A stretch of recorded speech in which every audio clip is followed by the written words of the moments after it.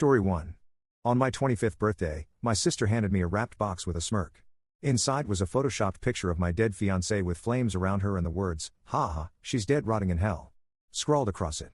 When my sister saw my shock, she burst out laughing while I began to tear up. My mother frowned and said, "It's the past, so man up, if you can't get over it, you're not our son anymore." As I wiped away tears and walked out, my father called after me, "There goes the woman of the relationship," to everyone's laughter. That was 5 weeks ago. This morning, they broke into my house, frantically begging me to stop because what I had only just begun was destroying their lives. You know what they say about revenge being a dish best served cold? Well, I just served mine at absolute zero, and watching my family's lives crumble has been more satisfying than I ever imagined it could be. Let me back up. 5 weeks ago, on my 25th birthday, my sister Emma handed me a wrapped box with this twisted little smirk on her face.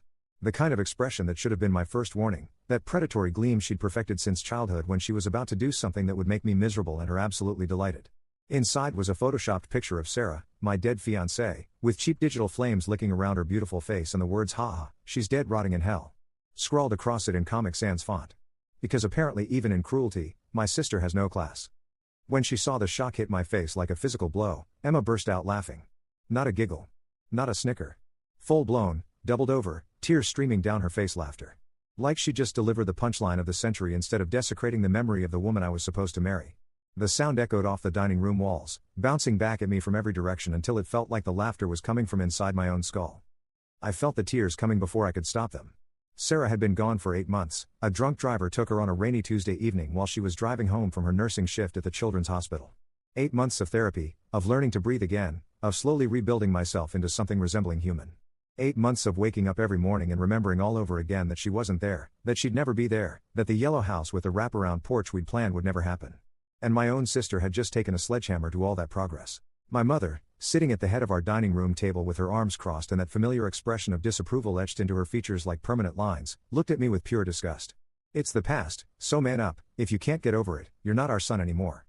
The words hung in the air like smoke from a house fire, acrid and choking. 25 years of birthdays, Christmas mornings, scraped knees kissed better, bedtime stories, and proud graduation photos, and she was ready to throw it all away because I had the audacity to grieve the love of my life. Because I couldn't just flip a switch and pretend that losing Sarah was no different from losing a goldfish. I wiped away the tears with the back of my hand, feeling the salt sting against my skin, and walked toward the door. The hardwood floor creaked under my feet, the same floors I'd learned to walk on, had raced Emma across during childhood games of tag, had paced while waiting for prom dates and college acceptance letters. Now each step felt like I was walking away from everything I'd ever known. My father's voice followed me like a knife to the spine. "There goes the woman of the relationship." The entire room erupted in laughter again, Emma's hyena cackle, Mom's sharp bark of amusement, Dad's rumbling chuckle, even my Uncle Jerry who'd been quietly nursing his beer in the corner and hadn't said 3 words all evening suddenly found his voice to join the chorus of mockery. The sound chased me all the way to my car, seeming to get louder instead of fading as I put distance between myself and the house where I'd grown up. I drove home in complete silence, my hands shaking so hard I could barely grip the steering wheel. The familiar streets of my hometown blurred past through tears I couldn't seem to stop.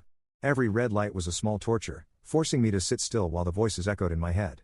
Every turn reminded me of drives I'd taken with Sarah, pointing out houses we liked, planning our future in a place that had seemed so safe and welcoming just hours earlier. In the space of 5 minutes, my family had shown me exactly how little I meant to them.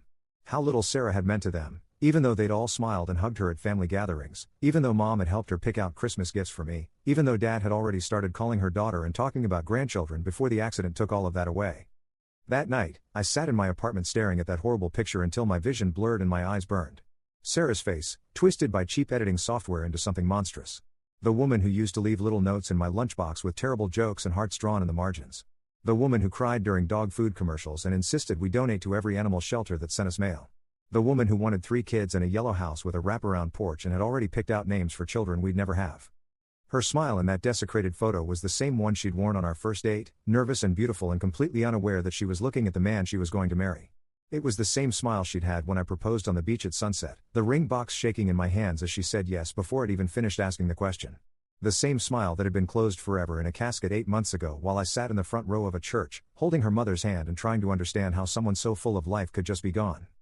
And that's when something inside me went very, very quiet. The grief was still there, it would always be there, but it was joined by something else now. Something cold and patient and utterly focused. My family had chosen to weaponize my pain, to turn my love for Sarah into a joke for their entertainment. They'd crossed a line so fundamental that there was no going back, no forgiveness, no family dinners where we'd pretend this hadn't happened. They wanted to see what I looked like when I stopped being the quiet, accommodating son who absorbed their cruelty and kept coming back for more? Fine. They were about to get a masterclass in exactly who I really was. You see, my family never really paid attention to what I did for a living. Something with computers, Mom would tell her friends with a dismissive wave, as if I fixed printers for a living. Dad called me a desk jockey with the kind of condescension he reserved for people he thought contributed nothing meaningful to the world. Emma once introduced me at a party as my brother the nerd who fixes Wi-Fi, then proceeded to ignore me for the rest of the evening while she flirted with guys who couldn't spell cybersecurity if their lives depended on it. What they didn't know, what they'd never bothered to ask because they were too busy dismissing me, was that I'm a cybersecurity specialist for one of the largest consulting firms in the country. Not the kind who helps grandmothers recover their Facebook passwords or explains to executives why they shouldn't click on suspicious email links. The kind who gets called in when Fortune 500 companies discover that their most sensitive data has been compromised by state-sponsored hackers. The kind who testifies before congressional committees about digital warfare and industrial espionage. The kind who knows exactly how digital breadcrumbs are created, followed, and erased. The kind who can destroy a life without ever leaving his apartment or breaking a single law. I started with Emma because she'd been the one holding the box, grinning like a hyena as she handed me that abomination. My sweet little sister, who worked as a regional manager for a high-end boutique chain called Lux Lifestyle, who'd just gotten engaged to her college boyfriend Marcus after a proposal she'd live-streamed to her 8,000 Instagram followers, who was so proud of her pristine social media presence and her perfect credit score that she'd lecture other family members about personal branding at holiday dinners. Emma lived her life like an open book, which made her the easiest target I'd ever encountered professionally. She documented every aspect of her existence across 17 different social media platforms, from Instagram stories about her morning latte art to LinkedIn posts about her leadership journey to TikTok videos of her evening skincare routine. She'd connected every aspect of her digital life like an intricate spider web, and all I had to do was find the right thread to pull to make the entire structure collapse. It took me exactly 4 hours to map her complete digital footprint. Emma, like most people her age, had never bothered to understand privacy settings or data security. Her location services were enabled on everything. Her photos were automatically backed up to cloud services with default sharing permissions.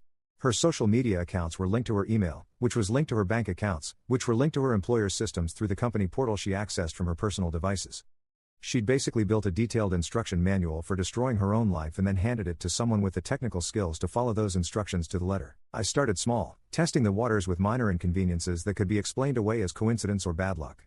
Anonymous tips to her corporate headquarters about concerning social media behavior from their management team, complete with screenshots of her bad-mouthing customers in private group chats she thought were secure.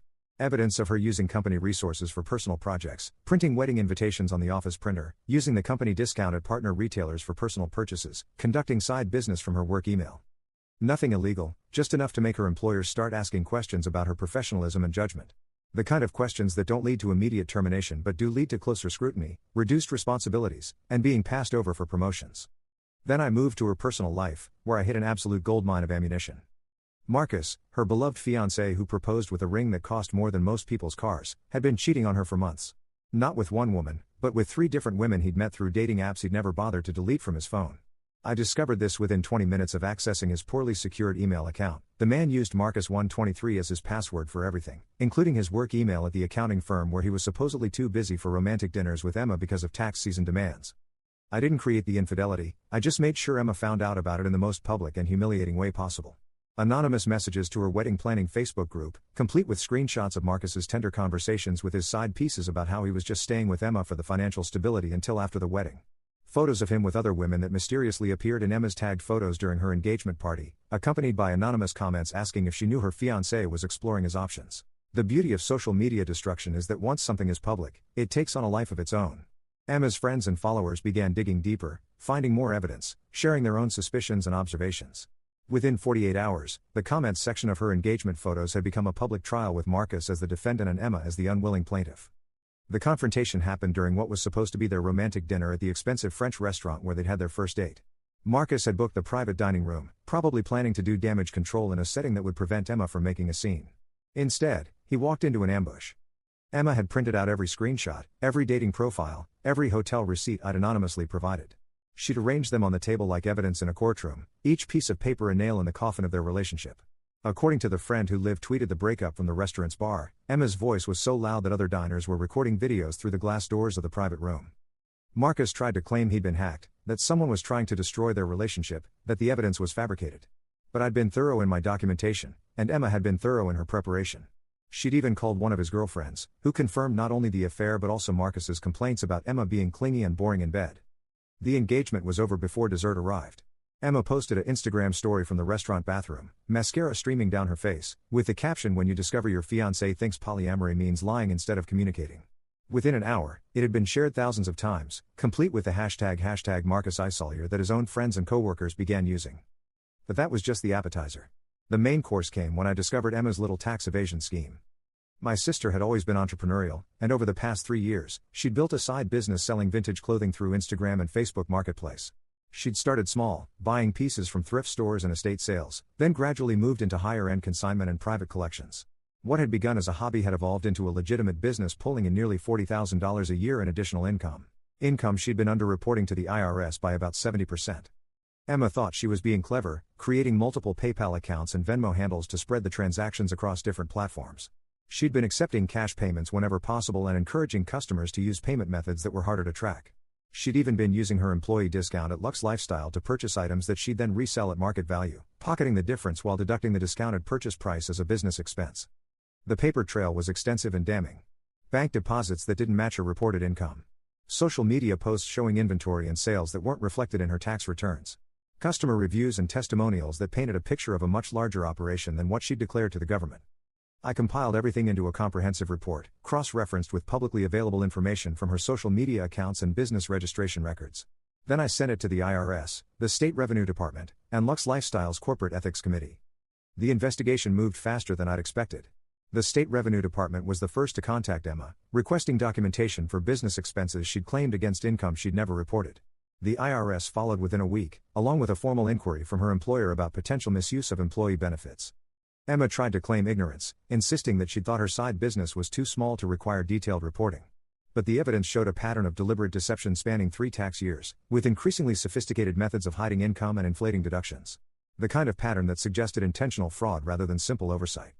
Within 2 weeks, Emma had lost her job, her fiancé, and gained the attention of multiple government agencies investigating her for tax evasion and employee fraud. Her perfect Instagram life became a ghost town as she tried to scrub evidence of the lifestyle she could no longer afford. The designer clothes, the expensive dinners, the weekend trips to wine country, all of it disappeared from her social media presence as she hired lawyers and accountants to help her navigate the legal consequences of her choices. She moved back in with mom and dad, tail between her legs, asking everyone who would listen how her life had fallen apart so quickly. The same woman who'd mocked my grief and called me weak was now crying to anyone who would listen about how unfair it was that her mistakes were being scrutinized so closely. I felt nothing watching her suffer. No satisfaction, no guilt, just a cold emptiness where my compassion for her used to live. She'd chosen to turn my pain into entertainment, and now she was discovering what it felt like to be the object of other people's judgment and amusement. Dad was next on my list, and in many ways, he was the most satisfying target of all. Robert Bob Patterson, sales manager at Patterson Toyota, no relation, despite what he let people assume, beloved community member, deacon at First Methodist Church, coach of the Youth Baseball League for the past 8 years. Pillar of society. Salt of the earth. The kind of man who gave speeches at high school graduations about integrity and hard work, who led the prayer before community dinners, who was always the first to volunteer when local families faced hardships. Also, as I discovered, embezzling from the church's building fund and having an affair with his secretary for the past 3 years. Dad always thought he was so clever with technology, changing his passwords every few months, using different variations of our childhood address and mom's maiden name. He thought deleting his browser history meant erasing his digital footprints. He thought using the church computer for personal emails made him untraceable. He'd even lectured me about internet safety on multiple occasions, warning me about identity theft and online scams while conducting his own illegal activities with the digital literacy of a teenager. He was wrong on all counts, and his overconfidence made him incredibly sloppy. The embezzlement was almost comically obvious once I gained access to the church's financial systems. Dad had been serving as the building fund treasurer for 5 years, a position of trust that gave him discretionary authority over expenditures related to the church's expansion project. The congregation had been raising money for a new fellowship hall, and Dad had been diverting portions of large donations to his personal accounts through a series of fake invoices and duplicate payments. A donation of $10,000 would be deposited as $9,000, with the missing $1,000 going to administrative fees that ended up in Dad's pocket. Legitimate contractor payments would be duplicated, with the second payment going to accounts Dad controlled. Building supplies would be ordered at inflated prices from shell companies Dad had created, with the markup flowing directly to him. Over 3 years, he'd stolen nearly $47,000 from a congregation that trusted him completely. Money that was supposed to go toward creating a space for wedding receptions and community events and children's programs had instead gone toward financing Dad's double life. The affair was almost more damning than the theft. Dad had been sleeping with Jennifer Walsh, the church secretary, in motels across 3 counties for the past 3 years. The same Jennifer who'd been married to Dave Walsh, the church's volunteer youth minister, for 15 years. The same Jennifer who taught Sunday school and organized the annual Christmas pageant and had been one of Mom's closest friends until Dad decided to destroy yet another family with his selfishness. The evidence was everywhere once I knew where to look. Hotel receipts charged to the church credit card for ministry conferences that didn't exist. Mileage reimbursements for trips to meet with potential donors who turned out to be Jennifer at various romantic locations. Phone records showing thousands of text messages and calls between Dad and Jennifer during church hours, often while Mom was at home preparing dinner for a husband who was supposedly working late for the Lord. The most damning evidence came from Jennifer's cloud backup, which she'd been too careless to secure properly. Photos of her and Dad in compromising situations, taken in church offices after hours. Screenshots of their text conversations, where they discuss not only their affair but also their plan to skim money from the building fund to finance a new life together once they'd saved enough to leave their respective spouses. Dad had promised Jennifer that they'd move to Florida once the building fund reached its goal, using the stolen money to start over in a place where no one knew their history. They'd been planning to destroy 2 families and steal from an entire congregation just so they could play house in a retirement community. I packaged it all up in a neat digital folder, organized by category with clear timelines and financial documentation. Then I sent it anonymously to the church board, the dealership owner, and every member of Mom's book club, along with copies to the local newspaper and the district attorney's office. Dad always said the truth had a way of coming out. He was absolutely right about that, even if he hadn't expected it to come out so comprehensively and so publicly. The scandal rocked our small town like an earthquake. Dad lost his job at the dealership within 24 hours of the evidence becoming public. Apparently, employers don't appreciate having embezzling adulterers representing their businesses to the community. The church board called an emergency meeting and voted unanimously to remove him from all positions and ban him from church property. The Youth Baseball League suspended him pending a full investigation of their finances. The local newspaper ran the story on the front page: church deacon arrested for embezzlement and adultery scandal. Dad's mugshot, with his thinning hair and shocked expression, stared back at me from every newsstand and convenience store in town. The article detailed not just the financial crimes but also the affair, the planning emails between Dad and Jennifer, and the impact on both families involved. Jennifer's husband Dave filed for divorce within a week, taking their 2 teenage children and moving in with his parents across town. The kids, who'd grown up thinking Dad was like a second father to them through the church, now knew he'd been destroying their family while pretending to be their spiritual mentor. Mom had to face the humiliation of discovering that her friends had known about the affair long before she did. The book club had been gossiping about Dad's close friendship with Jennifer for months, but no one had wanted to be the bearer of bad news. Now they all felt guilty for keeping the secret and resentful that they'd been put in that position by Dad's selfishness. The criminal charges came a few days later. Grand larceny, fraud, breach of fiduciary duty, charges that carried potential prison time and would follow Dad for the rest of his life.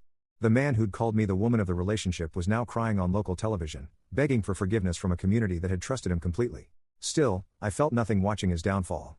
If anything, I was impressed by my own efficiency and the poetic justice of Dad's situation. He'd spent his life building a reputation as a moral leader while secretly being exactly the kind of person he preached against. He'd called me weak for grieving the woman I loved while he was betraying the woman he'd promised to honor and cherish for better or worse. Mom was the trickiest target because she'd always been more careful with her secrets. Linda Patterson, perfect suburban mother, had spent years cultivating an image of respectability and moral superiority. She judged other families from her perch at the neighborhood association meetings, tutted disapprovingly at divorced women at the grocery store, and made sure everyone knew how successful her children were. Well, how successful Emma was, anyway. I was usually described as doing well with computers in a tone that suggested I was barely functional as an adult. Mom's whole identity was built around being better than other people. Better mother, better wife, better Christian, better neighbor. She volunteered at the right charities, attended the right social events, and maintained the right opinions about community issues. She was the woman other women called when they wanted to organize fundraisers or petition the school board or coordinate neighborhood watch programs. But everyone has secrets, and Mom's were particularly devastating because they directly contradicted the image she'd spent decades building. It took me 3 weeks of careful investigation to find Mom's weakness, buried in email exchanges and adoption records from 15 years ago. Before Emma and I were born, Mom had been pregnant with another child. A child she'd given up for adoption without telling Dad, telling him instead that she'd miscarried at 12 weeks and needed time to grieve their loss. The pregnancy had been the result of an affair Mom had during a particularly difficult period in her marriage to Dad. They'd been separated for 6 months when I was 2 years old, something I'd never known because they'd hidden it so carefully from Emma and me. During that separation, Mom had gotten involved with her high school sweetheart, who'd recently divorced and moved back to town. When she discovered she was pregnant, Mom had to make a choice: tell Dad the truth and destroy any chance of reconciliation, or give up the child and rebuild her marriage on a foundation of lies. She chose the lies, arranging a private adoption through a Catholic charity and convincing Dad that she'd miscarried a baby that had been his. The adoptive family, the Hendersons, lived in a neighboring state and had agreed to a semi-open adoption. Mom had been in contact with them sporadically over the years, sending birthday cards and school photos of Emma and me to a little boy named David who'd been told his birth mother loved him but wasn't able to care for him. David Henderson was now 26, a successful architect living in Chicago, completely unaware that his biological parents lived less than 300 miles from him and that he had two half-siblings who'd grown up in the family he'd been given away from.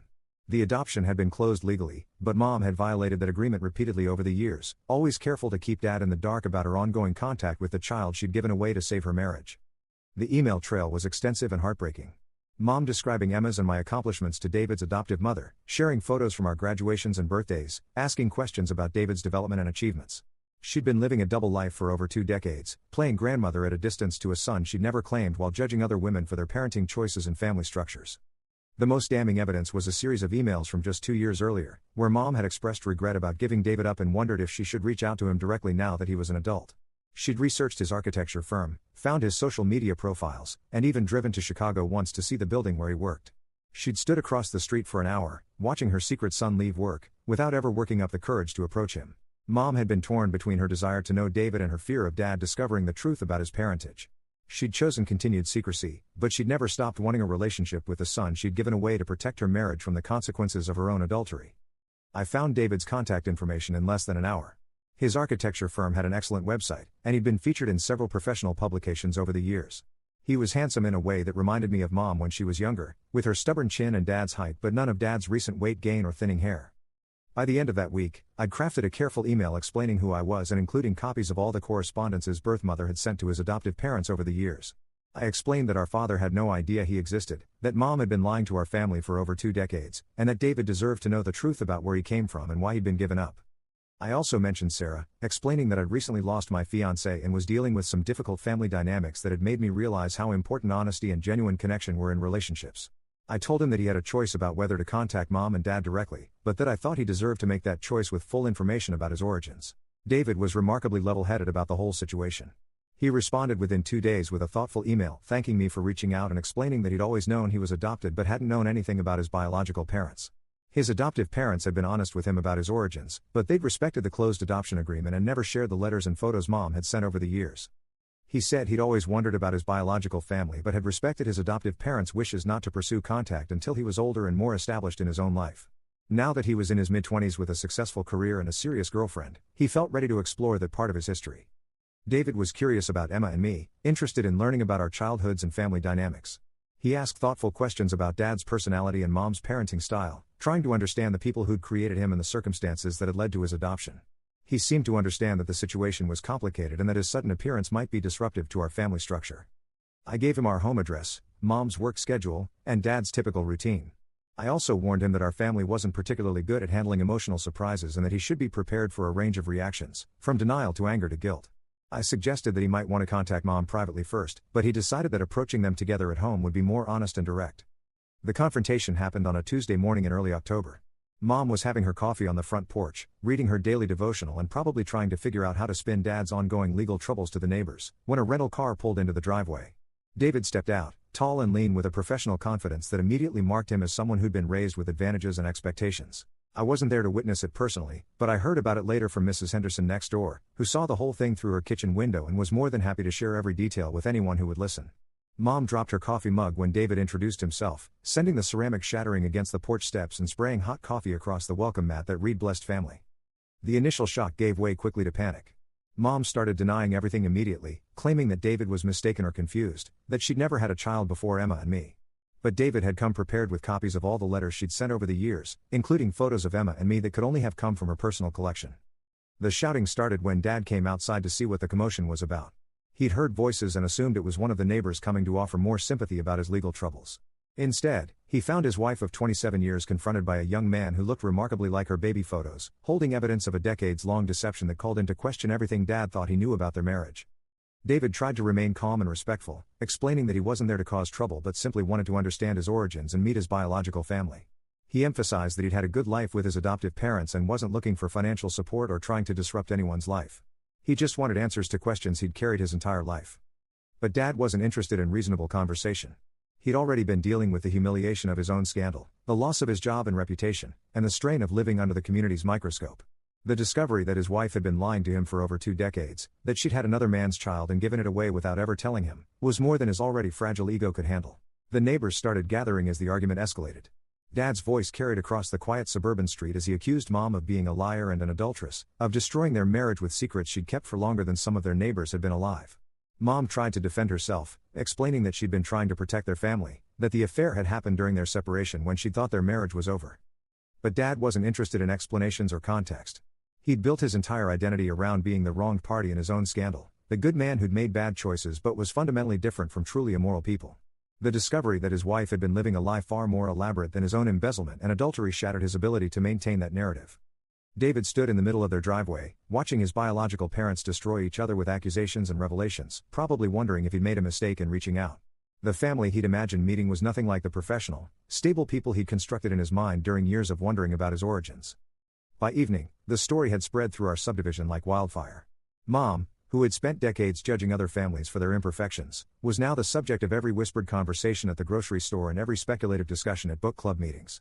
The woman who'd disowned her own son for grieving his dead fiancé had been hiding a living son for over 2 decades.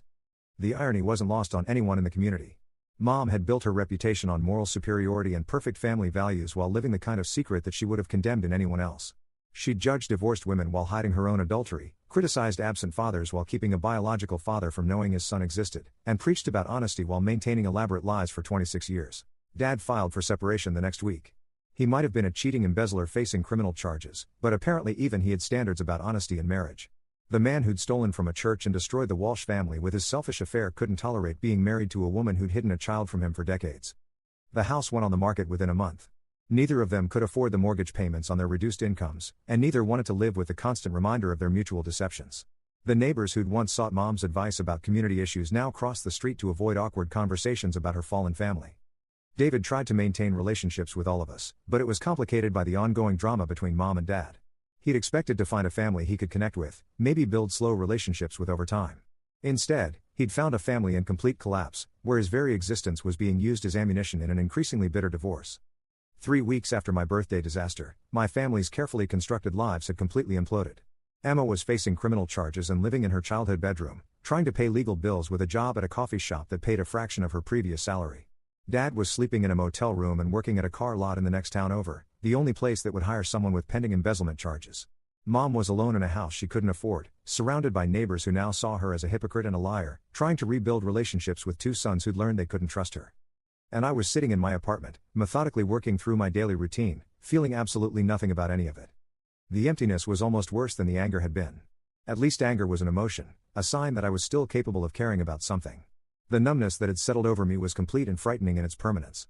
I'd gotten the revenge I wanted, destroyed the people who'd hurt me, and discovered that none of it brought Sarah back or made me feel any better about losing her. If anything, I felt worse. The man Sarah had fallen in love with wouldn't have done what I'd done, no matter how justified it seemed. Sarah believed in forgiveness, in second chances, in loving people through their worst moments. She would have been horrified by the calculated cruelty I'd shown to my own family, even if she understood why I'd been driven to it. That should have been the end of it. Justice served, lessons learned, time to figure out how to live with the consequences of my choices.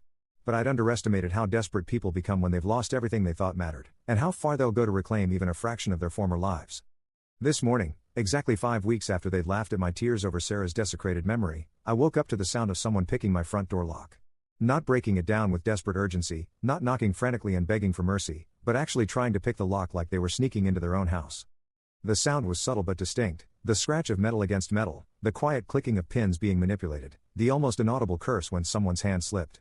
I'd installed better locks after the first week of my revenge campaign, but these weren't designed to keep out determined family members who'd watched too many spy movies and thought lock picking was easier than it actually was.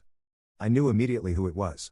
The only people arrogant enough to break into my home were the same people who'd thought it was funny to mock my dead fiancé at a birthday dinner, who'd assumed I would just take their cruelty and keep coming back for more family gatherings where they could continue using my pain as entertainment. I grabbed my phone and started recording as I crept toward the front door, bare feet silent on the hardwood floors. Through the peephole, I could see all 3 of them. Emma with her hair unwashed and dark circles under her eyes that spoke of sleepless nights spent worrying about prison sentences and bankruptcy, Dad in a wrinkled shirt that looked like he'd slept in it for several days, and Mom clutching her purse like it contained the last remnants of her dignity. They finally got the door open. I really did need to upgrade my security system, and stumbled into my living room like a trio of desperate burglars. Except instead of trying to steal my television or laptop, They wanted to steal back their ruined lives, to somehow undo the consequences of choices they made long before it ever touched a keyboard in anger. The morning sunlight streaming through my windows caught the dust motes they'd stirred up with their clumsy entrance, creating an almost ethereal backdrop for what was about to be the most pathetic family reunion in history. They stood there in my living space like intruders, which I suppose they were, looking around at my tidy apartment with expressions that ranged from desperate hope to barely contained panic. "We know it was you," Emma said without preamble, her voice shaking with exhaustion and desperation. Gone was the confident woman who'd handed me that horrible picture just 5 weeks ago. In her place stood someone who looked like she'd aged 5 years in 5 weeks, her designer clothes replaced by discount store basics, her perfect manicure grown out and chipped. All of it. The tips to my boss, the thing with Marcus, the IRS investigation. Dad's church stuff, Mom's situation. "We know you did this." I set my phone on the kitchen counter, still recording, and poured myself a cup of coffee with deliberately steady hands. The normalcy of the action, the familiar weight of the mug, the steam rising from the dark liquid, the quiet gurgle of the coffee maker, felt surreal against the backdrop of my family's desperation. "Good morning to you too, Emma. Dad. Mom." I took a slow sip and looked at them over the rim. "How did you get into my house?" "Don't play games with us," Dad growled, but he looked more defeated than angry. The man who'd called me the woman of the relationship was now begging for mercy from the son he dismissed as weak and emotional. His face was gaunt from stress and poor eating, his usually neat appearance replaced by the slovenly look of someone who'd stopped caring about maintaining appearances. "We need you to fix this." "Fix what, exactly?" I asked, settling into my favorite chair like we were having a pleasant family chat about weekend plans instead of discussing the systematic destruction of their lives. The leather was soft and familiar against my back, a small comfort in a moment that felt both inevitable and surreal. "Your embezzlement charges? Emma's tax problems? Mom's 26-year-old secret son?" Mom stepped forward, her face pale but her voice steady in the way it got when she was trying to maintain control in an impossible situation. It was the same tone she'd used when explaining to neighbors why Dad was taking some time off from his church duties, or why Emma had decided to explore new career opportunities. The tone of someone accustomed to spinning disasters into acceptable narratives. "We made a mistake?" "A mistake?" The word came out sharper than I'd intended, cutting through the morning air like a blade. 25 years of swallowing my anger, of being the accommodating son who absorbed their casual cruelty, and that single word carried the weight of every insult, every dismissal, every moment they'd made me feel like I was the problem in our family dynamic. "You mean like accidentally photoshopping my dead fiancée into a picture of hell? Or mistakenly telling me I wasn't your son anymore because I cried at her grave?" The silence that followed was deafening. They had no answer for that because there was no answer. What they'd done hadn't been a mistake, it had been a deliberate choice to weaponize my grief for their entertainment. They'd seen me at my lowest point and decided that was the perfect time to kick me while I was down. "We were trying to help you move on," Emma said, her voice small now instead of cruel. The transformation was remarkable. The woman who'd burst into hysterical laughter at my pain now sounded like a child trying to explain why she'd broken something valuable. "You were so depressed, so stuck in the past. We thought if we could shock you out of it, by desecrating Sarah's memory?" I stood up abruptly, and all three of them took an involuntary step backward. It was a small satisfaction, seeing them flinch from the son and brother they'd spent years treating like he was harmless. By laughing at my grief? By making jokes about my pain? The coffee mug trembled slightly in my hands, the only outward sign of the rage that was finally beginning to thaw the numbness I'd been living with for weeks. Sarah's face flashed in my mind, not the twisted, flame-surrounded version Emma had created, but the real Sarah. The woman who'd held me when I cried after particularly bad days at work, who'd never once suggested that my emotions made me weak or less of a man. "We didn't know you would do this," Mom whispered, her carefully maintained composure finally beginning to crack. "We didn't know you could do this." And there it was. The real truth beneath all their desperate apologies and hollow explanations. They hadn't apologized because they'd realized their cruelty was wrong, they were apologizing because they discovered I wasn't as powerless as they'd assumed. They'd spent 25 years seeing me as the quiet, harmless family member who absorbed their abuse and kept coming back for more, never imagining that quiet people can be the most dangerous when pushed too far. "You never bothered to know who I really was," I said, setting the coffee mug down with deliberate care. "To you, I was just the convenient target for your frustrations, the family member who wouldn't fight back, who would take whatever cruelty you dished out and still show up for holidays and birthdays like nothing had happened." Dad shifted uncomfortably, his eyes darting around my apartment like he was looking for escape routes. "We're family," he said, but the words sounded hollow even to him. "Family forgives each other." "Family?" I repeated the word like it was foreign, which in many ways it was. "Is that what you call people who mock your grief? Who turn your dead fiancé into a punchline? Who threaten to disown you for having emotions?" "Please," Dad said, and hearing him beg was almost surreal. The man who'd built his identity on being respected in the community, who'd preached about integrity while stealing from his own church, was now reduced to pleading with the son he'd spent years dismissing. "My reputation is destroyed. I can't find work anywhere in the county. The church people won't even look at me when we pass on the street. I'm living in a motel that charges by the hour and smells like cigarettes and desperation. Emma's facing prison time, Mom added desperately, her voice taking on the frantic edge of someone who'd run out of options. Federal charges for tax evasion. Her whole future is ruined. She can't get hired anywhere because of the publicity. She's 28 years old and her life is effectively over. And I'm completely alone, Mom continued, her voice cracking with genuine emotion for the first time since they'd broken into my apartment. 27 years of marriage gone. David won't return my calls, he says he needs time to process everything, but I think he's realized that his biological family is a disaster and wants nothing to do with any of us. The neighbors won't speak to me. I lost my job at the real estate office because the scandal reflected poorly on the company. I can't afford the house payments, and I have nowhere else to go. I looked at each of them, really looked, and saw what I'd accomplished with 5 weeks of methodical destruction. Emma, who'd once been so proud of her perfect life that she'd felt entitled to mock my tragedy, was now hollow-eyed and broken, facing the possibility of federal prison for crimes that had seemed so clever when she was committing them. Dad, who'd built his entire identity on being respected and admired in the community, was now a social pariah whose name had become synonymous with hypocrisy and betrayal. Mom, who'd thrived on judging other families while maintaining her own image of moral superiority, was now the subject of everyone else's judgment and speculation. They were getting exactly what they deserved, and I felt nothing. The numbness that had settled over me weeks ago remained unchanged by their suffering. If anything, their desperation only highlighted how little they understood about consequences and accountability. They wanted me to fix their problems without acknowledging that their problems were the direct result of their own choices. What do you want from me? I asked, genuinely curious about what they thought I could or would do to help them. Make it stop, Emma said, tears streaming down her face in a way that might have moved me 5 weeks ago, before I learned that crocodile tears were just another form of manipulation. Whatever you're planning next, whatever other shoes are about to drop, just make it stop. We'll do anything. Anything? I repeated, walking to the window and looking out at the quiet Saturday morning scene. Neighbors walking dogs, children riding bikes, families loading up cars for weekend adventures. Normal people living normal lives, untouched by the drama that had consumed my family. Like what? Like apologizing for that birthday gift? Like acknowledging that Sarah was a real person who deserved respect? Like admitting that grief isn't weakness? Yes, Mom said quickly, jumping on what she saw as an opening. All of that. We were wrong. We were cruel. We're sorry. But their apologies felt as hollow as I did. They weren't sorry for hurting me, they were sorry for getting caught. They weren't apologizing because they'd realized their cruelty was wrong, they were apologizing because it had consequences they hadn't anticipated. Here's the thing, I said, turning back to face them. The morning light behind me threw my shadow across the room, and I noticed that they all avoided looking directly at me. You taught me something important 5 weeks ago. You taught me that family isn't about blood or shared history or obligation. It's about respect. And kindness. And showing up for each other when things get dark. I walked closer to them, noting how they unconsciously huddled together like children facing punishment. You failed that test spectacularly. We can do better, Dad said desperately. We can be better. Just give us a chance to prove it.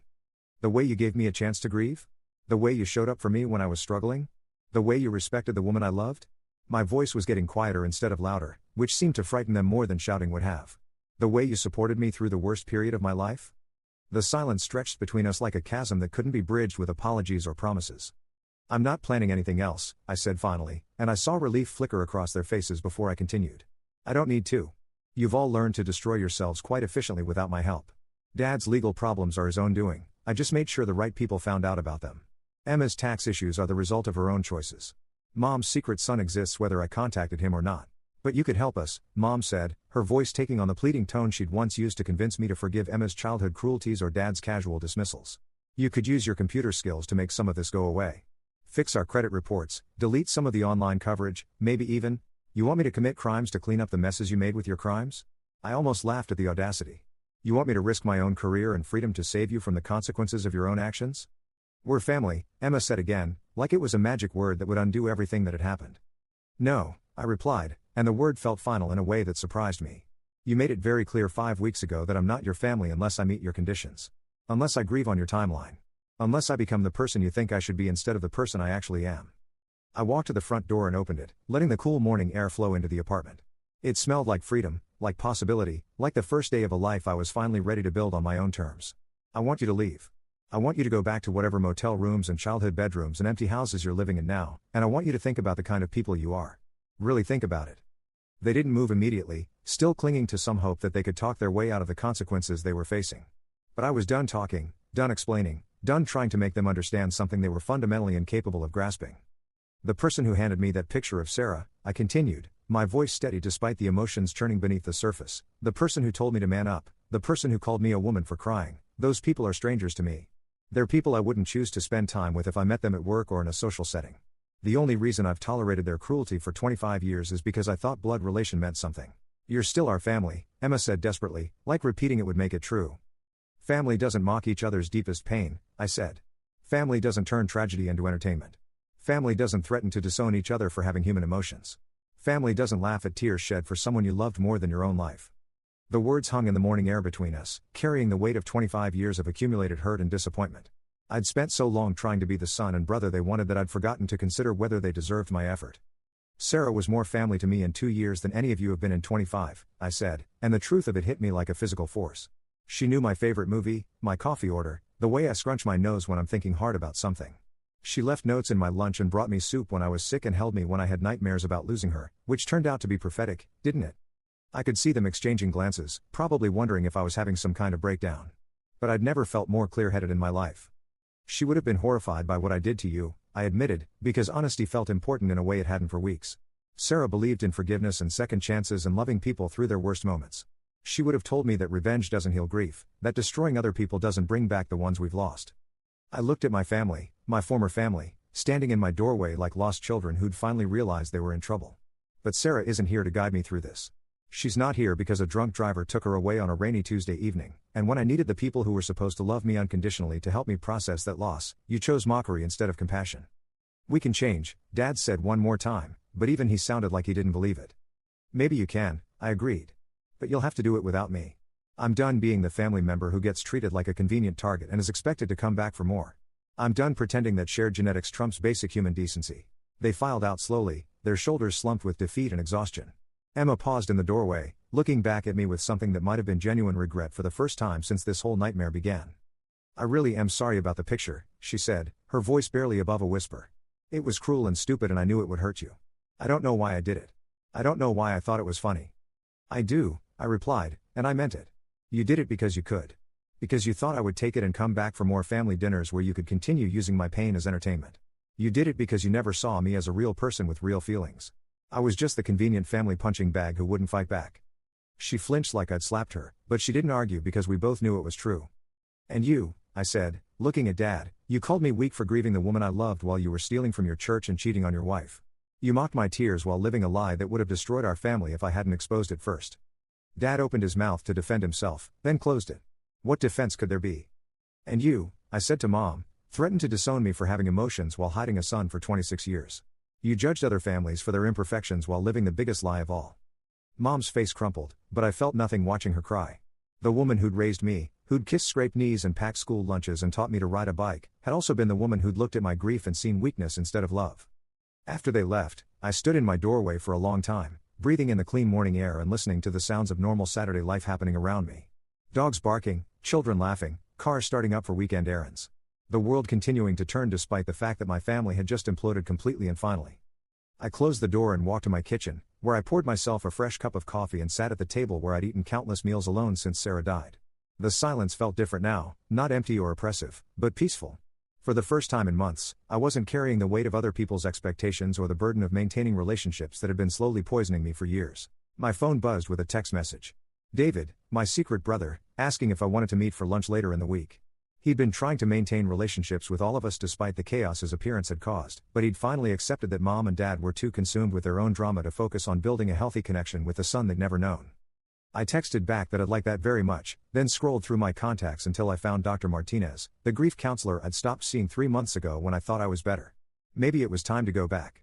Maybe it was time to figure out how to rebuild a life that didn't revolve around either my loss or my anger.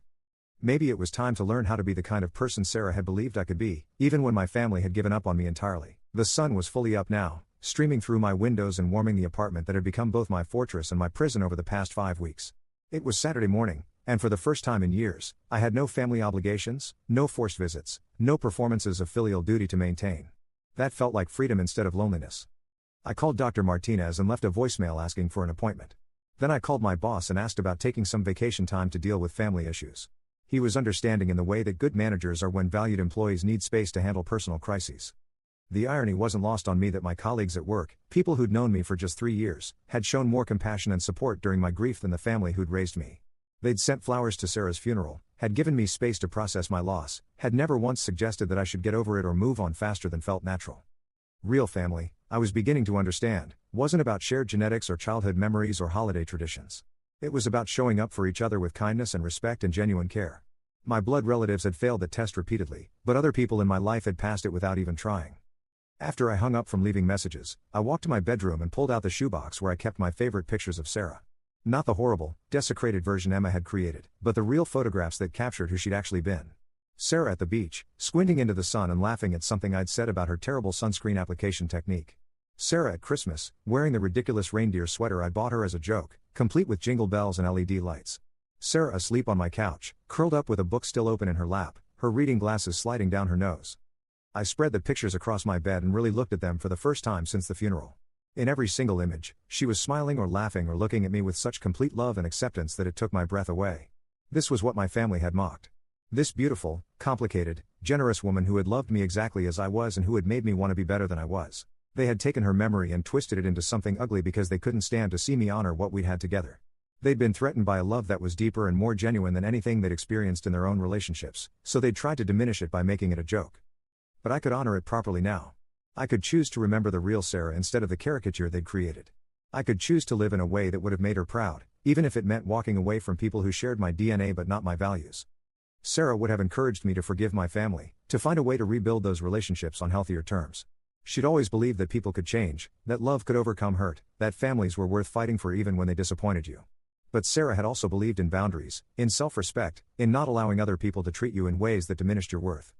She would have wanted me to protect myself from people who saw my love for her as weakness, who treated my grief as entertainment, who demanded that I earn their acceptance by becoming someone I wasn't. Sarah had loved me for exactly who I was, emotional, sensitive, deeply loyal, sometimes too trusting for my own good. She'd never asked me to change those fundamental parts of myself to make other people more comfortable. The last laugh wasn't the revenge I'd taken on my family, though that had certainly been satisfying in its own cold way. The last laugh was this moment, sitting in the sunlight surrounded by pictures of the woman I'd loved, choosing hope over hatred and healing over revenge. It was deciding that their opinion of me mattered less than my opinion of myself, that their version of family was inferior to the one I could build with people who actually cared about my well-being. Sarah would have liked that ending much better than the alternative. And for the first time since her death, what Sarah would have liked felt more important than what anyone else thought. I picked up one of my favorite photos, Sarah in her garden, dirt smudged on her cheek and a huge grin on her face as she showed off the tomatoes she'd managed to grow despite having what she called a black thumb of death, and smiled. Really smiled, for the first time in weeks. Tomorrow I would start building a new life. I would call David and begin developing a relationship with the brother I'd never known I had. I would return to therapy and work on processing my grief in healthier ways.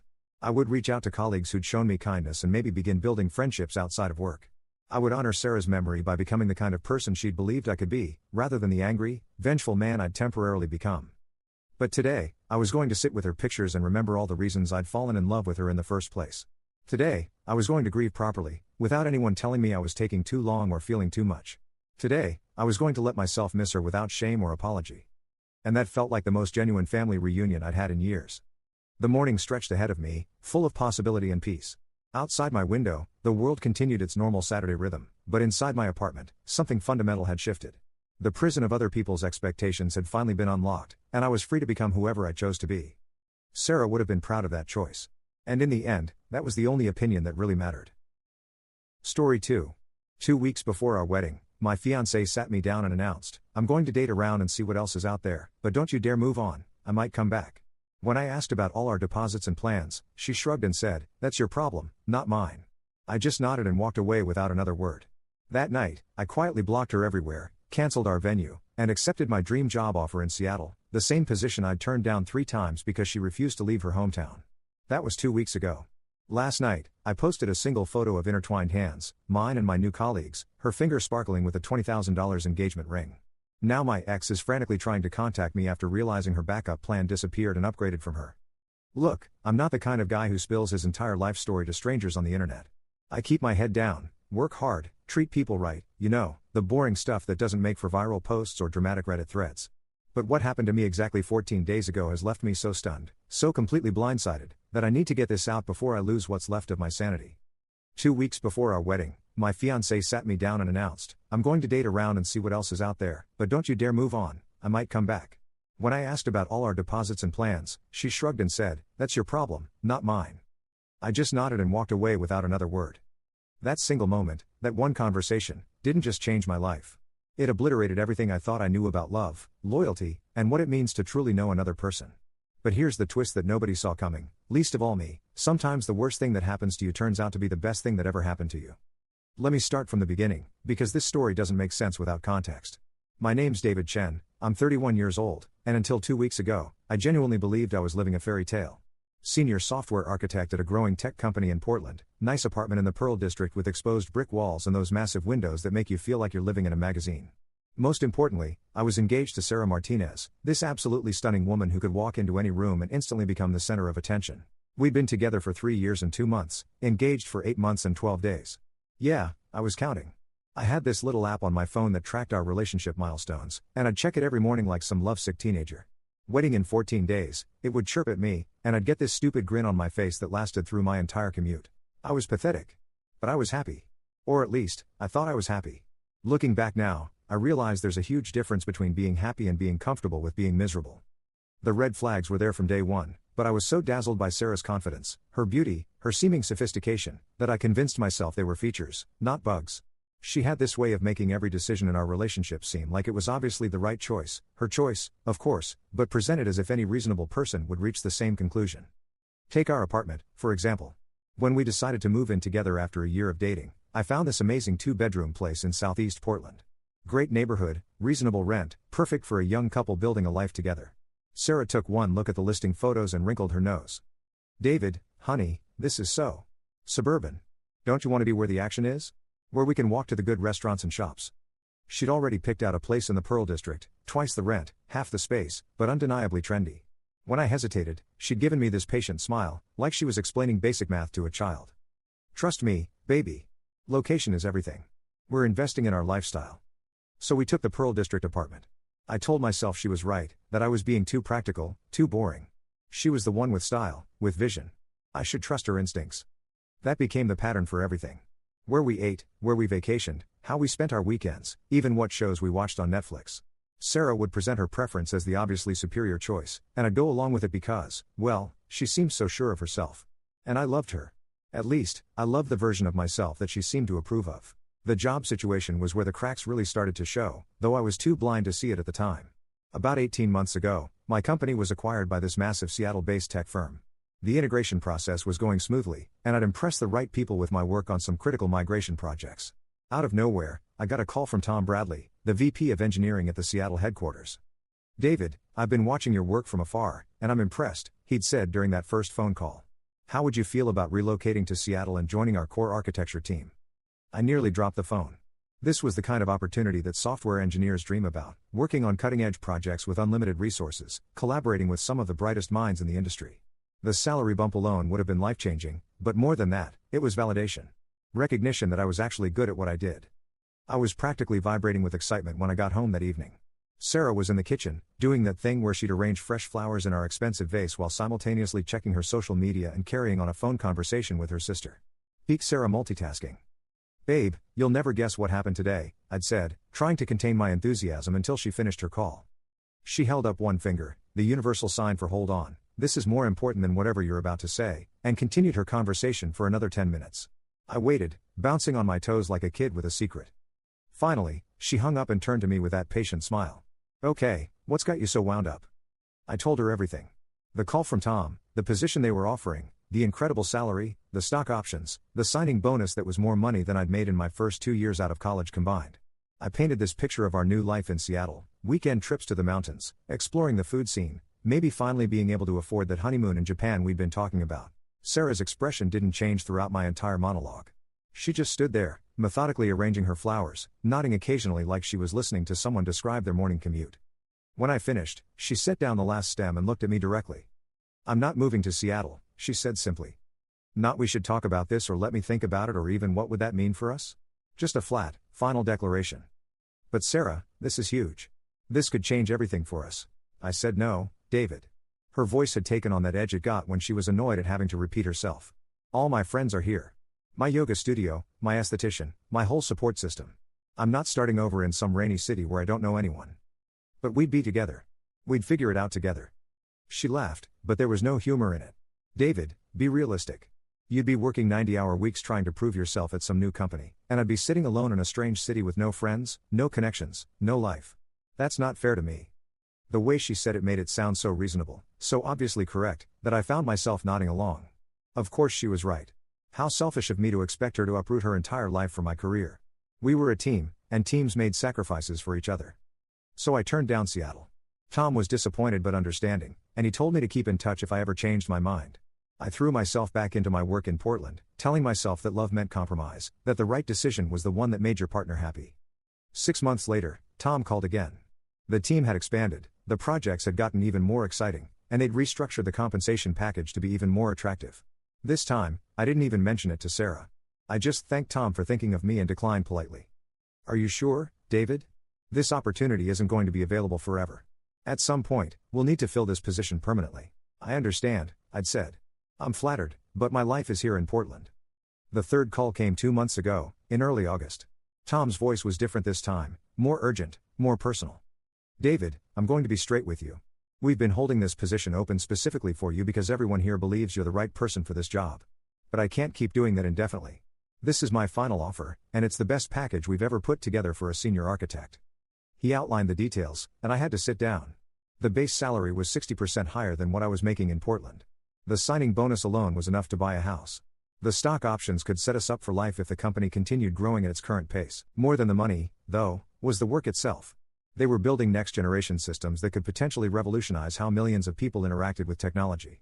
It was the kind of project that could define a career, the kind of work I'd dreamed about doing since I first learned to code. I need some time to think about it, I'd told Tom. I understand. But David, I need an answer by Friday. After that, we're moving forward with other candidates. That was a Tuesday. I spent the next 3 days in agony, drafting and deleting text messages to Sarah, starting conversations I never finished. How could I bring this up again when she'd been so clear about her position? But how could I not at least discuss it when it was this significant? Friday morning came, and I still hadn't said anything. I called Tom back and declined for the third time. I'm disappointed, David, but I respect your decision, he'd said. If circumstances change, you know where to find me. After I hung up, I sat in my cubicle for an hour, staring at my computer screen and feeling this strange hollowness in my chest. I just turned down my dream job for the third time, and the woman I was planning to marry didn't even know it existed. That should have been my wake-up call. That moment should have forced me to examine what kind of relationship I was actually in.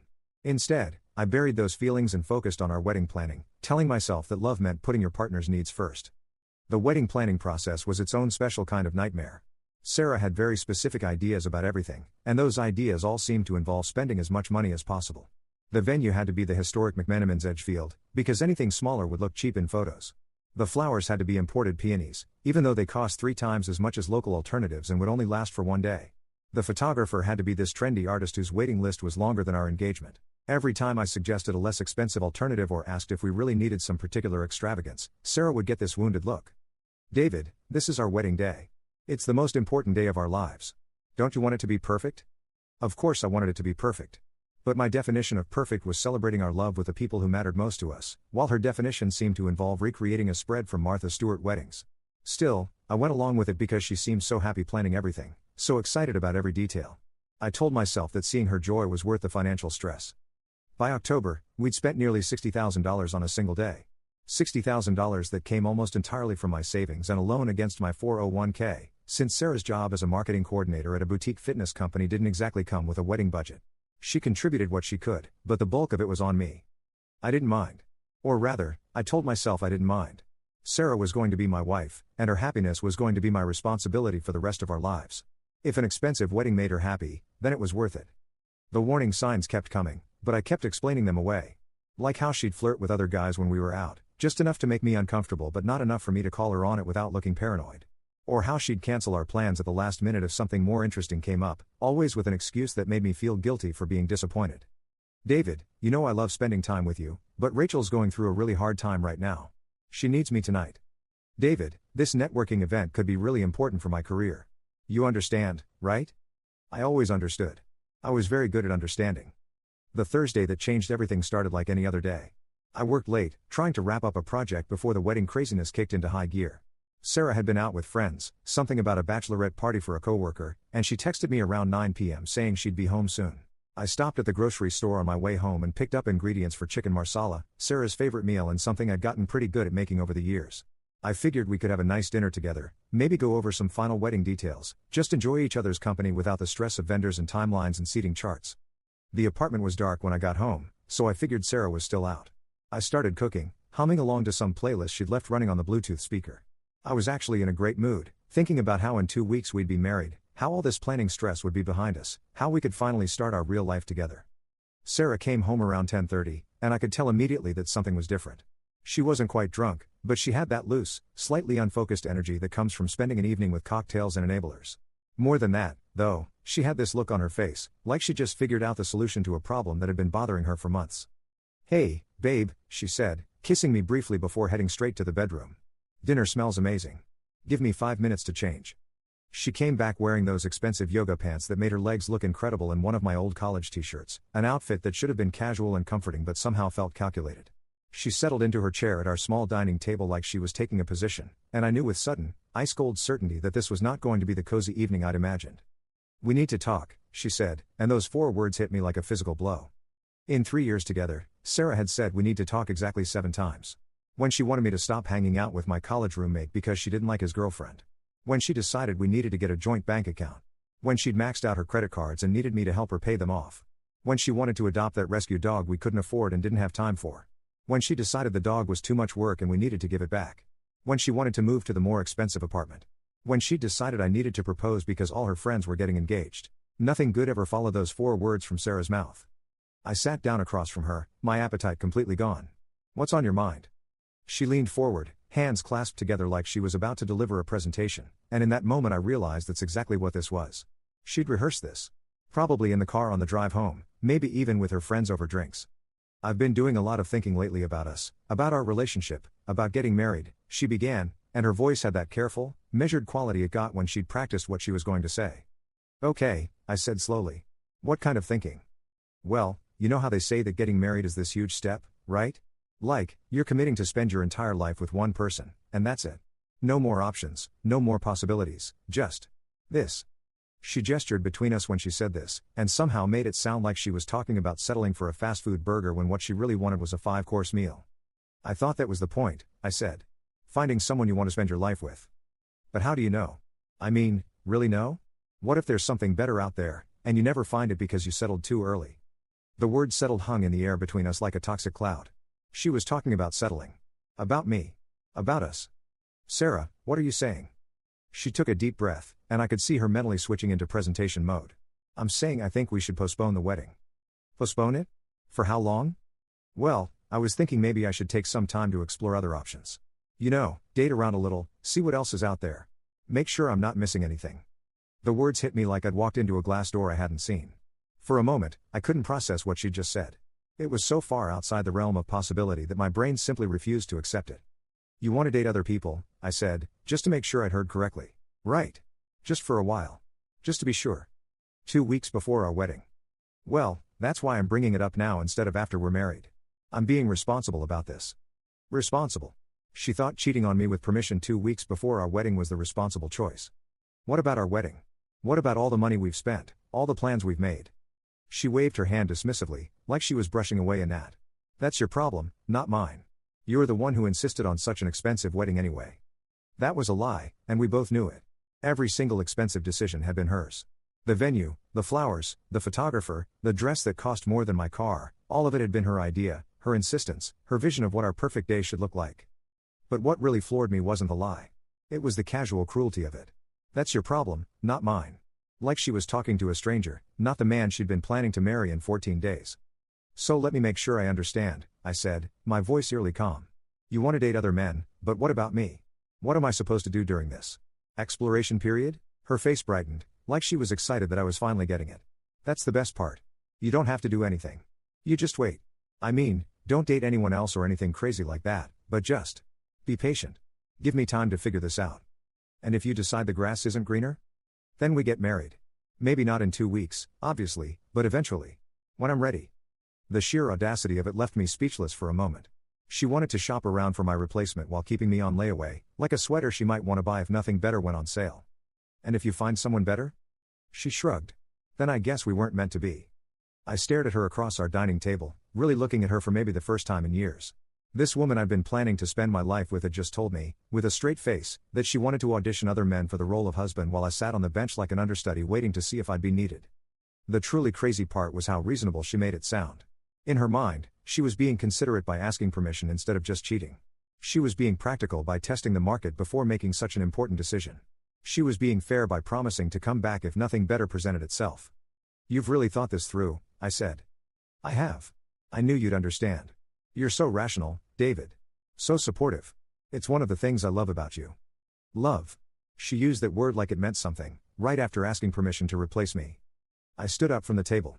My legs felt shaky, but my mind was crystal clear for the first time in months. Maybe years. "Okay," I said. She blinked, clearly expecting more of a fight. "Okay? Yeah. Okay. You should do what you think is best." "Really? You're not going to try to talk me out of it? Would it work?" She considered this for a moment, then shook her head. "Probably not. I've pretty much made up my mind." "Then there's no point in arguing about it." I walked toward our bedroom, and she followed, her voice taking on a slightly panicked edge. "David, where are you going? What are you doing?" I pulled my largest suitcase from the closet and started packing. Methodically, calmly, like I was preparing for a business trip. Work clothes, casual clothes, toiletries, laptop, important documents. The engagement ring I'd given her was sitting on the dresser in its little blue box. I left it there. "David, you're scaring me. What's happening?" "I'm giving you what you want," I said without looking at her. "Space to explore your options. But I don't want you to leave. I just want some time to figure things out." "I heard you, Sarah. Loud and clear." I zipped the suitcase and turned to face her. She was standing in the doorway wearing my old t-shirt, looking confused and slightly hurt, like she genuinely couldn't understand why I might be upset about this perfectly reasonable arrangement. "I'm going to stay at Mike's for a while," I said, naming my coworker who'd been crashing on various couches since his divorce 6 months ago. "You do whatever you need to do. But you'll wait for me, right? You won't do anything stupid while I'm figuring this out?" I looked at her one more time, really looked. The woman I thought I wanted to marry was standing there asking me to promise not to move on while she test drove my potential replacements. She wasn't crying. She wasn't apologizing. She was negotiating the terms of my humiliation. I picked up my suitcase and walked past her without answering. "David. Answer me. You'll wait, right?" I closed the apartment door behind me and drove to Mike's place. Mike lived in this terrible studio apartment in southeast Portland, the kind of place you end up when your wife takes the house and half your assets. But when I knocked on his door at 11 p.m. with a suitcase and probably the most shell-shocked expression he'd ever seen, he just stepped aside and pointed to his couch. "Beer?" he asked. "Yes." We sat in silence for about 10 minutes, drinking cheap beer and watching some late-night comedy show neither of us was really paying attention to. Finally, Mike cleared his throat. "So," he said.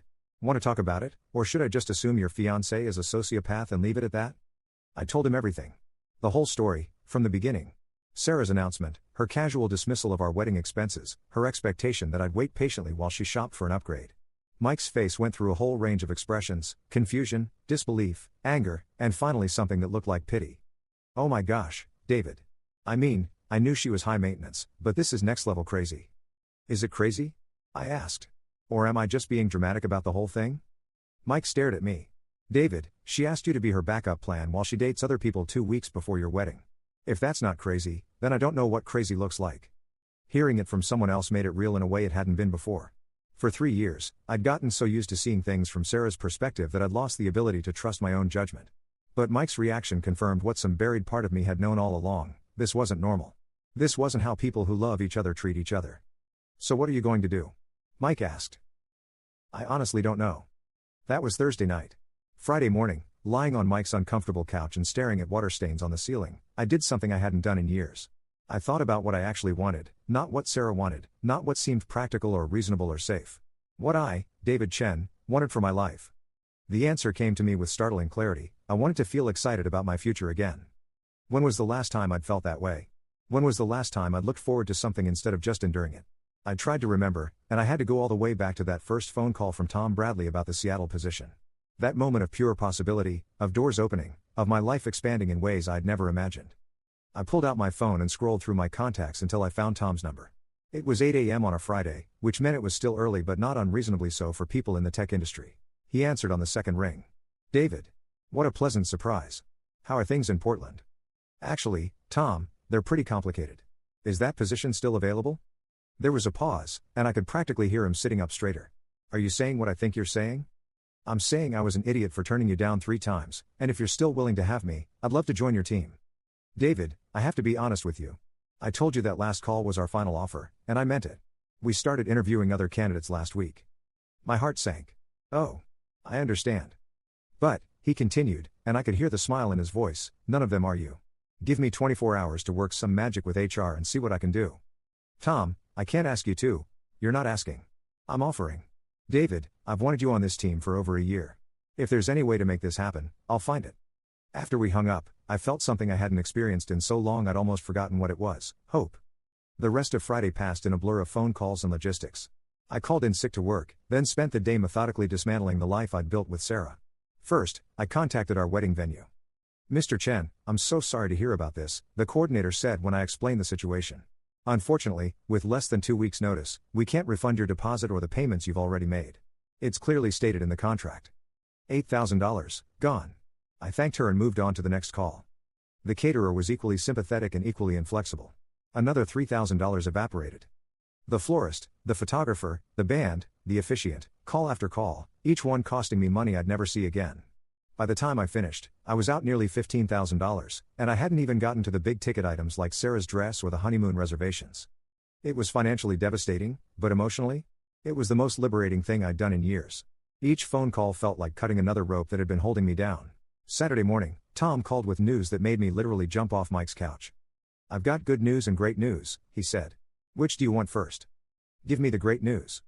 The great news is that you're hired. HR pulled some strings, the CEO personally approved the hiring exception, and we've got an offer letter with your name on it. And the good news? The good news is that we're so excited to have you that we're improving on our previous offer. Same base salary, same stock options, but we're adding a relocation bonus and bumping up your signing bonus to help with any transition expenses you might have incurred. The signing bonus he quoted was almost exactly what I'd lost on wedding cancellations. When can you start? He asked. How about Monday? Tom laughed. I like your style. Done. I'll have someone from HR call you this afternoon to go over the details, but as far as I'm concerned, welcome to the team. After we hung up, I sat on Mike's couch for a long time, just processing what had happened. In the span of 48 hours, my entire life had been turned upside down and inside out. The woman I'd planned to marry had revealed herself to be someone I didn't recognize. The future I'd been building had crumbled like a sandcastle at high tide, and somehow, I felt better than I had in years. That afternoon, while Sarah was presumably out on whatever date had prompted her sudden need for relationship exploration, I went back to our apartment to pack the rest of my things. I moved quickly and efficiently, taking only what was truly mine. The expensive furniture we'd bought together, the wedding gifts that had already started arriving, the shared purchases that represented our joint life, I left all of it. The only thing I hesitated over was a framed photo on the dresser, Sarah and me at her company Christmas party last year. We looked happy in the picture, her arm around my waist, both of us smiling at the camera. I studied it for a moment, trying to remember how I'd felt that night. Even then, I realized, I'd been performing happiness more than feeling it. Smiling because it was expected, playing the role of the devoted boyfriend because that's who I thought I was supposed to be. I left the photo where it was. By Sunday evening, I'd finished packing, found a short-term rental in Seattle through a corporate housing service, and booked a flight for Monday morning. I still hadn't heard from Sarah, which told me everything I needed to know about her priorities. Mike helped me load my car with the last of my belongings, and we stood outside his apartment building for a moment, 2 guys who'd found themselves starting over at 30-something. You sure about this? He asked. I'm sure about leaving, I said. The rest, we'll see. For what it's worth, I think you're doing the right thing. Sarah. She never deserved you, man. Monday morning came gray and drizzly, typical October weather for Portland. I was at the airport by 6 a.m., boarding a plane to Seattle and a life I couldn't even imagine yet. As the plane lifted off, I looked down at the city I'd called home for nearly a decade and felt nothing. No sadness, no regret, no nostalgic longing. Just a quiet sense of closing one chapter and beginning another. The Seattle office was everything I'd imagined and more. Modern, collaborative, filled with the kind of energy that comes from people who genuinely love what they do. Tom met me at reception with a huge grin and a coffee that was better than anything I'd ever tasted in Portland. Ready for the grand tour? He asked. The next few hours were a whirlwind of introductions, system overviews, and meetings about projects that made my old job seem quaint by comparison. But the moment that changed everything happened around lunchtime, when Tom brought me to the UX design team to introduce me to the people I'd be working with most closely. David, I'd like you to meet Jessica Kim, our senior UX designer. Jessica, this is David Chen, the architect we've been trying to recruit for the past year and a half. Jessica looked up from her computer and smiled, and something in my chest did this little flip that I hadn't felt since. Honestly, I wasn't sure I'd ever felt it before. She was beautiful, but not in the obvious, attention-demanding way that Sarah was beautiful. Jessica had this warm, intelligent energy that made you want to move closer, to hear what she was thinking, to be included in whatever was making her eyes light up like that. The famous David Chen, she said, standing to shake my hand. Tom's been talking about you for months. I was starting to think you were a myth. I'm real, I managed, and she laughed, this genuine, delighted sound that made me want to say something funnier just to hear it again. We'll see about that. Tom has a tendency to oversell his recruits. Hey now, Tom protested. I have never oversold anyone in my life. What about Marcus? Jessica asked with a grin. Marcus was an optimistic hire. Marcus lasted 3 days. Exactly. An optimist would have given him a week. Jessica looked at me with mock seriousness. David, can you handle more than 3 days in this pressure cooker? I think I can manage that, I said. Good. Because we've got about 6 months worth of backlog projects that need an architectural review, and Tom's promised the moon to every product manager in the company. Over the next few hours, Jessica walked me through the various projects I'd be working on, and I found myself genuinely excited about software development for the first time in years.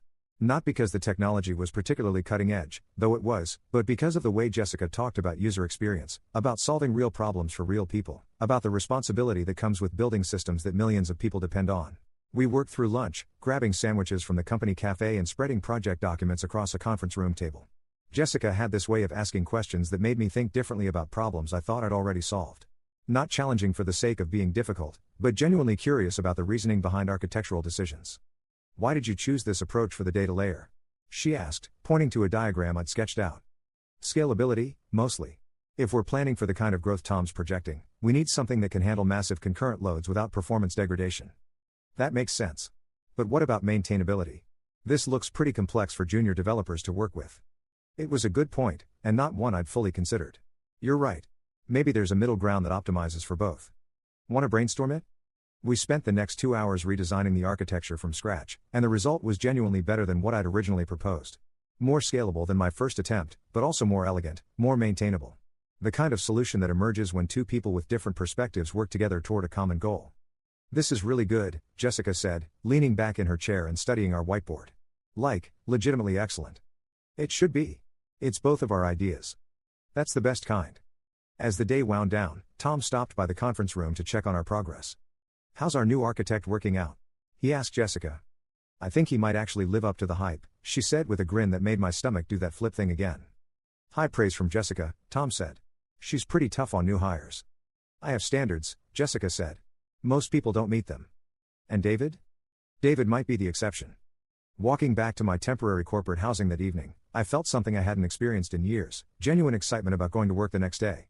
Not the grim determination to get through another day at a job I'd outgrown, but actual anticipation. I wanted to continue the conversation Jessica and I had started. I wanted to see what other problems we could solve together.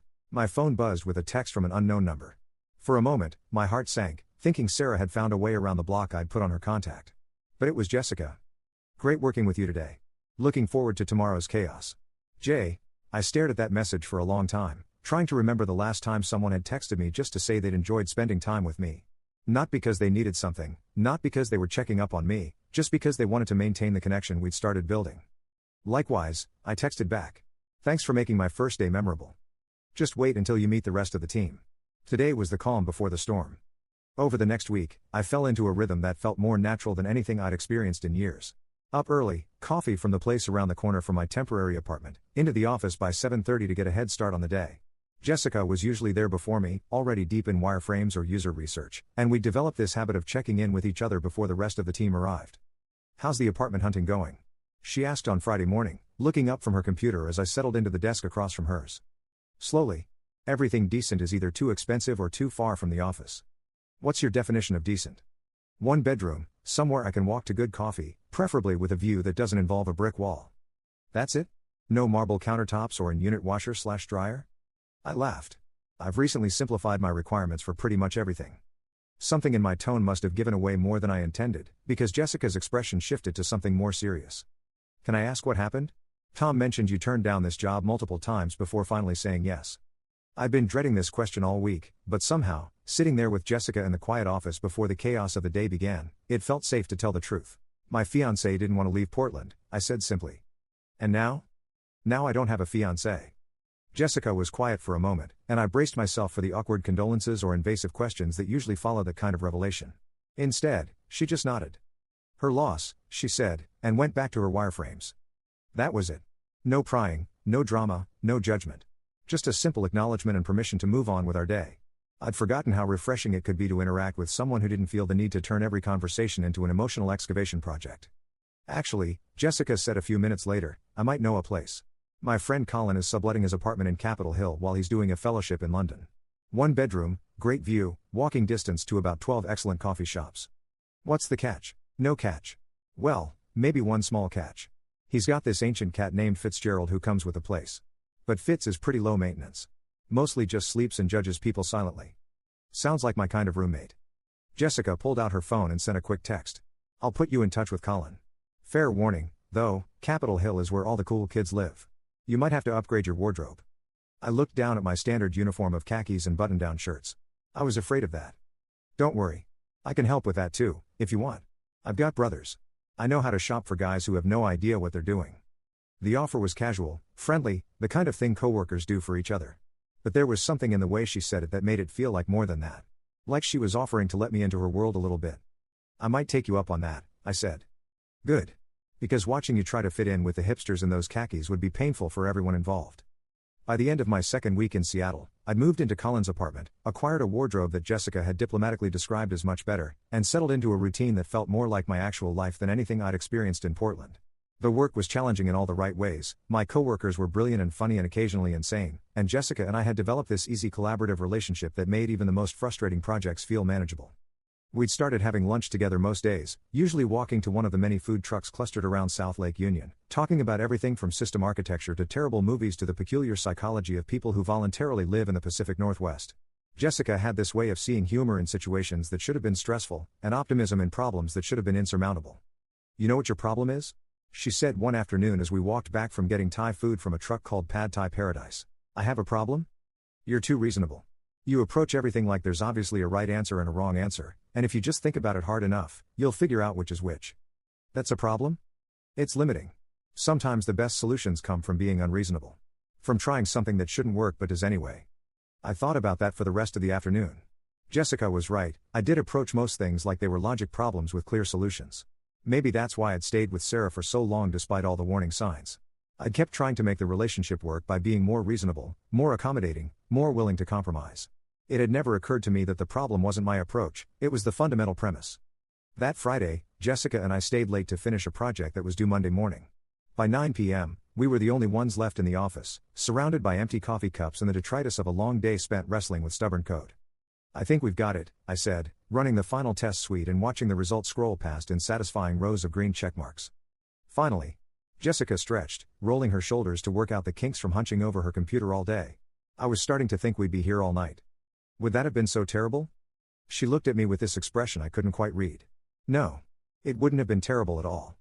Something in the air between us shifted, became charged with possibility. I realized we were sitting closer than we had been an hour ago, close enough that I could smell her perfume, something light and floral that made me want to lean in even closer.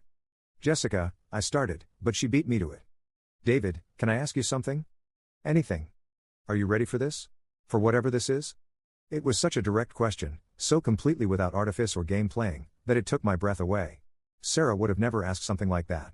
Sarah would have dropped hints and created situations and waited for me to figure out what she wanted. Jessica was just asking. I think so, I said. I mean, I know it's fast, and I know my life is kind of a mess right now, but... She leaned over and kissed me, stopping my rambling mid-sentence. It was soft and tentative and absolutely nothing like the demanding, possessive kisses I'd grown used to with Sarah. Jessica kissed me like she was asking a question, like she wanted to know what I thought about it, like my opinion mattered. When we broke apart, she rested her forehead against mine. I've been wanting to do that since your first day, she whispered. Only since my first day? Don't push it, hotshot. We stayed like that for a moment, just breathing the same air, and I felt something I hadn't experienced in years, complete presence in a moment. Not thinking about what came next, not analyzing what it meant, not worrying about whether I was doing it right. Just being exactly where I was with exactly the person I wanted to be with. So, Jessica said eventually, what now? Now we finish this project and get out of here before building security starts wondering why we're still here. And then? And then we figure it out as we go. She smiled. I like that plan. Over the next week, Jessica and I fell into something that felt effortless and natural and completely different from any relationship I'd ever been in. We didn't make a big announcement to the office, didn't change our professional dynamic, didn't suddenly start acting like teenagers with a secret. We just were together, figuring it out as we went. We'd grab dinner after work, long walks through the city, weekend trips to Pike Place Market or the waterfront. Jessica introduced me to parts of Seattle I never would have found on my own, hole-in-the-wall restaurants, bookstores that stayed open until midnight, coffee shops where the baristas knew everyone's order by heart. You know what I love about this city? She said one Saturday afternoon as we sat in Volunteer Park, watching families navigate the chaos of weekend soccer games. What's that? It doesn't apologize for being what it is. Rain, coffee, flannel, Tech Brothers, organic everything, it's all just part of the package. Take it or leave it. And you took it. I took it. What about you? Any regrets about leaving Portland? I thought about it for a moment. No. No regrets. Not even about your ex? It was the first time either of us had directly mentioned Sarah since that brief conversation on my first day. I realized I hadn't thought about her in days, hadn't wondered what she was doing or whether she'd found what she was looking for. Especially not about my ex. Jessica nodded like that was exactly the answer she'd hoped for. Good. Because I'd hate to think I was competing with a ghost. You're not competing with anyone. Even better. That evening, we cooked dinner together in my borrowed apartment, something simple but delicious that Jessica had learned from her grandmother. Fitzgerald the cat supervised from his perch on the windowsill, occasionally offering editorial comments that we pretended to understand. Can I tell you something? Jessica said as we cleaned up the dishes. Of course. I haven't done this in a while. The relationship thing. My last boyfriend. Let's just say he had very specific ideas about who I should be, and none of them involved the person I actually am. What kind of ideas? Oh, you know. Quieter, more accommodating, less focused on my career. He kept suggesting I might be happier in marketing or PR, something more people-focused. Never mind that I'd been designing user experiences since before I met him. I thought about Sarah's casual dismissal of my career opportunities, her assumption that my dreams were less important than her comfort, her expectation that I would reshape my life around her preferences. Let me guess, I said. He was just trying to help you reach your potential. Exactly. How did you know? Lucky guess. Jessica dried her hands on the dish towel and turned to face me fully. David, I need you to know something. I don't want you to be anyone other than exactly who you are. I don't want to fix you or improve you or manage you. I just want to be with you. The simplicity of it, the complete absence of conditions or expectations or hidden agendas, almost brought me to tears. When was the last time someone had accepted me without reservation? When was the last time I'd felt like I could just be myself without performance or pretense? I want the same thing, I said. Good. Because this is who I am. She gestured to herself, to the apartment, to the life we were building together. Sometimes I work late because I love what I do. Sometimes I'm moody on Sunday afternoons for no reason. I have strong opinions about coffee and terrible taste in reality TV. I'm not going to change, and I don't want you to change either. Deal. 3 weeks after that conversation, on a rainy Thursday evening in November, Jessica and I were walking through downtown Seattle when we passed a jewelry store. She stopped at the window, admiring a vintage Art Deco engagement ring that caught the city lights like captured stars. That's gorgeous, she said softly. I followed her gaze to the ring in question, white gold with geometric diamonds arranged in a pattern that was both classic and completely unique. It was nothing like the traditional solitaire I'd bought for Sarah, nothing like what anyone else would expect. It was perfect. It really is, I agreed. The next morning, I called the jewelry store before Jessica got to the office. I'm interested in the Art Deco ring in your front window, I told the saleswoman. Oh, that's a beautiful piece. Are you thinking of proposing soon? Maybe. It's complicated. Most love stories are. Would you like to come in and take a look at it? I spent my lunch break at the jewelry store, examining the ring under different lights, asking about its history, trying to imagine it on Jessica's finger. The saleswoman, an older woman named Margaret with kind eyes and infinite patience, walked me through all the details. It's from 1924, she explained. Art Deco period, as you can see from the geometric setting. The center stone is 2 carats, with smaller diamonds arranged in this sunburst pattern. It's been professionally restored, but it's maintained all its original character. How much? $20,000. I didn't even blink. $20,000 was exactly what I'd spent on Sarah's ring, the one that was probably still sitting in its blue box on our old dresser. But this ring was different. This ring was for someone who saw me, really saw me, instead of seeing a convenient accessory to her life. I'll take it. Margaret smiled. She must be very special. She is. That Friday evening, I took Jessica to dinner at Canlis, this incredibly romantic restaurant with views of Lake Union and service that made you feel like royalty. Halfway through our meal, as Jessica was telling me about a project she was excited to start the following week, I realized I couldn't wait any longer. Jessica, I interrupted, and something in my tone made her stop mid-sentence. What's wrong? Nothing's wrong. Everything's right. That's what I need to tell you. I pulled out the ring box, and her eyes went wide. David, what are you? I know this is fast, I said, opening the box to reveal the Art Deco ring sparkling in the candlelight. I know we've only known each other 6 weeks, and I know my life was a complete disaster when I met you. But I also know that 6 weeks with you has taught me more about what I want in life than 3 years with anyone else. Her hand went to her mouth, and I could see tears starting to form in her eyes. I'm not asking you to marry me tomorrow, I continued. I'm asking you to build something real with me. Something honest. Something where we both get to be exactly who we are, where we both get to grow and change and figure things out together. David. Jessica Kim, will you marry me? Eventually? When we're ready. When it feels right. She laughed through her tears, this bright, joyful sound that made every other person in the restaurant turn to look at us. Yes, she said. Yes, eventually. Yes, when we're ready. Yes to all of it. I slipped the ring onto her finger, and it fit perfectly, like it had been made for her. We sat there for a moment, just looking at each other, and I felt this profound sense of rightness, of being exactly where I was supposed to be with exactly the person I was meant to be with. It's beautiful, she whispered, holding her hand up to catch the light. You're beautiful. We're both beautiful. That night, we took a photo. Just our hands intertwined, Jessica's ring catching the Seattle city lights through my apartment window. It was intimate and romantic and real in a way that felt almost sacred. Should we post it? Jessica asked. I thought about it for a moment. I hadn't posted anything on social media since leaving Portland, hadn't wanted to deal with the questions or explanations or inevitable drama. But this felt different. This felt like sharing good news instead of creating controversy. Yeah, I said. Let's share it. I posted the photo with a simple caption, sometimes the best things happen when you're brave enough to start over. Within an hour, my phone started buzzing. Friends from college, colleagues from my old job, family members I hadn't spoken to in months, everyone wanting to know what had happened, who Jessica was, how I'd gone from engaged to Sarah to engaged to someone else in the span of 6 weeks. I answered a few messages, ignored most of them, and went to sleep feeling more at peace than I had in years. The next morning, my phone was still buzzing. But these notifications were different, more insistent, more desperate. 17 missed calls from numbers I didn't recognize, 43 text messages from accounts I'd never seen before, and a voicemail box that was completely full. See, I'd blocked Sarah on everything when I left Portland. Phone, social media, email, complete radio silence.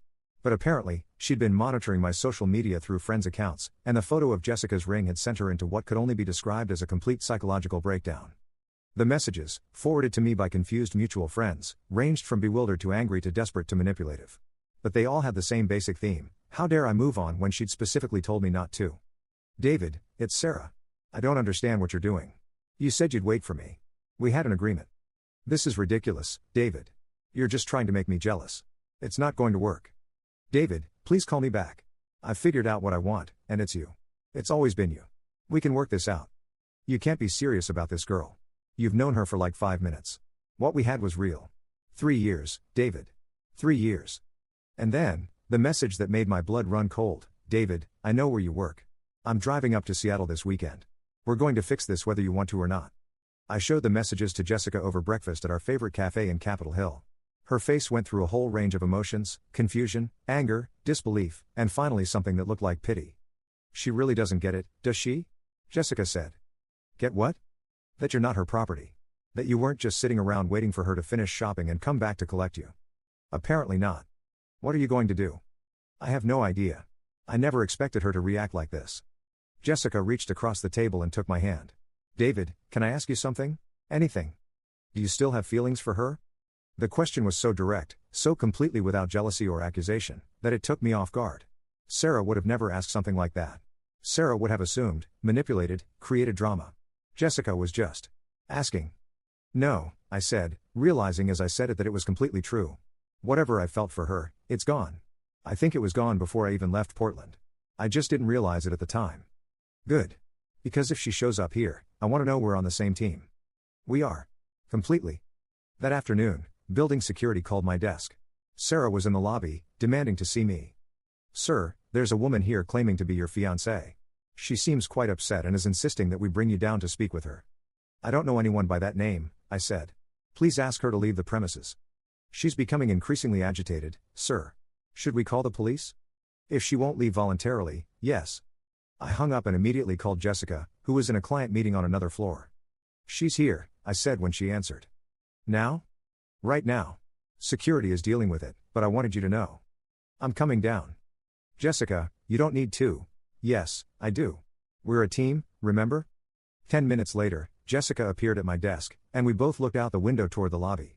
Sarah was still there, pacing back and forth while speaking animatedly to the security guard, gesturing wildly toward the elevators. Is that her? Jessica asked. I nodded, studying Sarah through the glass. She looked unhinged. Her usually perfect hair was messy, her makeup was smeared, and her clothes looked like she'd slept in them. This wasn't the composed, confident woman who'd dismissed our entire relationship 6 weeks ago. This was someone who'd lost control of a situation she'd assumed she could manage. She's beautiful, Jessica said matter-of-factly. Jessica, no, she is. I can see why you were attracted to her. But David, look at her. Really look at her. I looked. Sarah was now arguing with 2 security guards, pointing up toward our floor, her face red with frustration and fury.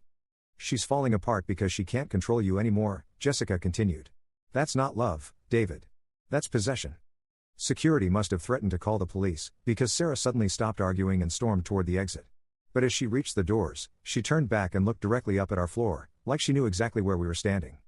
Even from that distance, I could see the expression on her face. It wasn't heartbreak or regret or even anger. It was entitlement. Pure, undiluted entitlement, mixed with disbelief that her backup plan had dared to develop a life of his own. That's not someone who wants you back because she loves you, Jessica said quietly. That's someone who wants you back because you were supposed to be available when she was ready. She was right. Looking at Sarah through the window, seeing her fury at losing control over my choices, I realized that I'd never actually been in a relationship with her. I'd been in a management situation where I was the employee and she was the boss, and I'd been so grateful for her attention that I'd convinced myself it was love. Sarah tried to contact me several more times over the next few days.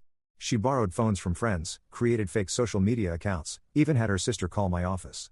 The messages grew increasingly desperate and manipulative, but the underlying theme remained the same. I belonged to her, and she was going to reclaim her property.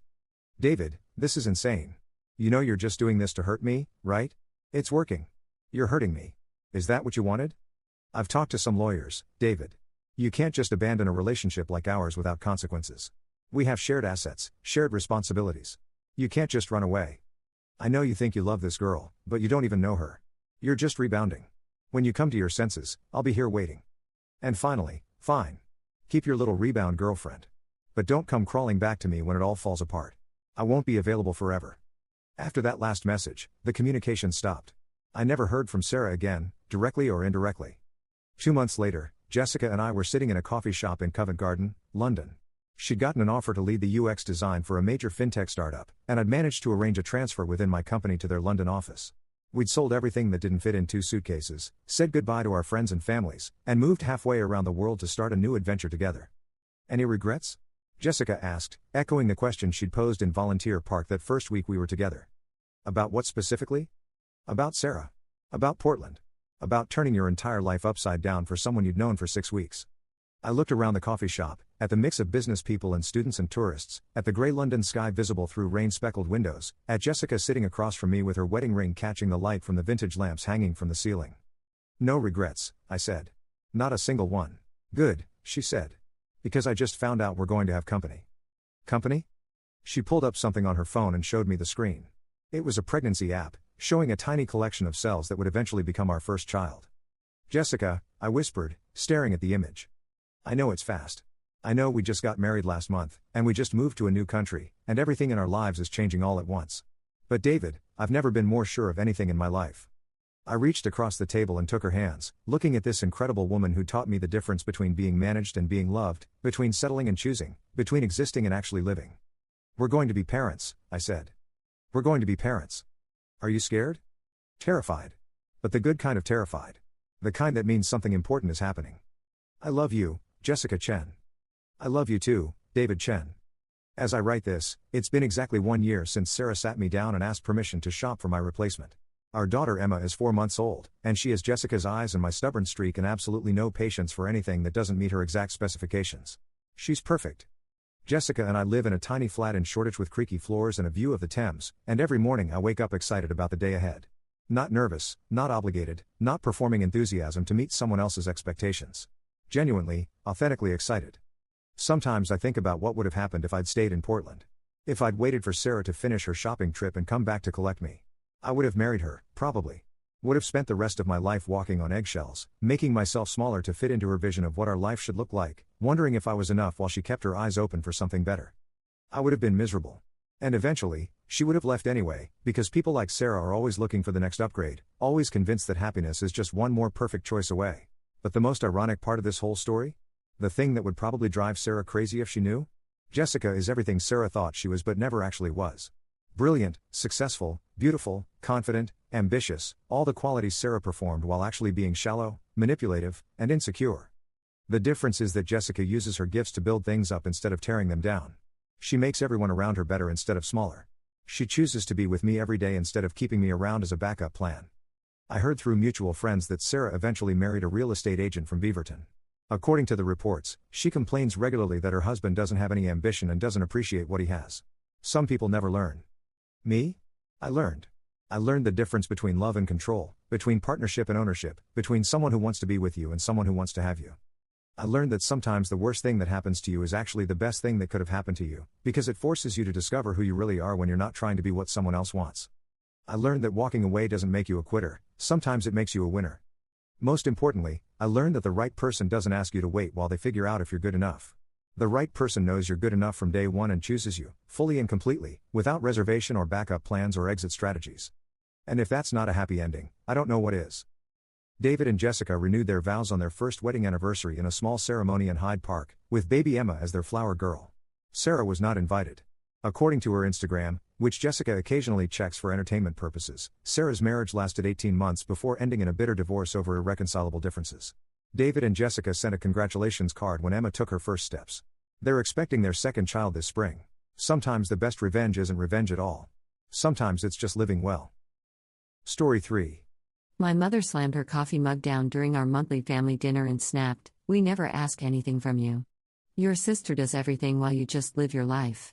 When my father nodded in agreement, I leaned back in my chair and said calmly, "Then she can keep covering your medical bills, because I'm done." The room fell silent as my parents exchanged confused glances. My dad whispered, "Medical bills? We're fully insured." That was when my sister started laughing awkwardly. So picture this, I'm sitting in my childhood dining room, same floral wallpaper from 1987, same creaky chairs, same passive-aggressive tension that's been our family's signature move for decades. I'd flown back from Tokyo just 2 days earlier for our monthly family obligation dinner, you know, the kind where everyone pretends we're close while systematically picking apart everything I've done wrong since the last gathering. My mother, Patricia, had been building up to her explosion all evening. Every time I mentioned my work in international consulting, every time I tried to share something about living abroad, she'd get this pinched expression like she was tasting something sour. The little comments had been flying since appetizers, "Must be nice to just travel all the time, and some of us have responsibilities here," and my personal favorite, "Not everyone can just abandon their family." My sister Emma sat across from me, nodding along like a dashboard bobblehead. Saint Emma, who stayed close to home, who understood what family means, who sacrificed her own dreams to help out. She was picking at her Caesar salad, because of course she'd ordered the most expensive thing on the menu when Dad suggested we go to Romano's instead of eating at home, and making those little humming sounds of agreement every time Mom launched into another criticism. I was exhausted. Bone deep, soul-crushing exhausted. Not just from the 14-hour flight and the time zone adjustment, but from 5 years of this same script, this same guilt trip, this same feeling like nothing I did would ever be enough to make up for the crime of having built a successful life somewhere else. "I just don't understand," Mom continued, her voice hitting that particular pitch that meant she was working herself up to something big. "We raised you with values. We taught you that family comes first. But you act like we're strangers you have to schedule around." Dad cleared his throat, his signature move for showing support without actually having to take a stand. He's been perfecting that maneuver for 30 years, letting Mom be the emotional enforcer while he provides backup through meaningful looks and strategic silence. Emma set down her fork and sighed dramatically. "I think what Mom's trying to say is that it would mean a lot if you could maybe prioritize spending time with us when you are home, instead of rushing off to see friends or catch up on work stuff." The sanctimonious tone in her voice, like she was patiently explaining basic human decency to a particularly slow child, made my teeth clench. Emma had always been good at that, packaging criticism and therapy speak that made her sound reasonable and me sound selfish. "I'm here, aren't I?" I said, trying to keep my voice level.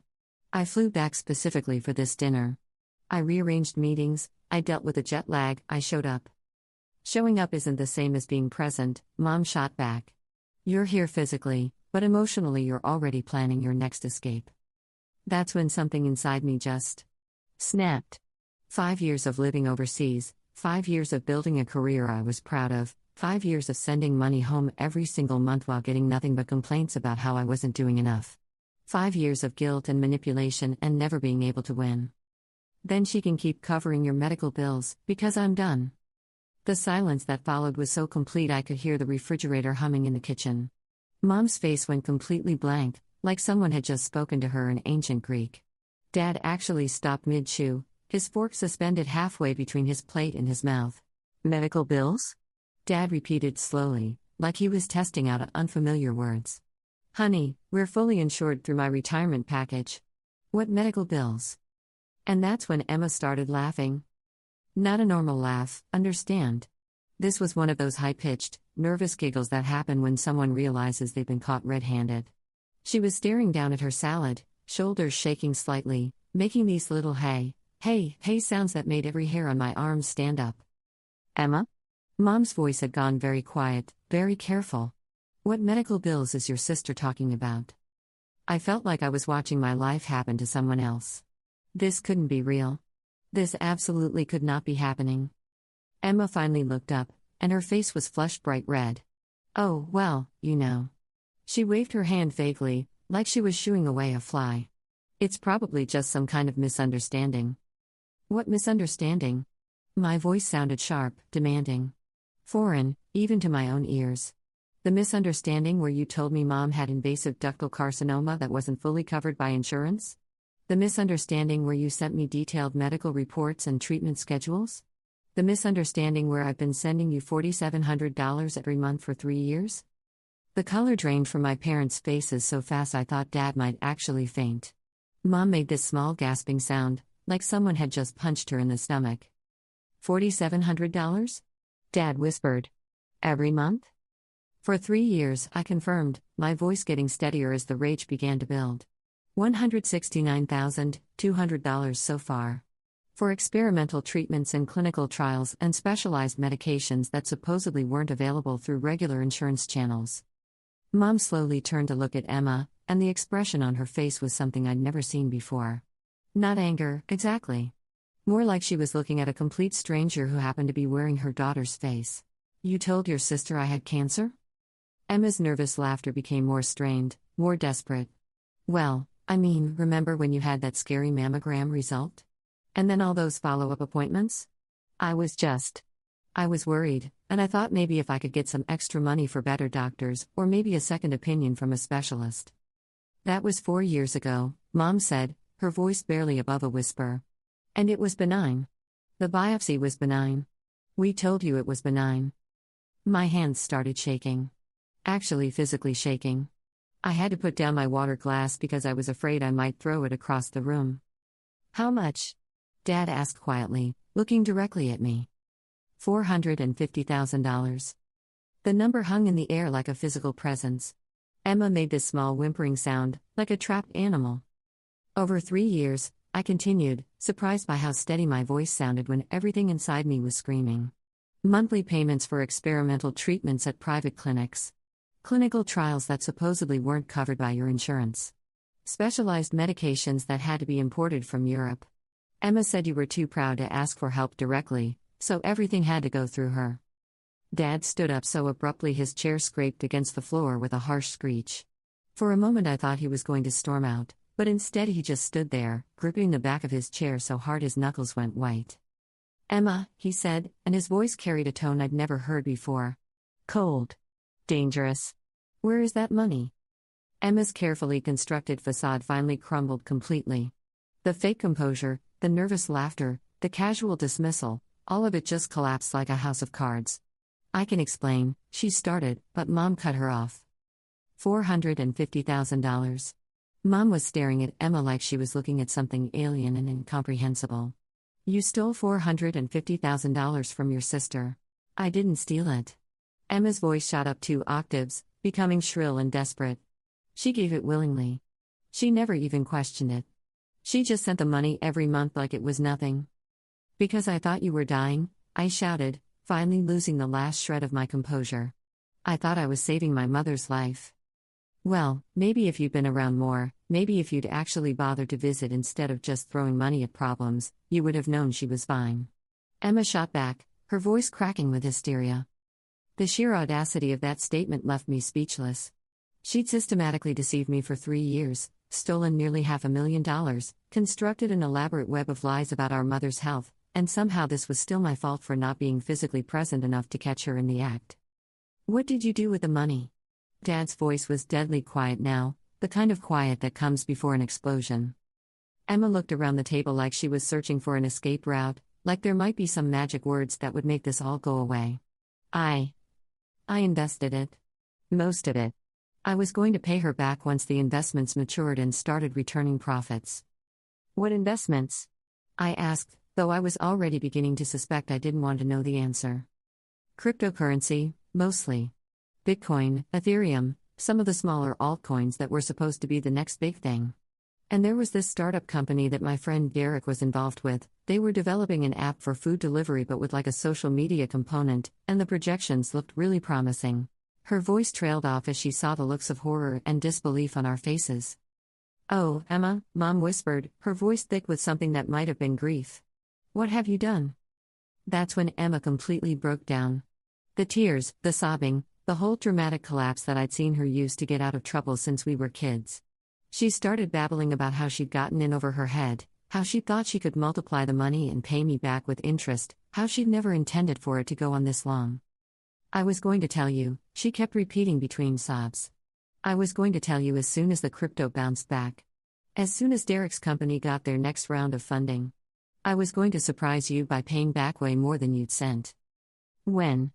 I demanded, my voice cutting through her hysteria. When exactly were you planning to tell me? After you'd spent another $100,000 of my money?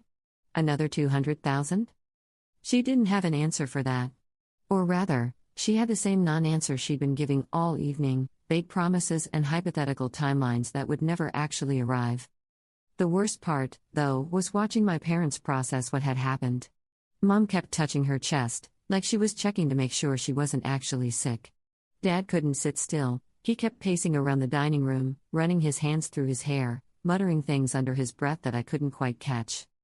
I need to know exactly what you told your sister, Mom said to Emma, her voice gaining strength as the initial shock began to wear off. I need to know every single lie you told, every detail you made up. So Emma told us. God help me, she told us everything. She'd started with real medical documents from Mom's benign mammogram scare 4 years ago. She'd scanned them, altered them using photo editing software to make the results look more ominous, created fake follow-up reports with fabricated doctor names and medical terminology she'd researched online. She'd set up a fake email account using the name Dr. Sarah Mitchell, supposedly an oncology specialist at a private treatment center in Boston. She'd crafted elaborate treatment plans, complete with medication schedules and progress reports. She'd even found stock photos online of women in hospital beds and sent them to me as proof that Mom was receiving treatment. The level of detail was nauseating. She'd researched rare forms of breast cancer, learned the proper medical terminology, understood enough about treatment protocols to make her fictional updates sound authentic. She'd sent me monthly progress reports describing how Mom was responding to chemotherapy, how the experimental drug trials were going, which side effects were manageable and which ones were concerning. I spent hours on this, she said through her tears, like the effort involved somehow made it more acceptable. I researched everything to make it sound believable. I made sure all the medical terms were accurate. I even looked up the names of real doctors and hospitals to make the paperwork look legitimate. You spent hours figuring out how to steal from me, I said flatly. I was going to pay you back. I never meant for it to be permanent. With what money? You just told us you lost it all gambling on cryptocurrency and imaginary startups. Emma's face went through a rapid series of expressions: guilt, anger, desperation, calculation. I could actually see her brain working, trying to find some angle that might still work, some manipulation that might get her out of this. You have plenty of money, she said finally, and there was something ugly in her voice now. Something that might have been hatred. You make good money with your consulting job. You don't have kids, you don't have a mortgage, you don't have student loans like I do. You could afford it. The casual cruelty of that statement, the sheer entitlement, made my vision blur with rage. So that made it okay? Because I could afford to be stolen from? You never would have given me the money if I'd just asked. You're absolutely right, I said, my voice cold as winter. I wouldn't have. Because you're not dying of cancer. Because you wanted it for cryptocurrency speculation and startup investments. Because you're a grown adult who should figure out her own financial problems instead of lying to her family. Dad slammed his fist on the table so hard that all the dishes jumped and rattled. Enough, he roared, his voice carrying more authority than I'd heard from him in years. Emma, I want you out of this house. Right now. Dad, please, if you'll just let me explain, right now. Get your things and get out. Don't come back until you have a realistic plan to pay your sister back every single penny you stole. Where am I supposed to go? That's not my problem anymore. I'd never heard my father speak to either of us like that. In our family, Dad had always been the mediator, the peacekeeper, the one who smoothed over conflicts and found compromises. This version of him, cold, implacable, absolutely done with excuses, was completely foreign. Emma looked around the table one more time, maybe hoping someone would come to her defense, but Mom was staring down at her hands, and I was looking at Emma like she was something I'd found stuck to the bottom of my shoe. She left. Actually went upstairs, packed a suitcase and left, crying and complaining the whole time about how unfair we were being, how everyone was overreacting, how she was the real victim here because she'd gotten in over her head with some bad investments. After her car pulled out of the driveway, the three of us just sat there in the ruins of what had been a normal family dinner 2 hours earlier. I'm so sorry, Mom whispered, her voice thick with tears she was trying not to shed. I'm so sorry this happened. It's not your fault. I should have known. I should have realized she was talking to you about medical bills. I should have put 2 and 2 together when she started asking weird questions about my old mammogram results. Mom, stop. You couldn't have known she was capable of something like this. But even as I said it, I was wondering if that was really true. Looking back with the clarity of hindsight, there had been signs. Emma had always been the one who embellished stories, who stretched the truth when it served her purposes, who seemed to view other people as resources to be managed rather than relationships to be cherished. But this level of systematic deception, this willingness to weaponize our mother's medical scare for personal profit? This was so far beyond anything I'd thought she was capable of. Dad disappeared into his study and started making phone calls. Insurance company, bank, credit card companies, the state attorney general's office. He was in full crisis management mode, trying to figure out what legal options we had, whether there was any way to recover the money, what kind of criminal charges might apply. Mom and I ended up washing dishes together in silence, a bizarrely normal domestic activity in the middle of complete emotional chaos. Every few minutes she'd stop scrubbing and look at me with this expression of bewildered heartbreak. She used my cancer scare, she said at one point, her voice barely audible over the running water. She took the most terrifying 2 weeks of my life and turned them into a scam to steal from you. I didn't know what to say to that. What could I say? Later, after Mom had gone to bed and Dad had finished his phone calls, he and I sat in the living room drinking coffee that neither of us wanted, trying to process what had just happened to our family. The money's gone, he told me bluntly. Her so-called investments were complete disasters.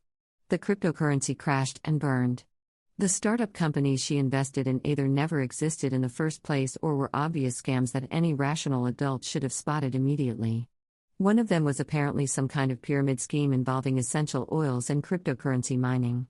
It's just gone. I'd already figured as much, but hearing it confirmed still felt like a physical blow.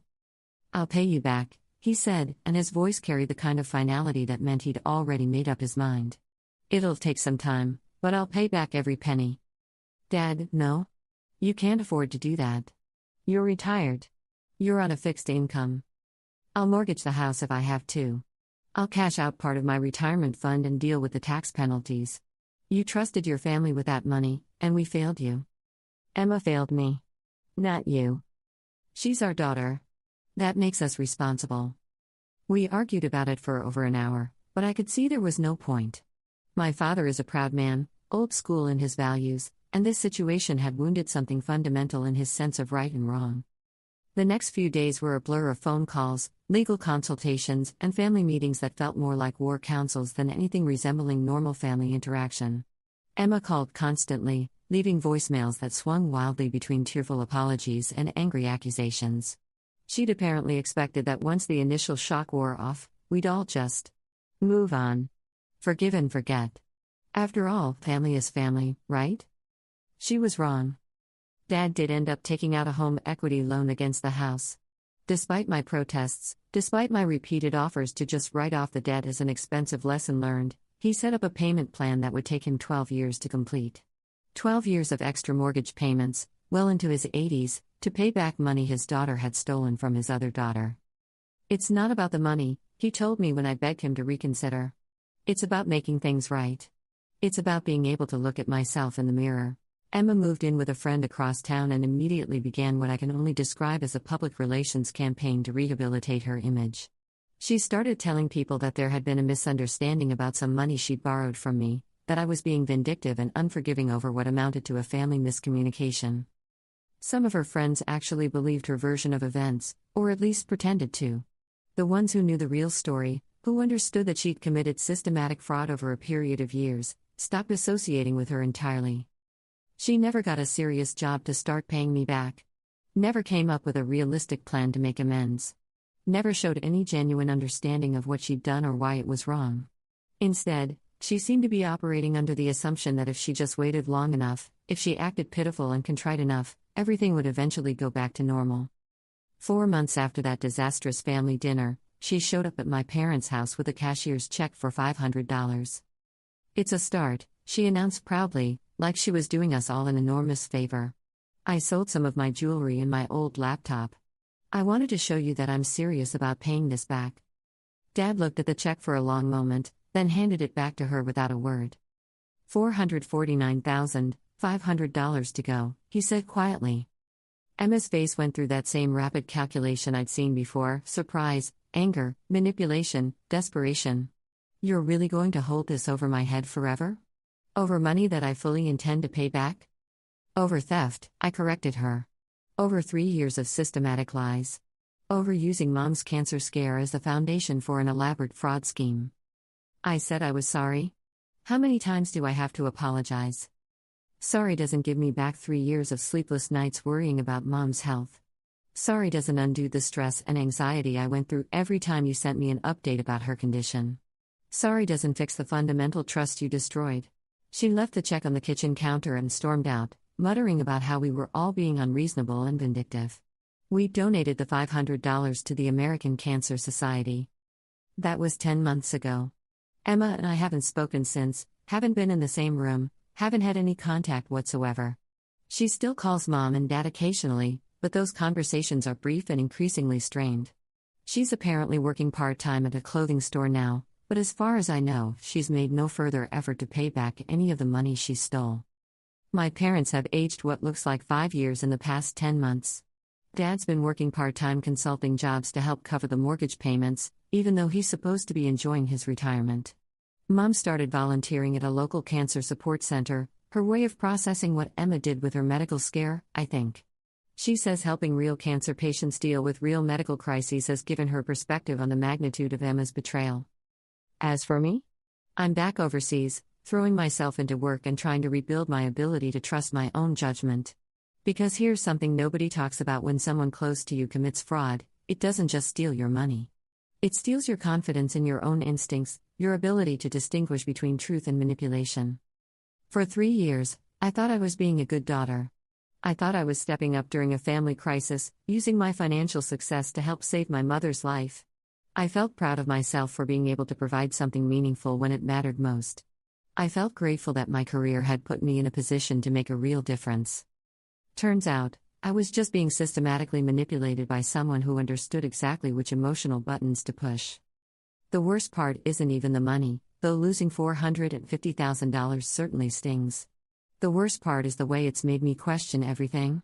What other situations have I misread? What other people have I trusted who are lying to my face? How many of my relationships are built on foundations I don't actually understand? Emma knew exactly how to play me. She knew I felt guilty about living overseas, about missing family events, about not being physically present during what I perceived as a medical crisis. She weaponized my guilt, my love for our mother, my desire to be useful and supportive. She turned my best intentions into her personal ATM. And she almost got away with it. If I hadn't snapped during that dinner, if I hadn't blurted out my frustration about covering the medical bills, she might have kept the scam going indefinitely. She might have invented new medical emergencies, new crises that required immediate financial intervention. The truly chilling part is how effortlessly she lied. No hesitation, no obvious tells, no signs of internal conflict about what she was doing. When I called her crying after receiving particularly frightening medical updates, she'd comfort me with the same voice she'd used to console a friend going through actual tragedy. When I told her I was proud of how she was managing mom's care, she'd accept the praise like she genuinely deserved it.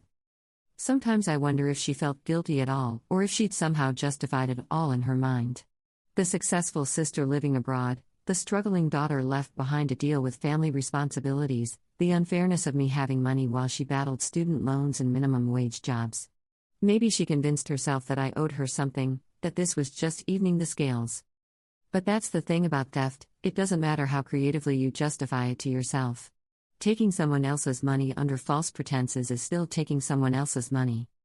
Mom asks me sometimes whether I think Emma might eventually change, whether there's hope for some kind of reconciliation down the road. I don't know how to answer that question. The person I thought was my sister, flawed and sometimes selfish, but fundamentally decent, apparently never existed. The real Emma is someone who can lie to my face for years, someone who can exploit our mother's medical scare for personal profit, someone who can steal nearly $500,000 and still act like the victim when she gets caught. Can someone change that fundamentally? Can someone develop a conscience that was apparently missing for years? I honestly don't know. What I do know is that I'm done being the family member who always gives everyone the benefit of the doubt. I'm done assuming good intentions and making excuses for inexcusable behavior. I'm done feeling guilty for having boundaries and expectations. Dad's payment schedule has 11 more years left on it. 11 years of him working past retirement age to pay back money his daughter stole from his other daughter.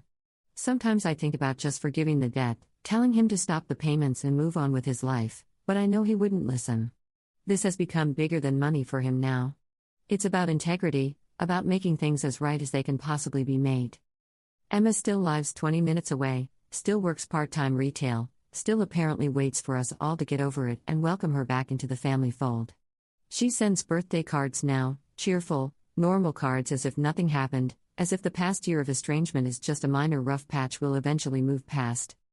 Last month she sent one to Mom with a handwritten note about how much she missed our monthly family dinners and how she hoped we could move past this difficult time soon. Mom showed me the card during one of our weekly phone calls and asked what I thought she should do with it. I told her that was her choice to make, but that I wouldn't be joining any family gathering that included Emma. Not now, probably not ever. Some bridges, once burned, can't be rebuilt. Some trust, once shattered, can't be glued back together. Some relationships, once poisoned by betrayal this deep, don't recover. The strangest part of this whole experience has been discovering how common family fraud actually is. When I finally started telling close friends what had happened, I was shocked by how many similar stories came out. A cousin who systematically emptied her grandmother's savings account. A brother who opened credit cards in his sister's name and ran them up to the limits. A daughter who convinced her elderly parents to invest their retirement savings in non-existent businesses. Apparently, being scammed by a family member is disturbingly common. Who knew? Maybe it's because family members have access to personal information, emotional leverage, and pre-established trust that makes them uniquely positioned to commit fraud. Maybe it's because we want so desperately to believe that the people we love are fundamentally good that we ignore red flags we'd spot immediately in strangers. Or maybe some people are just willing to hurt anyone, including family, if it gets them what they want. I try not to think too deeply about which category Emma falls into. These days, I'm more careful with money, more skeptical of emotional appeals, more aware of my own psychological vulnerabilities. I've started working with a financial advisor who specializes in fraud recovery and prevention. I've changed all my passwords, set up additional security measures, created systems to prevent anyone from accessing my accounts or manipulating my finances without my knowledge. I've also started seeing a therapist who specializes in betrayal trauma. Turns out, Being systematically deceived by a family member creates psychological damage that goes much deeper than I initially realized. Trust issues, decision-making anxiety, constant second-guessing of social interactions, it's all part of the recovery process, apparently. But I am getting better. Stronger. More clear-eyed about people's motivations and my own boundaries. The money will eventually be repaid, assuming Dad's health holds out for another 11 years. The family relationships are permanently altered, but maybe that's not entirely a bad thing. Sometimes you need a crisis to show you who people really are underneath their carefully maintained facades. Mom's doing well, all things considered. Her volunteer work at the cancer center has become a real source of purpose and satisfaction. She says that helping real patients deal with real medical crises has given her perspective on the magnitude of what Emma put our entire family through. She's stopped making excuses for Emma's behavior, stopped suggesting that maybe we're all being too harsh or unforgiving. She made her choices, Mom said to me during our last phone conversation. Now she has to live with the consequences of those choices. It's a hard truth, but it's still the truth. As for me, I'm slowly learning to trust my instincts again. To believe that I can distinguish between genuine need and calculated manipulation, between family loyalty and family exploitation. It's very much a work in progress, but I'm getting there. The anger has mostly faded now, replaced by something closer to sadness. Sadness for the sister I thought I had, for the family dynamics that will never be the same, for the innocence that got stripped away when I realized how easily someone I loved could deceive me. But I'm not angry anymore, and that feels like genuine progress. Emma's still out there, still living her life, still apparently convinced that time will heal all wounds and eventually we'll all just move on. But some things don't get forgiven just because time passes. Some things don't get forgotten just because they're inconvenient to remember. She didn't just steal money from me. She stole 3 years of peace of mind, my confidence in my own judgment, and the sister I thought I knew and loved. That's not something that gets fixed with a $500 check and a few tearful apologies. And it's not something that time alone will heal, no matter how much she might be counting on it. Some bridges, once burned, become permanent lessons about the nature of trust and the price of betrayal. The sister I thought I knew is gone forever. In her place is a stranger who happens to share my DNA and my childhood memories. And that stranger isn't welcome at my table anymore. But here's what really gets me, what keeps me awake at 3 a.m. when the jet lag hits and my brain won't shut up. It's not just the money.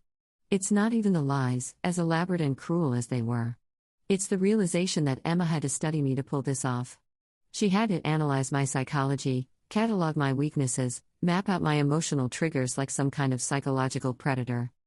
Think about it. She knew exactly how often to send updates, frequent enough to keep me engaged, but not so frequent that I'd get suspicious about the timeline. She knew to make the medical reports sound hopeful but precarious, keeping me invested in the outcome without making recovery seem imminent. She understood that I'd respond better to clinical language than emotional manipulation, so she filled her fake reports with legitimate medical terminology she'd researched online. Most disturbingly, she knew that mentioning Mom's pride, how embarrassed she supposedly was about needing financial help, would guarantee I'd never bring up the payments in conversation. Emma weaponized our family dynamics with surgical precision. I've started going through our old text message conversations, looking for clues I missed. It's like reading coded communications with the decoder key finally in hand. Messages I thought were just sisterly check-ins now reveal themselves as intelligence-gathering missions. How's work going? Are you happy with your salary over there? Wasn't casual interest, it was Emma assessing my financial capacity. You seem stressed about Mom's health. Are you sleeping okay? Wasn't concern, it was Emma measuring the effectiveness of her psychological manipulation.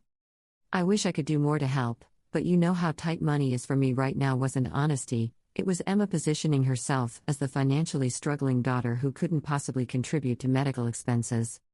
Every conversation was performance art, and I was the unwitting audience member who never realized I was watching a show. The sophistication of her scheme still takes my breath away. She didn't just forge a few documents and hope for the best. She created an entire fictional medical journey, complete with setbacks and victories, side effects and adjustments, insurance battles and breakthrough treatments. She built a 3-year narrative arc with the attention to detail of a professional screenwriter. She researched real oncologists and used their names in her fake correspondence. She found actual medical facilities and incorporated their contact information into fabricated billing statements. She learned enough about cancer treatment protocols to make her progress reports sound medically plausible. When I called her crying after a particularly scary update about Mom's condition, she'd comfort me with exactly the right mixture of optimism and realism. When I expressed frustration about the insurance company's supposed coverage limitations, she'd commiserate with detailed complaints about bureaucratic red tape that she'd obviously researched online. She even created seasonal variations in her updates, mentioning how Mom's energy levels changed with the weather, how certain treatments were more difficult during the winter months, how summer brought renewed hope and better lab results. It was storytelling at a level that bordered on artistic. I keep wondering, when did she decide to do this? Was there a specific moment when she looked at her student loan debt and my successful overseas career and thought, I'll just create a fake medical crisis? Or was it more gradual, a small lie that grew into something monstrous over time?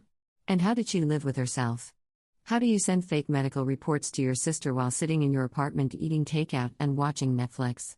How do you deposit thousands of dollars in stolen money while maintaining the fiction that you're the devoted daughter managing a family crisis? The logistics alone must have been exhausting. Keeping track of which lies she'd told, maintaining consistency across multiple fake documents, remembering to follow up on previous fictional developments. She essentially had to become a part-time creative writer specializing in medical fiction. But maybe that's giving her too much credit. Maybe it wasn't sophisticated at all. Maybe it was just garden-variety greed dressed up with enough medical terminology to sound legitimate. Maybe I'm overthinking this because accepting the simple truth, that my sister is a thief who exploited our family's fears about cancer, is too painful to process directly. Dr. Reyes, my therapist, says this kind of intellectual analysis is normal after betrayal trauma. She calls it meaning-making, the brain's attempt to create logical frameworks that can contain and explain what feels fundamentally inexplicable. How do you make sense of someone you love deliberately hurting you for years? How do you reconcile the sister who comforted you during childhood nightmares with a woman who manufactured fake medical crises for profit? The answer, according to Dr. Reyes, is that you don't. You accept that people are capable of containing contradictions that don't resolve into neat psychological profiles. Emma can simultaneously be the sister who drove 4 hours to help me move apartments in college and the sister who stole nearly $500,000 from me. Both versions are real. Both versions are her. That's the part I'm still struggling with. I've been thinking a lot about the other victims in this story, too. Obviously, Mom and Dad are dealing with their own trauma around having raised someone capable of this level of deception. But there are ripple effects I didn't initially consider. My relationship with money has become complicated in ways I'm still discovering.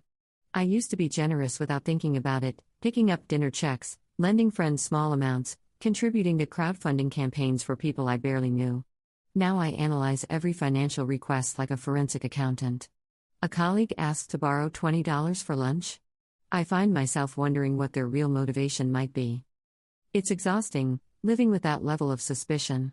But it also feels necessary. My relationships with other family members have been affected too. My cousin Jake, who's always been the family screw-up, dropping out of college, bouncing between jobs, asking for small loans he never quite pays back, suddenly looks different to me. Is he just irresponsible, or is he working some longer-term angle I haven't figured out yet? My Aunt Carol, who's been hinting about needing help with her mortgage payments since her divorce, now makes me nervous in a way she never did before. When she brings up her financial struggles during family gatherings, I find myself analyzing her word choices, looking for signs of manipulation. This is what Emma stole from me, beyond the money. She stole my ability to assume good faith in family relationships. She stole my confidence in my own judgment. She stole the simple pleasure of helping people without conducting internal background checks first. The trust issues extend to my professional life, too.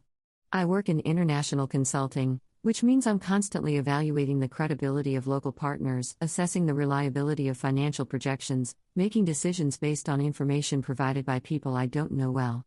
It's a career that requires a finely tuned sense of when someone might be lying to you.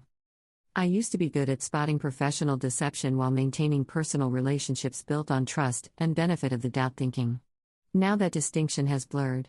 I find myself applying the same skeptical analysis to family interactions that I use in business negotiations. Last month, Mom mentioned that Dad had been having some back pain and might need to see a specialist. My immediate reaction, before I could stop myself, was to ask for details about his symptoms, his insurance coverage, which doctors he was considering.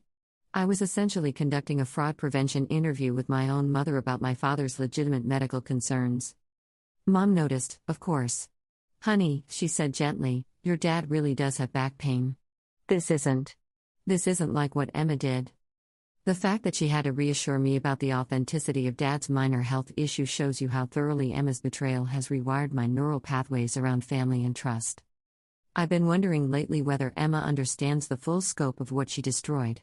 The money can be repaid, is being repaid, slowly and painfully, but repaid nonetheless. The other damage might be permanent. She didn't just steal from me. She stole my ability to be the person I used to be: generous, trusting, quick to help family members in crisis. She turned my best qualities into vulnerabilities and my family loyalty into a liability. Does she lie awake at night thinking about that? Does she understand that her 3-year con job didn't just cost me money, it cost me fundamental aspects of my personality that I'm not sure I'll ever fully recover? Or is she still focused on the surface level narrative, still telling herself that this was just a financial misunderstanding that got blown out of proportion? Still waiting for us all to move on and put this behind us like it was some minor family disagreement? I suspect it's the latter. People who are capable of this level of systematic deception usually aren't capable of this level of genuine self-reflection. The isolation has been harder than I expected, too. Emma wasn't just my sister, she was my primary connection to our extended family, my main source of information about cousins and aunts and uncles, my co-conspirator in navigating family politics during holidays and celebrations. Now I get updates about family news secondhand through Mom and Dad, when I get them at all. I missed my cousin Sarah's engagement because Emma was the one who usually kept me informed about that kind of thing, and obviously we're not talking anymore. I had to find out about my uncle's retirement party through a Facebook post because Emma would have been the one to tell me about the planning.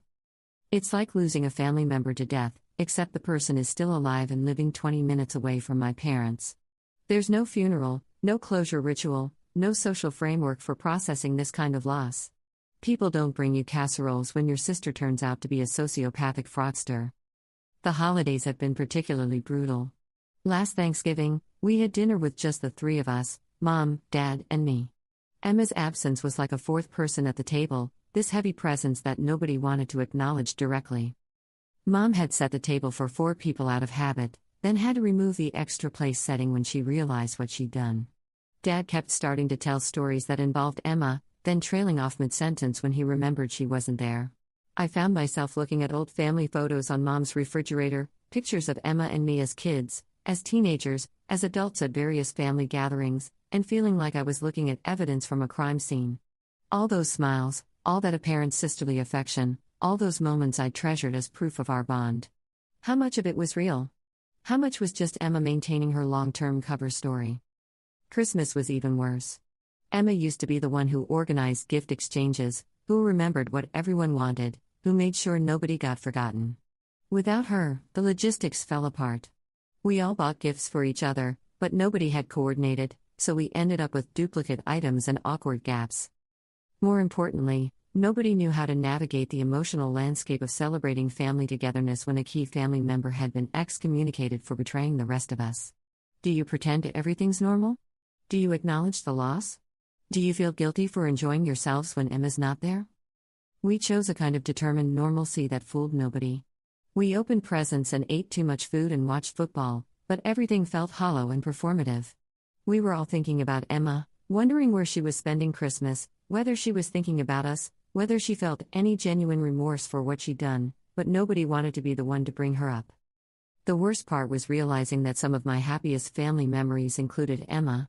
Birthday parties where she'd made elaborate cakes, vacation trips where she'd been the entertainer keeping everyone laughing, quiet moments where she'd been genuinely supportive during difficult times in my life. Those memories haven't been erased, but they've been contaminated. Every happy moment we shared is now shadowed by the knowledge of what she was secretly planning, what she was capable of doing to people she claimed to love. I keep wondering, during the family vacation 3 summers ago, when she was so attentive and funny and seemingly genuine in her affection, was she already running her fake cancer scheme? When she comforted me during my breakup with David 2 years ago, spending hours on the phone listening to me cry about lost love, was she depositing another one of my stolen payments into her checking account? The chronology of her betrayal overlaps with so many moments I treasured as proof of our sisterly bond. It's like discovering that your entire emotional biography has been co-authored by someone who is secretly working against you. This is the particular cruelty of intimate betrayal. A stranger who robs you takes your money and disappears. A family member who robs you takes your money and also takes your memories, your sense of family identity, your ability to trust your own emotional instincts. Emma didn't just steal $450,000. She stole the sister I thought I had, the family dynamic I thought we shared, and the version of myself who could love people without constantly calculating the odds that they might be lying to me. That's the theft that can never be repaid, no matter how many years Dad spends making mortgage payments. And that's the sister I'm still learning to grieve, not the real Emma, who turns out to be someone I never actually knew, but the Emma I thought existed, who was apparently just another one of her elaborate fictions. Story 4. After saving for 6 months, I surprised my mother-in-law with a $4,000 mobility scooter for Christmas after her amputation surgery. When I wheeled it into the living room with a bow, she locked eyes with me and snarled, "Return it. I'd rather crawl than owe a baby-trapping monster like you." The entire family erupted in laughter, including my husband who high-fived his brother. I just nodded silently, cleared the dinner plates, wheeled the scooter to the garage, and went to bed. At 3 a.m., I packed my bags, left my wedding ring on the nightstand, and walked out without a word. This morning, them and their lawyers were calling me frantically after I did this. You want to know what I did? I took everything. And I mean everything that was legally, rightfully, indisputably mine. Turns out, that was a lot more than any of them ever imagined. But let me start from the beginning, because this story doesn't begin with Christmas morning. It starts 8 months earlier when Margaret Henderson, my delightful mother-in-law, stepped off a curb wrong after one too many glasses of wine at her book club and shattered her ankle so completely that 3 surgeries couldn't save it. They had to amputate below the knee. I remember getting that call from David, my husband of 3 years. He was sobbing into the phone like someone had died. Actually sobbing, the kind of crying that makes your chest hurt just listening to it. "She's never going to be the same, Elena," he kept saying through the tears. "You know how proud she is. She'll never accept help from anyone. This is going to destroy her." And here's the thing that'll probably make you think I'm a saint or an idiot, I genuinely felt terrible for her. Margaret had always been cold to me, sure. From the moment David brought me home, she'd made it crystal clear that I wasn't nearly good enough for her precious firstborn son. She had this way of looking at me like I was something unpleasant she'd stepped in, this little smile that never reached her eyes when she'd say things like, "Oh, Elena's here too," when David would mention bringing me to family events. But losing a limb? Nobody deserves that kind of life change. So when David started talking about how expensive everything was going to be, the prosthetics, the physical therapy, the modifications she'd need for her house, I started researching mobility aids. That's when I found the scooter. This beautiful, top-of-the-line, medical-grade mobility scooter that could handle outdoor terrain, had a comfortable seat, could go up to 15 miles per hour, and would give someone real independence. The kind of independence I knew Margaret would need to feel like herself again. The price tag made my stomach drop, $4,000. It might as well have been $40,000 on our budget. David worked construction and made decent money, but I was still finishing my nursing degree and only working part-time at the hospital where I was doing my clinical rotations. But I had a plan. A crazy, probably stupid plan that I kept completely to myself. I started picking up every weekend shift I could get at Mercy General. 12-hour shifts on top of my regular part-time schedule and full-time school. I worked Friday nights, Saturday doubles, Sunday mornings, basically any time they needed someone and were desperate enough to pay overtime rates to a student nurse. I stopped everything that cost money. Canceled my gym membership and started jogging around the neighborhood instead. Stopped getting my hair done professionally and learned to trim it myself in the bathroom mirror. I bought all our groceries at discount stores, clipped every coupon I could find, and meal planned like we were preparing for the apocalypse. I ate ramen noodles and peanut butter sandwiches for lunch every single day, even though just smelling the cafeteria food at the hospital made my mouth water. David noticed I was tired all the time, but he just assumed it was the stress of school and clinicals. He'd find me passed out on the couch at midnight and cover me with a blanket. "You're pushing yourself too hard, babe," he'd say, massaging my shoulders while I tried to stay awake long enough to appreciate the gesture. "Maybe you should drop a class next semester." If only he knew I was pushing myself for his mother. The same woman who, just 2 weeks before her accident, Had told him within perfect earshot of me that she didn't understand why he'd settled for someone so plain when he could have had his pick of really beautiful, accomplished girls. But I kept saving every penny. 6 months of living like a monk, watching every expense, working myself to complete exhaustion. Because I thought, and this is where you're going to think I was incredibly naive, that maybe this would be the thing that finally changed everything between Margaret and me. Maybe showing her this level of sacrifice, this proof that I loved David enough to put her needs first, would finally make her see me as family instead of an intruder. Maybe she'd finally understand that I wasn't trying to steal her son, I was trying to take care of the people he loved. The scooter arrived 3 days before Christmas. I'd had it shipped to my friend Sarah's house because I wanted it to be a complete surprise. I spent an entire afternoon in her garage wrapping this massive thing in silver paper with the biggest red velvet bow I could find. My hands were shaking the whole time, partly from excitement and partly from nerves. I'd never spent that much money on anyone, let alone someone who barely tolerated my existence. I was so excited I could barely sleep for 3 nights straight. Christmas morning at the Henderson house was always a production. Margaret held court in her recliner, the same spot she'd claimed as her throne since the surgery, while the entire extended family gathered around her like subjects paying homage to a queen. David's younger brother Marcus was there with his wife Jennifer and their 2 kids, 7-year-old Tyler and 9-year-old Emma, who were bouncing off the walls with sugar and excitement. Margaret's sister Helen had driven up from Orlando with enough luggage for a month-long stay. Even David's cousin Rick and his new girlfriend had made the trip from Jacksonville. Everyone brought gifts for Margaret.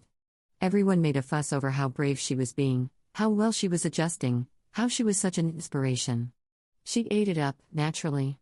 Margaret had always loved being the center of attention, and her injury had given her a permanent starring role in the family drama. I waited until the very end to bring out the scooter. I told David the first had a special surprise for his mom, something that would really help her regain her independence. He thought I'd maybe bought her a nice walker or some grab bars for the bathroom, something practical but modest, fitting for our budget. When I wheeled that gleaming red scooter through the doorway from the garage, with its silver bow glinting in the Christmas lights, the entire living room went dead silent. It was like someone had pressed a mute button on the whole family. "Merry Christmas, Margaret," I said, my voice actually shaking with nerves and excitement. "I know how important your independence is to you, so I thought this might help you get around more easily. It's got all the safety features, and the battery lasts for hours, and..." That's when she looked at me. Really looked at me, with this expression I'd never seen on her face before. Not just her usual cold disapproval or polite disdain. This was something darker, more raw. Pure, undiluted hatred mixed with something that looked almost like fear. "Return it," she said, her voice low and deadly calm, like she was announcing a death sentence. "I'd rather crawl on my hands and knees than owe a baby-trapping monster like you a single thing." The silence that followed was so complete I could hear the Christmas music playing softly in the kitchen, could hear Tyler breathing through his mouth, could hear the tick of the grandfather clock in the hallway. I felt my face flush hot with embarrassment and shock, felt my stomach drop to somewhere around my knees. Baby-trapping monster? Because David and I had been married 3 years without producing grandchildren yet, and she'd apparently convinced herself that I was planning to trap him with a surprise pregnancy. Then Marcus started laughing. Not a polite chuckle or an uncomfortable giggle, but full-blown, bend-over-at-the-waist belly laughs. "Oh snap, Mom," he wheezed, wiping tears from his eyes. "You just completely destroyed her. Baby-trapping monster, that's epic." Jennifer joined in, covering her mouth like she was trying to hide it but failing completely. Even Helen was smirking behind her coffee cup.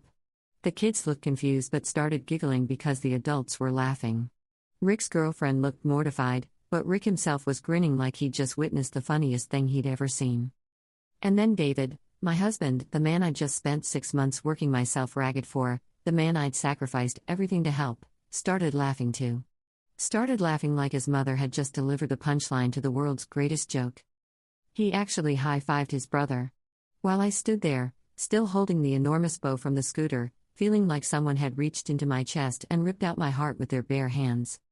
"Come on, babe," David said, wiping tears from his eyes and trying to catch his breath. "You know Mom's just playing around. She doesn't mean anything by it. That's just her sense of humor. Playing around. Like calling your daughter-in-law a baby-trapping monster in front of 15 family members was just good-natured family fun." I nodded. That's all I did. Just nodded, like I agreed with him, Like it was also hilarious and I was totally in on the joke. Then I quietly started clearing the wrapping paper and empty plates from around the living room while they continued dissecting the joke and talking about how Margaret still had it even after everything she'd been through. Nobody offered to help me clean up. They were too busy laughing and rehashing the moment, talking about how I should have seen my face, how Margaret was still the queen of comebacks, even flat on her back. I loaded the dishwasher in complete silence, my hands shaking as I scraped turkey and mashed potatoes and green bean casserole into the garbage disposal. Through the kitchen window, I could see them all in the living room. Margaret was holding court again, gesturing dramatically with her hands while everyone hung on her every word. David was perched on the arm of her recliner like an adoring child, nodding along with whatever story she was telling. When the dishes were done and the kitchen was spotless, I wheeled the scooter out to the garage. $4,000 of my sacrifice, my months of exhaustion and ramen dinners and skipped haircuts, sitting there in the dark between David's tool bench and our boxes of Christmas decorations. I ran my fingers over the handlebars one last time, feeling the smooth metal and soft rubber grips, and something inside me just broke. Not broke like crying or screaming or throwing things. Broke like a switch flipping off, like a door closing and locking forever. I went upstairs to our bedroom and got ready for bed like it was any other night. Brushed my teeth, washed my face, changed into my pajamas. David was already in bed, scrolling through his phone and chuckling at something on social media. "Great party tonight, right?" he said without looking up from his screen. Mom seemed really happy for the first time since the accident. I think she's finally starting to feel like herself again. I didn't answer. I just got into bed and stared at the ceiling, listening to David's breathing gradually even out as he fell asleep, still holding his phone. At exactly 3 a.m., I got up and started packing. It's amazing how clearly you can think at 3 in the morning when your entire world has just shifted on its axis. I moved through our bedroom like a ghost, folding clothes into suitcases, gathering my important documents from the filing cabinet, my jewelry from the dresser, the photo of my grandmother that I kept on my nightstand. Everything that was truly, legally, undisputably mine. David didn't even stir. He'd always been a heavy sleeper, but that night it felt symbolic somehow. 3 years of marriage, and he could sleep through me quietly dismantling my entire life 6 feet away from him. I packed my car in the driveway, making multiple trips back and forth in the freezing December air. The neighbors' houses were all dark, their Christmas lights twinkling peacefully in the silence. It felt surreal, like I was moving through a dream or a movie scene. The last thing I did was take off my wedding ring and leave it on David's nightstand where he'd see it first thing when he woke up. No note, no explanation, no dramatic letter. What was there to say? That I'd finally understood I would never, ever be family to these people? That my husband had chosen his mother's cruelty over his wife's dignity? That I was done sacrificing myself for people who saw my kindness as weakness and my love as manipulation? I loaded the last of my things into my car and drove to Sarah's house across town. She took one look at my face when she opened the door at 4 a.m. and pulled me inside without asking a single question. "What happened?" she whispered, glancing at the clock on her microwave. "I left him," I said, and saying it out loud made it real for the first time. "I left all of them." "About time," Sarah said simply, and put the kettle on for tea. Now here's where this story gets really interesting. Because while I was sitting in Sarah's guest room that morning, crying into a cup of chamomile tea and wondering what the heck I was going to do with the rest of my life, David was waking up to my wedding ring glinting on the nightstand in a closet that was suddenly half empty. My phone started ringing around 8 a.m. David first, obviously, then Marcus, then even Jennifer. I let every single call go to voicemail. The messages were predictable: confusion, anger, demands that I stop being so dramatic and come home immediately so we could talk about this like adults. Margaret's message was different, though. She didn't sound smug or satisfied anymore. "You need to get back here right now," her voice crackled through the speaker, sharp and commanding like she was talking to a disobedient child. "This is absolutely ridiculous behavior." David is beside himself with worry. "You're acting like a spoiled brat over nothing." Still no apology. Still no acknowledgement of what she'd actually done. But then around 10 a.m., something shifted. The tone of the calls became frantic, desperate. David called 6 times in a row, then Marcus called 4 times, then someone I didn't even recognize left a message saying he was calling on behalf of the Henderson family. Finally, around noon, David sent a text that made everything crystal clear. "The lawyers are saying you have legal rights to the house. You need to call me back right now. This isn't a joke anymore. And that's when I realized they'd made one crucial, expensive mistake. In their minds, I was just David's wife. The quiet little woman who worked part-time and went to nursing school, who cleaned their dishes and took their abuse with a smile, who was so desperate for their approval that I'd work myself to death for a woman who hated me. They had absolutely no idea what I actually brought to this marriage. See, when David and I bought our house 3 years ago, I just received a settlement from a car accident I'd been in right before we started dating.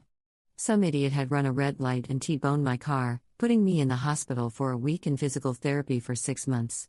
The settlement was $47,000 after lawyer fees, not life-changing money, but enough to make a real difference. When we found our dream house and the seller wanted a quick cash closing, guess who wrote the check? All $47,000 of my settlement money went straight toward the down payment on what became our home. But here's the beautiful part: I kept every single record. Every bank statement, every transfer receipt, every piece of documentation showing that nearly half the equity in that house came from money I'd had before I met David Henderson. They thought I was walking away with nothing but the clothes on my back. They thought I was some scorned wife who'd slink back home after a few days of making my point and getting attention. They were so wrong. The lawyer I consulted that afternoon was a sharp, no-nonsense woman named Patricia Rodriguez who specialized in women's rights and equitable distribution in divorce cases. She had silver hair, kind eyes, and the demeanor of someone who'd seen every dirty trick in the book. "You have an excellent case," she told me after reviewing my documents for 20 minutes. The house, the joint savings account, even a portion of his retirement contributions since those were partially funded by your combined income while you were working to support the household. "I don't want to take everything from him," I said, because despite everything, I still felt guilty about potentially ruining David's life. "I just want what's fair." Patricia raised an eyebrow and gave me a look that said she'd heard this exact same thing from 1,000 other women. "Honey, after 3 years of marriage and the way you describe their treatment of you, there is probably a lot more than you think you deserve. But it's exactly what you're entitled to under the law." She was right. By the time we finished calculating my direct financial contributions, my unpaid labor maintaining the household, my sacrifice of earning potential while supporting David's career, and the appreciation of assets I'd helped purchase, I was legally entitled to roughly 60% of everything we built together. The phone calls that day were something else entirely. David started off angry, really angry. "You can't just disappear like this," he shouted into my voicemail, his voice cracking with emotion. "We're married. You made a commitment. You can't just throw away 3 years because your feelings got hurt." Then came the bargaining phase. "Look, maybe Mom was a little harsh yesterday, but you know how she is when she's in pain. Come home and we'll work it out. I'll talk to her, I'll make sure she apologizes properly." By evening, panic had set in. The lawyer says, "Elena, just call me back, okay? We need to talk about the house situation. There's got to be some kind of mistake with the paperwork." But my absolute favorite message came from Marcus. Big, tough Marcus who'd laughed so hard at his mother's cruelty that he'd nearly fallen off the couch. "Listen, you're being completely crazy right now," his message said, trying to sound reasonable and failing completely. Nobody meant anything personal by what happened. It was just family stuff, you know? Just Mom being Mom. Don't mess up David's whole life over some stupid joke that didn't mean anything. Some stupid joke. $4,000 of my savings, 6 months of 12-hour shifts and ramen dinners, and they were calling it a stupid joke that didn't mean anything. That evening, Patricia called me with an update on the legal situation. "They've hired a lawyer," she said, and I could hear the amusement in her voice. "Pretty aggressive guy from downtown with a reputation for playing hardball in divorce cases. Apparently they're not planning to go quietly." "What are they offering?" "Initially? Their lawyer suggested you might want to take $5,000 and sign away any claims to marital property." I actually laughed out loud. $5,000? Less than I'd spent on that stupid scooter. I told him that wasn't going to work, Patricia continued. "So their next offer was $20,000 and you could keep your car and your personal belongings." "And what did you tell them?" "I told them to get serious or we'd see them in court, where a judge would be very interested to hear about the financial abuse and emotional cruelty that drove you to leave." That night, I barely slept. Not because I was sad or scared or having second thoughts, but because I was absolutely wired with adrenaline. For the first time in 3 years of marriage, I felt like I had actual control over my own life. The next morning brought a flurry of activity. David showed up at Sarah's house at 7 a.m., pounding on the front door hard enough to wake the neighbors. "I know you're in there, Elena," he shouted, his voice echoing through the quiet residential street. "We need to talk about this face to face. You can't hide from me forever." Sarah called the police while I watched through the bedroom window. 2 officers arrived within 10 minutes and had a very calm, professional conversation with David about harassment, trespassing, and restraining orders.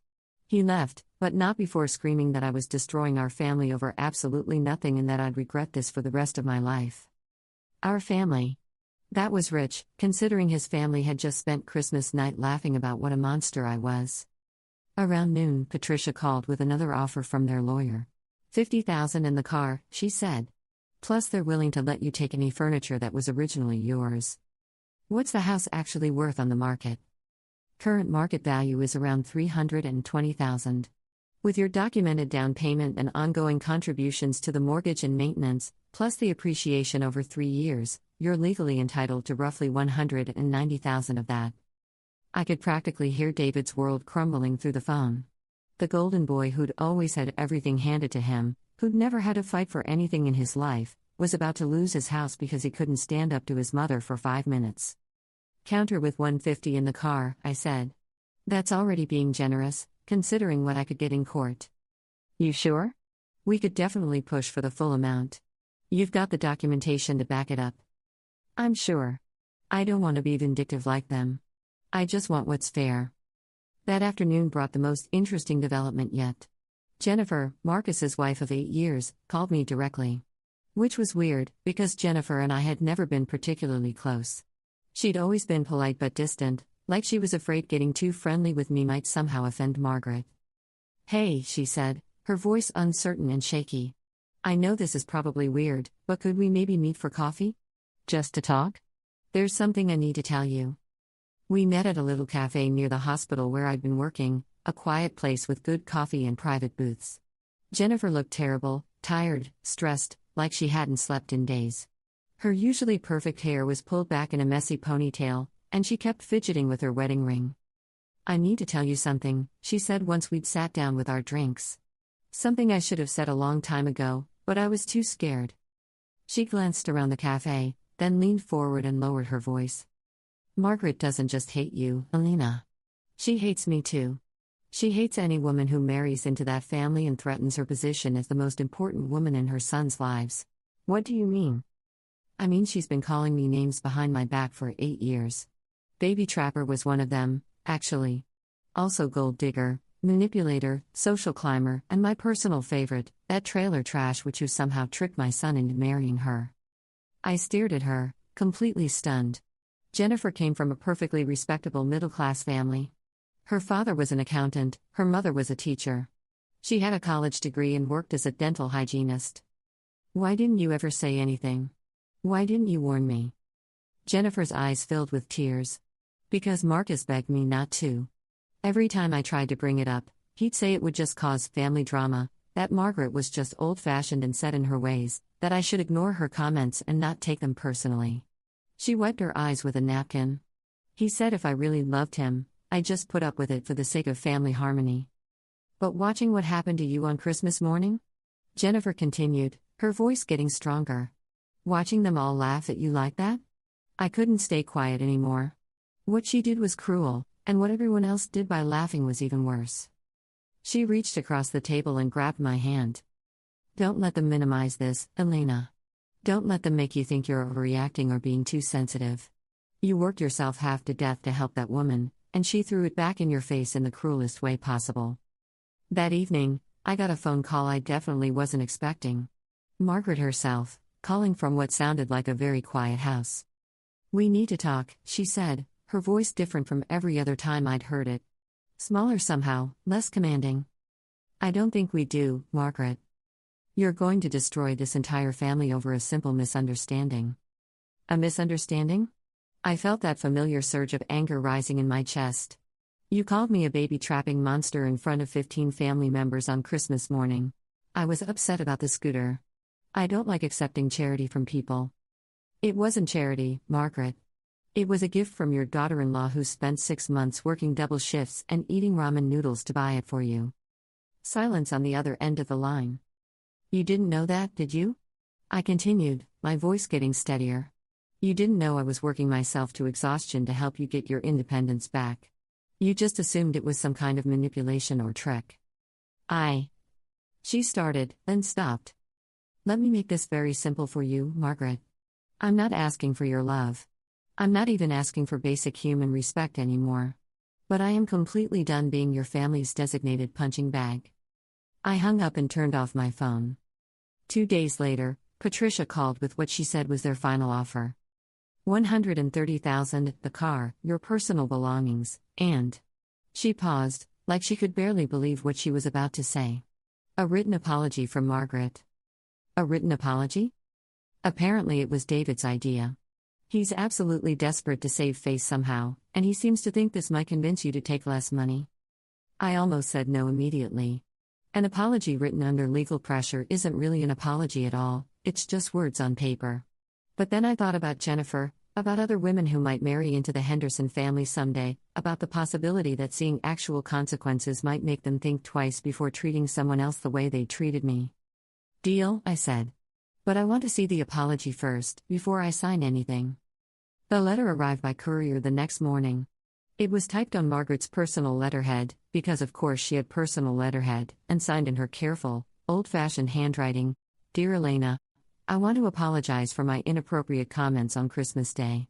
They were hurtful and uncalled for, and I spoke out of frustration with my own situation rather than thinking about your feelings. I should not have responded to your generous gift with cruelty and ingratitude. I recognize now that you worked very hard to provide something that would help me, and I should have responded with gratitude instead of anger. I hope you can find it in your heart to forgive an old woman's foolish mistakes. Sincerely, Margaret Elizabeth Henderson. It wasn't much, but it was something. More importantly, it was documented, legal proof of what had happened and why I'd left. The settlement was finalized 3 weeks later. I signed the papers in Patricia's office while David signed his copy across town with his lawyer. No face-to-face meeting, no dramatic confrontation, no last-minute pleas for reconciliation. Just 2 signatures ending 3 years of marriage. I used $30,000 of the settlement money to pay off my remaining nursing school loans completely. Another $20,000 went into a retirement account. The rest went into savings while I figured out what came next with my life. I found a small but beautiful apartment near Mercy General, where I'd been offered a full-time position in the ICU as soon as I graduated. It had hardwood floors, big windows, and most importantly, it was entirely mine. Nobody could walk into my home and insult me. Nobody could laugh at my pain or dismiss my feelings. The divorce was finalized 6 months later. I heard through mutual friends that David had been forced to move back in with Margaret after selling the house, which was ironic, considering her mobility limitations. Apparently, she never did get a replacement for that scooter. Too proud to buy one herself, and too stubborn to admit she'd made a mistake by rejecting mine, Marcus and Jennifer filed for divorce 8 months after mine was finalized. Jennifer called to tell me herself. Turns out watching you stand up for yourself gave me some ideas, she said, sounding happier than I'd heard her in years. Funny how that works. I finally realized I didn't have to spend the rest of my life apologizing for existing. She got a generous settlement too, since Marcus had apparently inherited his mother's talent for underestimating women. The last I heard about the Henderson family was from a mutual acquaintance about a year later. Margaret was living alone in a senior living community, having alienated both her sons and lost access to her grandchildren in the divorce proceedings. Her pride and cruelty had cost her everything she claimed to value most. David was working 2 jobs to afford a rental apartment and pay child support for Marcus's kids, who he'd agreed to help support as part of Jennifer's settlement. He'd apparently tried dating a few times, but word gets around in a small town. Women tend to be wary of men whose mothers call their daughters-in-law baby-trapping monsters at family gatherings. You know what I learned from all this? Sometimes the most powerful thing you can do is simply stop accepting unacceptable treatment. I didn't plot elaborate revenge or try to destroy anyone's life out of spite. I just took what was legally, rightfully mine and walked away from people who mistook my kindness for weakness. That scooter is probably still sitting in someone's garage, gathering dust. $4,000 of medical equipment that could have changed Margaret's life, sitting unused because an old woman would rather suffer than admit she was wrong about someone. I don't feel sorry for her anymore. I don't feel sorry for any of them. But I do feel sorry for the woman I used to be, the one who thought love meant taking abuse with a smile, who believed that if she just tried hard enough and sacrificed enough, she could earn respect from people who were never, ever going to give it. But I'm not that woman anymore. And honestly, that's the best Christmas gift I ever gave myself. These days, I work in the ICU at Mercy General, and I'm genuinely good at what I do. I'm respected by my colleagues, trusted by my patients, and I've never been happier with my career. I have a small circle of real friends who actually like me for who I am, not just tolerate me for someone else's sake. I travel when I want to travel, eat what I want to eat, decorate my apartment the way I like it, and nobody calls me names at holiday dinners. I've started dating again, nothing serious yet, but I'm learning what it feels like to be with people who think I'm worth treating well. Sometimes I wonder what would have happened if I'd stayed. If I'd swallowed Margaret's apology, laughed off David's betrayal, and spent the next 20 years being their family's designated scapegoat and punching bag. But then I remember that moment on Christmas morning. The sound of their laughter echoing through the living room. The look in David's eyes when he high-fived his brother. The way they all turned my pain and humiliation into entertainment, like I was some kind of performance put on for their amusement. And I know, with absolute certainty, that I made the right choice. The Henderson family learned an expensive lesson that year: underestimate the wrong woman, and you might just lose everything you think you're entitled to. They thought I was weak because I was kind. They thought I was powerless because I was quiet.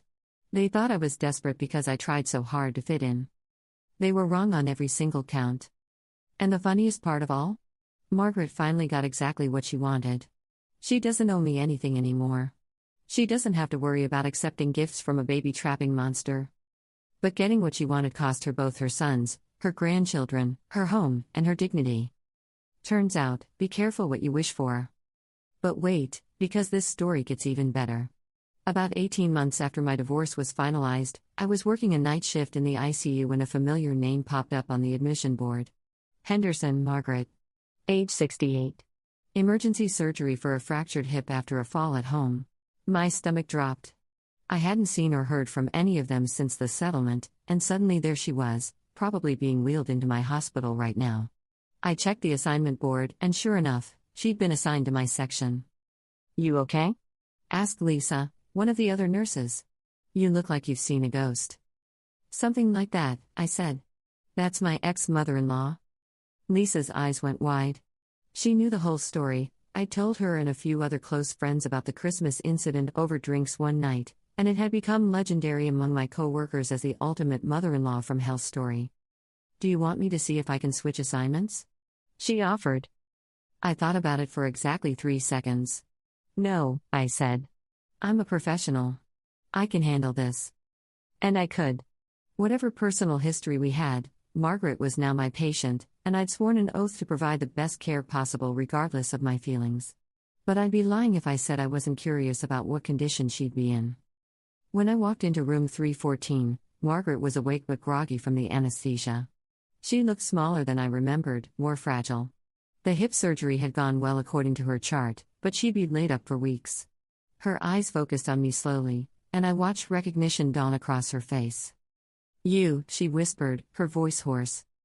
"Hello, Margaret," I said calmly, checking her foreline. "I'm Elena, and I'll be your nurse tonight. How are you feeling?" She stared at me for a long moment, and I could practically see the wheels turning in her head. She was completely at my mercy, helpless, vulnerable, dependent on me for everything from pain medication to help using the bathroom. The irony was so thick you could cut it with a scalpel. "Where's David?" she asked finally. "I wouldn't know," I said, adjusting her pillow. "We've been divorced for over a year. But I'm sure someone has contacted your family about your surgery." She was quiet after that, but I caught her watching me throughout the night as I checked her vitals, administered her medication, helped her with basic needs. I was professional, efficient, and kind, exactly the way I'd always been with her, even when she was treating me like garbage. Around 3 a.m., she spoke again. "Why are you being nice to me?" I looked up from her chart. "Because you're my patient, and this is my job." "But after everything, you're still a human being who needs medical care," I said simply. "That's what matters right now." She was quiet for another hour, then, the scooter would have prevented this. I stopped what I was doing and looked at her. What? The fall. I was trying to get to the kitchen without my walker because I was embarrassed that the grocery delivery boy would see me using it. If I'd had that scooter. She trailed off, staring at the ceiling. Margaret, I've been thinking about that Christmas for months, she continued, her voice barely above a whisper. About what you said when you left. You really worked extra shifts to buy it? 6 months of weekend doubles, I confirmed. And you ate ramen noodles? Pretty much every day. She was quiet for so long I thought she'd fallen asleep. Then, I ruined everything, didn't I? I could have said yes. I could have listed every cruel thing she'd done, every way she'd made my life miserable, every consequence her actions had caused.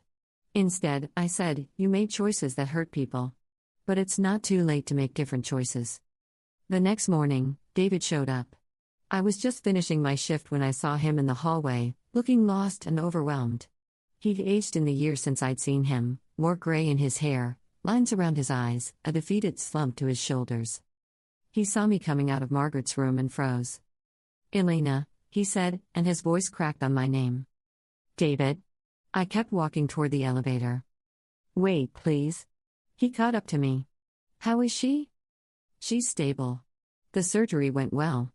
You can ask her doctor for details. I heard you were her nurse last night. I was? He was staring at me like he couldn't believe I was real. Why? You could have switched assignments. After everything she did to you. Because it's my job, David. Because I'm a professional who takes care of people, regardless of how they've treated me personally. That's. He struggled for words. That's more than she deserves. Maybe. But it's who I am. We stood there in awkward silence for a moment. He looked like he wanted to say more, but I had nothing left to discuss with him. Take care of yourself, David, I said, and got on the elevator. 2 weeks later, I received a package at my apartment. Inside was a handwritten letter, not typed on letterhead this time, but written in Margaret's shaky handwriting on plain notebook paper. Elena, I don't expect you to forgive me, and I don't expect this letter to change anything between us. But I needed to tell you some things that I should have said a long time ago. You were right when you left. I was cruel to you, and there's no excuse for it. I told myself I was protecting David, but the truth is I was jealous. Jealous that he loved you more than he loved me. Jealous that you were young and smart and had your whole life ahead of you. Jealous that you were the kind of person who would work yourself to exhaustion to help someone who had never shown you an ounce of kindness. I spent so many years being the center of my son's world that I couldn't handle sharing them. I convinced myself that no woman would ever be good enough for them, but really I was afraid that any woman they truly loved would show them how toxic I had been. The scooter sits in David's garage. He moved it there after you left, and I asked him to bring it to my apartment when I got out of the hospital. I use it every day now. Every single day, I'm reminded of your kindness and my cruelty. It's the nicest thing anyone has ever done for me, and I threw it back in your face. You took care of me in that hospital room with more compassion than I ever showed you. You could have been vindictive, could have made me suffer, but you didn't. You just did your job with grace and professionalism. That's the kind of person you are, and that's what I destroyed with my pride and jealousy. I know I don't deserve forgiveness. I know saying sorry doesn't undo the damage I caused. But I wanted you to know that you were never the problem. You were always exactly good enough for David, better than he deserved, as it turns out. I was the problem, and I'm sorry it took losing everything for me to see it. I hope your life is everything you want it to be. Margaret. I read the letter 3 times, then put it in my desk drawer. It didn't change the past, but it felt like closure in a way I hadn't expected. 6 months after that, I ran into Jennifer at the grocery store. She looked amazing, happier and more confident than I'd ever seen her. We ended up getting coffee and catching up. How are the kids adjusting? I asked. Better than I expected, she said. They're actually relieved not to walk on eggshells around Margaret anymore. Tyler told me last week that he was always afraid of saying the wrong thing and making Grandma angry. And Marcus? Jennifer's expression darkened slightly. He's struggling. He never learned how to have relationships without Margaret controlling them. He's in therapy now, trying to figure out how to be a person instead of just being Margaret's son. What about David? David's. She paused, choosing her words carefully. David's having a harder time. He still visits Margaret every week, still tries to fix things between her and everyone else. He can't seem to accept that some damage can't be undone. Has he dated anyone? A few women, but nothing serious. Apparently, word gets around about what happened with you. Women hear the Christmas story and decide they don't want to risk dealing with Margaret. We talked for another hour, and as I was getting ready to leave, Jennifer grabbed my hand. "Thank you," she said. "For what?" "For showing me that I didn't have to take it. Watching you walk away gave me permission to save myself." That conversation stayed with me for weeks. It made me realize that my story had become bigger than just my own experience. It had become a cautionary tale, an example of what happens when families enable toxic behavior, and proof that sometimes the kindest thing you can do is refuse to enable someone's cruelty. About 2 years after my divorce, I met someone. His name is James, and he's a pediatric surgeon at the hospital. He's kind, funny, respectful, and the first time I told him about Margaret and the Christmas incident, his reaction was exactly what it should have been: horror at her behavior and admiration for how I handled it. "You worked 6 months to buy her a $4,000 scooter?" he said, shaking his head in amazement. "After how she treated you? I thought it would change things between us." "That's because you're a good person who thinks other people are basically good too," he said. "It's one of the things I love about you." Love. He said love, and it didn't scare me. It felt warm and safe and real. We've been together 8 months now, and he's met my family, my friends, my coworkers. Everyone likes him. More importantly, he likes them. There's no tension, no walking on eggshells, no cruel comments disguised as jokes. Just normal, healthy relationships between adults who respect each other. Last month, James brought up the idea of moving in together. We were having dinner at my apartment, and he was helping me clean up afterward, because that's what partners do, they help each other, when he said it. "I know it's a big step," he said, "but I love spending time with you, and I think we could build something really good together." "I'd like that," I said, and meant it completely. "Really? You're not worried about?" "I don't know what your family will think." I laughed, a real laugh, because the question struck me as so beautifully normal. "James, my family likes you. They want me to be happy. There's no drama here." "Right," he said, grinning. "I keep forgetting that normal families exist." Normal families. What a concept. Sometimes I wonder what my life would look like now if I'd stayed with David, if I'd just accepted Margaret's cruelty as the price of being part of their family. I'd probably still be walking on eggshells, still trying to earn approval from people who would never give it, still sacrificing my own happiness for people who saw my kindness as weakness. Instead, I'm planning a future with someone who sees my kindness as strength, who appreciates my compassion instead of taking advantage of it, who thinks I'm worth defending instead of worth laughing at. The Henderson family taught me a valuable lesson, though probably not the one they intended. They taught me that sometimes the people who claim to care about you the most are the ones who will hurt you the deepest. They taught me that family isn't just about blood, it's about respect, kindness, and mutual support. They taught me that I'd rather be alone than be with people who make me feel small. Most importantly, they taught me that I'm stronger than I ever knew. Strong enough to walk away from everything I thought I wanted when I realized it was never going to make me happy. Strong enough to start over completely at 31 years old. Strong enough to demand the respect I deserve. That Christmas morning changed my life in ways I never could have imagined. Margaret thought she was putting me in my place, keeping me from getting too comfortable in their family. Instead, she set me free. So thank you, Margaret Henderson. Thank you for showing me exactly who you were, and exactly who I am. Thank you for making the choice to leave so crystal clear that even someone as determined to make things work as I was couldn't ignore it. And thank you for that scooter gathering dust in David's garage for all those months. It became the perfect symbol of everything wrong with your family, a generous gift rejected out of spite, kindness turned away because accepting it would mean admitting you were wrong about someone. I hope you enjoy your mobility now. I hope that red scooter serves you well and reminds you every day of the daughter-in-law you drove away with your cruelty. As for me? I'm building the life I always wanted, surrounded by people who actually want me in it. And that's the best revenge of all. Story 5. My brother's fiancé went live on TikTok and sneered, "I'm breaking up with you because you're pathetic and everyone deserves to see it. My childhood best friend is back, and unlike you, he's actually worth my time." Then she dumped spoiled milk and dog poop over him while her friends roared with laughter, and the comments section erupted with emojis, and within hours memes were everywhere. That same night he took his own life. At the funeral, I didn't scream and I didn't confront her. All I said was, "You'll regret this." She rolled her eyes.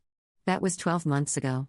This morning, I woke to desperate banging on my front door and 67 frantic messages from her burner account, begging me to stop what I had only just started. I need to tell you something, and you're probably going to think I'm a monster by the end of it. Maybe I am. But before you make that judgment, you need to understand what happened to my brother Danny, and what I've spent the last 12 months planning in excruciating detail. Picture this: you're 24 years old, working your first real job at a decent marketing firm, and you're engaged to someone you genuinely believe loves you back. You're not particularly handsome. Danny always described himself as aggressively average with a crooked smile, but you're the kind of person who remembers every anniversary, brings soup when someone's sick, and laughs at terrible jokes just to make people feel better. You think kindness matters more than looks. You think loyalty trumps everything else. You're wrong, but you don't know it yet. Danny had been with Meredith for 2 years when she started her TikTok obsession. It began innocently enough: morning routine videos, makeup tutorials, the occasional couples content where Danny would appear as her adorable nerdy boyfriend. He supported it completely, even when it started consuming more and more of their life together. He'd hold her ring light steady for 20 minutes while she got the perfect shot of her latte. He'd help brainstorm captions and hashtags. He even let her film him doing embarrassing dances because it made her happy. Looking back, I can see exactly how she was positioning him in her content. Not as an equal partner, but as the awkward sidekick to her main character energy. The bumbling boyfriend who existed to make her look more interesting by comparison. Her follower count was growing, 50,000, then 100,000, and with it, her ego. But Danny didn't see any of that. He just saw someone he loved pursuing something that brought her joy, and he wanted to support it. The night everything changed, I was in my apartment making dinner and half-heartedly watching some Netflix show when my phone started buzzing like an angry wasp. Text after text from friends, acquaintances, even my old co-worker from 3 jobs ago. All variations of the same panicked message: "Sarah, are you seeing this? Is this really happening? Oh my gosh, call me right now." My stomach dropped before I even opened TikTok. There was Meredith in Danny's pristine white kitchen, the one he'd spent weekends renovating himself because she'd complained about how outdated it looked on camera. She was staring directly into her phone with an expression I'd never seen on her face before. Cold. Calculating. Like she was a predator that had just spotted prey. "So," she said, her voice syrupy sweet in that fake way that made my skin crawl, "I have a very special announcement to make tonight, and I wanted all of you beautiful people to witness it live." The viewer count was climbing fast. 300, 600, 900 people tuning in to watch whatever performance she was about to deliver. I could see Danny in the background, just coming home from work. His tie was loosened, his shoulders slightly slumped from another long day, but he brightened when he noticed she was filming. He gave a little wave to the camera, that dorky, endearing wave that I'd seen him do 1,000 times, and started to head toward their bedroom, probably to give her space for whatever content she was creating. That's when Meredith called out to him, still staring at her screen like it was a mirror. "Actually, Danny, come here for a second. This announcement concerns you too." I watched my brother walk into frame, looking confused but trying to be supportive. He had this little smile on his face, not quite sure what was happening, but game to play along with whatever she needed. That smile is going to haunt me for the rest of my life. "What's up, babe? You doing a special stream or something?" The viewer count hit 1,200. The comments were already starting to flow, people posting heart emojis and fire emojis and asking what the big announcement was going to be. That's when Meredith dropped her mask completely. "What's up," she said, mimicking his voice in a way that made him sound like a whining child, "is that I'm breaking up with you. Right here, right now, in front of all these people, because you're pathetic and everyone deserves to see exactly how pathetic you are." For a moment, nobody moved. Not Danny, not the viewers, probably not me sitting in my living room with a forkful of pasta halfway to my mouth. It was like the entire internet had taken a collective breath and held it. Then the comments section exploded. "Yes, Queen, OMG, is this real? He looks like a kicked puppy. LMU, this is iconic." Laughing emojis, fire emojis, skull emojis. Hundreds of strangers celebrating what they thought was the most entertaining thing they'd ever seen. Danny's face went through this progression that I still see when I close my eyes. Confusion first, like maybe this was some kind of joke he wasn't getting. Then disbelief, his eyebrows pulling together as he tried to process what she'd actually said. Then the slow, horrible realization creeping across his features as he understood that this wasn't content, wasn't performance, wasn't anything except genuine cruelty being broadcast for entertainment. "Meredith," he said quietly, "what are you talking about?" But she was already moving on to the next part of her show. "My childhood best friend Marcus is back from LA. she announced to her audience, speaking over Danny like he wasn't even standing 3 feet away from her. And unlike some people, he actually has ambition. He has presence. He doesn't spend his evenings playing video games and watching superhero movies like some overgrown teenager who never learned how to be a real man. The viewer count was approaching 2,000 now.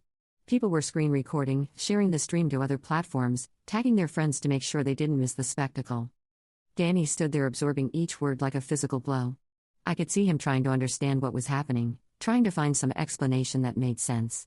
This was the woman who'd been sharing his bed for 2 years, who'd said yes when he proposed with his grandmother's ring, who'd spent the previous weekend talking about wedding venues and discussing whether they wanted children. Meredith, I don't understand. Did I do something wrong? Can we talk about this privately? That's when she walked to the refrigerator. I need you to understand something about what happened next. This wasn't a spontaneous moment of cruelty. This wasn't someone losing their temper and saying things they didn't mean. The milk carton she pulled out of the fridge was already opened, and from the way she held it away from her body, it had been sitting out long enough to spoil. The plastic bag she retrieved from under the sink, I realized with growing horror, contained dog waste. Fresh dog waste from their neighbor's yard. She had planned this. Every humiliating detail had been premeditated. This, she announced to her rapidly growing audience, holding up the spoiled milk in the bag of filth, is what I think of your pathetic little life. She dumped both over Danny's head while he stood there, too shocked to even move out of the way. The milk had chunks in it. Thick, yellow chunks that stuck to his hair and ran down his face. The smell, God, the smell must have been unbearable. The waste mixed with the spoiled dairy, creating this cocktail of humiliation that no human being should ever have to endure, especially not in front of an audience of strangers who were treating it like the funniest thing they'd ever witnessed. Her friends materialized from somewhere off camera, 3 girls I'd met at dinner parties who always seemed to be performing even in casual conversation. They were cackling like hyenas, phones out, filming from multiple angles to make sure they captured every second of Danny's degradation. Oh my God, Meredith, you're literally iconic. Shrieked Jess, a blonde influencer wannabe who worked at a boutique downtown. He looks like he's about to cry. This is the best content ever, laughed another one, Aya, who I remembered being particularly cruel during the few times I'd met her. You should definitely post this to your Instagram story too. Added the third girl, whose name I'd never bothered to learn but who apparently thought public humiliation was peak entertainment. Danny still didn't move. Didn't speak. Just stood there dripping with spoiled milk and human waste while his fiancée and her friends treated his complete destruction like the funniest performance they'd ever witnessed. His face was blank now, like his mind had simply disconnected from what was happening to his body. The comments were a blur of cruelty and excitement. Someone call 911 because he just got murdered. Sis really said take out the trash. This is why I have trust issues. LMU RIP to this man's entire existence. Meredith was eating up every second of attention, reading the comments aloud and laughing at the particularly vicious ones. Oh, this one says he looks like a wet rat, I'm dead. And this person said this is what happens when you settle for a hobbit, you guys are too much. The live stream lasted another 10 minutes. 10 minutes of Meredith and her friends mocking Danny while he stood there covered in filth, occasionally trying to speak but being talked over or dismissed. 10 minutes of strangers on the internet turning his humiliation into a party. Finally, blessedly, she ended the stream. Thanks for watching, beautiful people. Make sure you follow me for more content. Tomorrow I'm going to show you Marcus's surprise visit, and trust me, you won't want to miss it. This man knows how to treat a woman right. She blew a kiss to the camera, and then it was over. By the time I threw on clothes and drove to Danny's apartment, the video had been screen recorded and shared across every social media platform that existed. Twitter, Instagram, Reddit, YouTube compilations with titles like Most Savage Breakup of All Time and Woman Destroys Pathetic Boyfriend live on TikTok. Danny's face, covered in spoiled milk and worse, was already being turned into reaction memes and GIFs. I banged on his door for 20 minutes. Called his phone until it went straight to voicemail. Texted him everything from please let me in to I'm not leaving until you answer to Danny I love you, we can get through this. Nothing. I sat in my car outside his building until 3 in the morning, watching his bedroom window, hoping to see some sign of movement. The lights never came on. The next morning, his coworker found him. Danny had written a note, but the police wouldn't tell me what it said. They just confirmed that he'd mentioned the video, the humiliation, the feeling that he could never show his face in public again. He'd taken pills, sleeping pills he'd been prescribed for anxiety, mixed with alcohol. The coworker said he'd seemed fine at work the day before, maybe a little quiet, but nothing that suggested he was in crisis. But I knew better. Danny had always been sensitive, always taken things to heart more than most people. The idea of strangers laughing at him, of his most vulnerable moment being turned into entertainment for people who didn't even know his name, it would have eaten him alive. The funeral was small. Danny had never been one for large social gatherings, preferring close friendships to wide networks. Most of the people there had known him since high school, his Dungeons and Dragons group, some college friends who appreciated his dry humor, co-workers who valued his quiet competence and genuine kindness. Meredith showed up. She wore black, but it was designer black. The kind of outfit you'd see at a museum gala, not a funeral for someone who died because of your cruelty. She brought Marcus with her, tall, conventionally attractive in that bland influencer way, wearing sunglasses indoors like he was afraid someone might recognize him from her recent posts about their whirlwind romance. During the service, I watched her film herself. Subtle Instagram stories positioned to show her as the grieving ex-fiancé. I could see her angling her phone to catch the light hitting her tears that I was 90% sure were fake anyway. The priest talked about Danny's kindness, his volunteer work at the animal shelter, the way he'd quietly helped struggling students in his computer science courses without ever asking for recognition or payment. He painted a picture of someone who'd spent his life trying to make the world a little better for the people around him. Meredith posted a story during the eulogy. A black screen with white text that said RIP to someone who meant a lot to me. Mental health matters, red heart emoji. I wanted to scream. The breaking point came during the reception afterward. Danny's friends had put together a memorial table with photos of him at different ages, gap-toothed and grinning at his 6th birthday party, serious and focused at his college graduation, laughing with his D&D group at someone's dining room table. His diploma was there, some of his favorite books, a small dragon figurine from his desk at work. I was standing by that table, remembering the story behind each photo, when I heard Meredith talking to Marcus in what she probably thought was a whisper. I mean, I feel bad, obviously, but how was I supposed to know he'd react this way? Some people are just too sensitive for real life, you know? At least the video's still getting engagement. My follower count went up by 30,000 in the last week. The brand deals I'm getting offered now are insane. Marcus laughed, actually laughed, at a funeral reception. Yeah, that clip of him just standing there covered in that stuff is comedy gold. My buddy Jake's been sending me edits and remixes all week. There's one with Curb Your Enthusiasm music that's absolutely hilarious. I turned around very slowly. Both of them noticed me watching, and Meredith had the audacity to approach me with what I assume was supposed to be a compassionate expression. Sarah, she said, reaching out like she might touch my arm, I'm so sorry for your loss. I know Danny meant the world to you. He was really special. I stared at this person who had orchestrated my brother's public destruction for content, who had turned his suicide into a cautionary tale about mental health while secretly celebrating the viral success it had brought her. Who was standing at his funeral talking about brand deals and engagement metrics. You'll regret this, I said quietly. That's all. Just 4 words. Meredith's fake sympathy face flickered for just a second, replaced by something that looked almost like annoyance. Don't be so dramatic, Sarah. This isn't some revenge movie. People move on. Life goes on. Danny wouldn't want you to be bitter about this. She actually said that. At his funeral. 20 feet away from photos of the brother she'd driven to suicide. Then she rolled her eyes, and walked away with Marcus's arm around her waist, already back to playing the perfect couple for anyone who might be watching and recording. That was exactly 12 months ago. This morning, I woke up at 6:47 a.m. to desperate banging on my front door. Not knocking. Not the polite tap of someone who respects boundaries. This was frantic pounding, like someone was trying to break down the door with their bare hands. Bang bang bang bang bang. I stumbled out of bed, disoriented and alarmed, and checked my phone. The screen was flooded with notifications. 67 text messages from a number I didn't recognize, but I knew immediately who they were from based on the desperation bleeding through every word. Sarah, please call me back. I know you're behind this. Please just stop whatever you want. I'll do it. Just make it stop. Please, Sarah. I'm literally begging you. People are showing up at my apartment building. They know where I work. They know where my parents live. They have my real phone number somehow. Please just talk to me. I'm sorry about Danny. I'm so sorry. Please, I'll do anything. Please, Sarah, please. The banging on my door continued, relentless and panicked. I looked through the peephole and saw Meredith, but not the polished influencer version I was used to. This was someone who looked like she hadn't slept in days. Her hair was unwashed and shoved under a baseball cap. No makeup. She was wearing a plain gray hoodie and sweatpants, clothes I'd never seen her in before, because they weren't photogenic enough for her carefully curated image. I opened the door. Sarah, she said, and her voice cracked on my name like she'd been crying for hours. Please. We need to talk. Right now. About what? Don't play games with me. You know exactly what. Please, can I come in? There are people.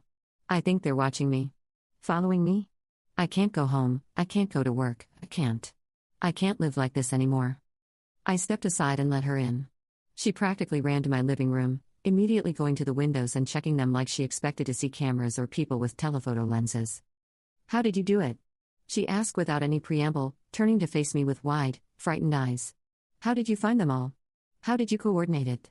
How long have you been planning this? I'm not sure what you're referring to." "Don't." Her voice was sharp now, desperate. "Don't play innocent. The people from the video. Everyone who commented, everyone who shared it, everyone who turned Danny into a meme, they're all. Things are happening to them. Terrible things. And I know it's you." I sat down on my couch and gestured for her to take the chair across from me. She perched on the very edge like she might need to run at any moment. "What kind of things?" "Marcus was first," she said, her hands shaking as she pulled them through her unwashed hair. "About a month ago. Someone sent his boss at the talent agency a complete dossier of every horrible thing he'd ever posted online. Not just about Danny, everything. His college social media where he used to post racist jokes. Old tweets making fun of homeless people. Screenshots of private messages where he was cheating on his ex-girlfriend and bragging about it to his friends." She was talking fast, like she'd been holding all of this in for weeks and couldn't contain it anymore. "He got fired immediately. Then his ex from USC came forward with intimate photos he posted of her without consent when they broke up. That made the local news in LA. Then somehow his new apartment application got rejected because his background check included a sealed police report from when he got arrested for public intoxication and vandalism in college, something that was supposed to be expunged from his record." I made a neutral sound that could have been sympathy or simple acknowledgement. "He had to move back in with his parents in Ohio. His Instagram account got hacked and someone posted screenshots of him calling his mom a psychotic witch and saying he wished his little sister would disappear forever. His family won't talk to him now." "That sounds difficult." Then it was Jess. Meredith was rocking slightly in the chair, her eyes darting between me and the windows. "Someone doxed her. Posted her real address, her workplace, her parents' address, everything. But that wasn't the worst part. Someone had compiled a list of every woman whose boyfriend she'd ever messaged on social media.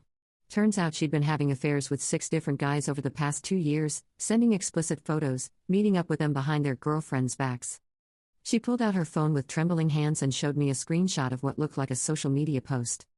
Someone created a whole Instagram account called Jess Issa Homewrecker with receipts going back years. Screenshots of conversations, photos of her with these guys, even security camera footage from hotels. Her car got egged so many times she had to get it repainted. Her apartment building got flyers posted everywhere with her face on them.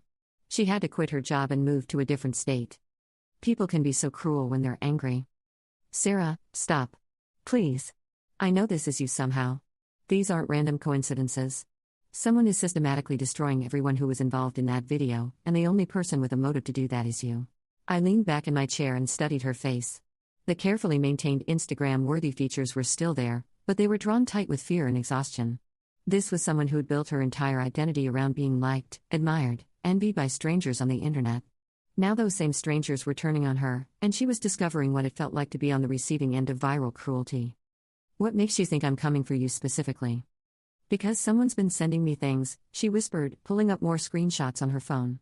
Photos of me from when I was 13 and going through my awkward phase. My middle school yearbook photos where I had braces and acne and was 20 pounds heavier. Videos someone found from high school of me at parties where I'm clearly drunk and making out with multiple guys in one night. She scrolled through image after image, each one more embarrassing than the last. "They're posting these everywhere with captions like the real Meredith before the filters and what influencers don't want you to see. My follower count is dropping by thousands every day. Brands are backing out of deals. I'm getting DMs from people calling me ugly, fake, a fraud." Her voice was getting higher, more frantic. "But that's not even the worst part, Sarah. Someone sent a package to my parents' house yesterday. Inside were photocopies of diary entries from when I was 15. Pages where I wrote about hating my little sister Emma, calling her ugly and stupid, saying I wish she'd never been born because she got all the attention from boys that should have gone to me. That must have been embarrassing. Emma won't talk to me anymore. She's 17 now, Sarah, and she thinks I'm a monster. My parents are asking questions I can't answer. They want to know why I never told them how I really felt about Emma, why I was so cruel in my private thoughts. My mom cried when she read some of the things I wrote." Meredith was crying now, but these weren't the performed tears from her social media posts. These were raw, desperate, the kind of crying that came from having your carefully constructed world collapse around you. This morning, someone called my work and told them I lied on my resume about having a college degree. I never graduated, I was 3 credits short, but I figured no one would ever check. They fired me on the spot. She looked up at me with genuine terror in her eyes. I can't afford my apartment anymore. Marcus is gone, my friends won't return my calls because they're scared they'll be next, my family thinks I'm a horrible person, and someone posted my home address on Reddit with captions like "This is where the girl who killed that guy lives and she deserves everything that's coming to her." The silence stretched between us. I could hear her breathing, quick and shallow like she might hyperventilate. "Please," she said finally, her voice barely above a whisper. "I know I messed up. I know what I did to Danny was wrong. I was young and stupid and I wanted attention, and I never imagined he would." She couldn't finish the sentence. "What exactly are you asking me to do, Meredith?" "Make it stop. Whatever you've set in motion, whatever you've hired people to do, please make it stop. I'll do anything you want. I'll post a public apology video. I'll donate money to suicide prevention charities in Danny's name.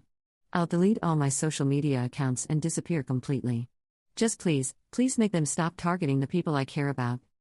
I looked at this person who had once held so much power over my brother's life, who had wielded an audience like a weapon and destroyed him for entertainment value. She'd been so confident that night, so certain that her cruelty was justified because it made good content. Now she was begging me to save her from experiencing the same kind of public humiliation she'd inflicted on Danny. The thing is, I hadn't done any of it. Not Marcus's systematic destruction. Not Jess's doxing and exile. Not the coordinated campaign to expose every hypocrite who'd turned my brother's suicide into viral entertainment. I'd been too lost in my own grief to even think about revenge. But someone had been thinking about it. Multiple someones, actually. See, what Meredith never understood about Danny, what she never bothered to learn in their 2 years together, was that he wasn't the friendless loser she'd painted him as in her content. He was quiet, yes, but he was also genuinely, deeply kind to people. The kind of person who helped his elderly neighbor carry groceries up 3 flights of stairs every week without being asked. Who volunteered at the animal shelter on weekends, cleaning cages and walking dogs that other people had abandoned. Who'd spent countless hours tutoring struggling students in his computer science courses, never accepting payment, just wanting to help people succeed. Danny had what Meredith's generation seemed to have forgotten how to build: real relationships. Not followers or subscribers or people who double-tapped his photos, but human beings who actually knew him, cared about him, valued his presence in their lives. When he died, those people were furious. His D&D group included Tom, a cybersecurity expert who worked for a major tech company and had access to resources that most people couldn't even imagine. His coworker Lisa turned out to be a former private investigator who'd transitioned to corporate security but still had contacts in law enforcement and data recovery.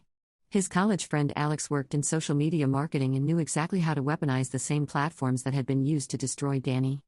They'd been working together for months, systematically and methodically, using every skill they'd accumulated over their careers.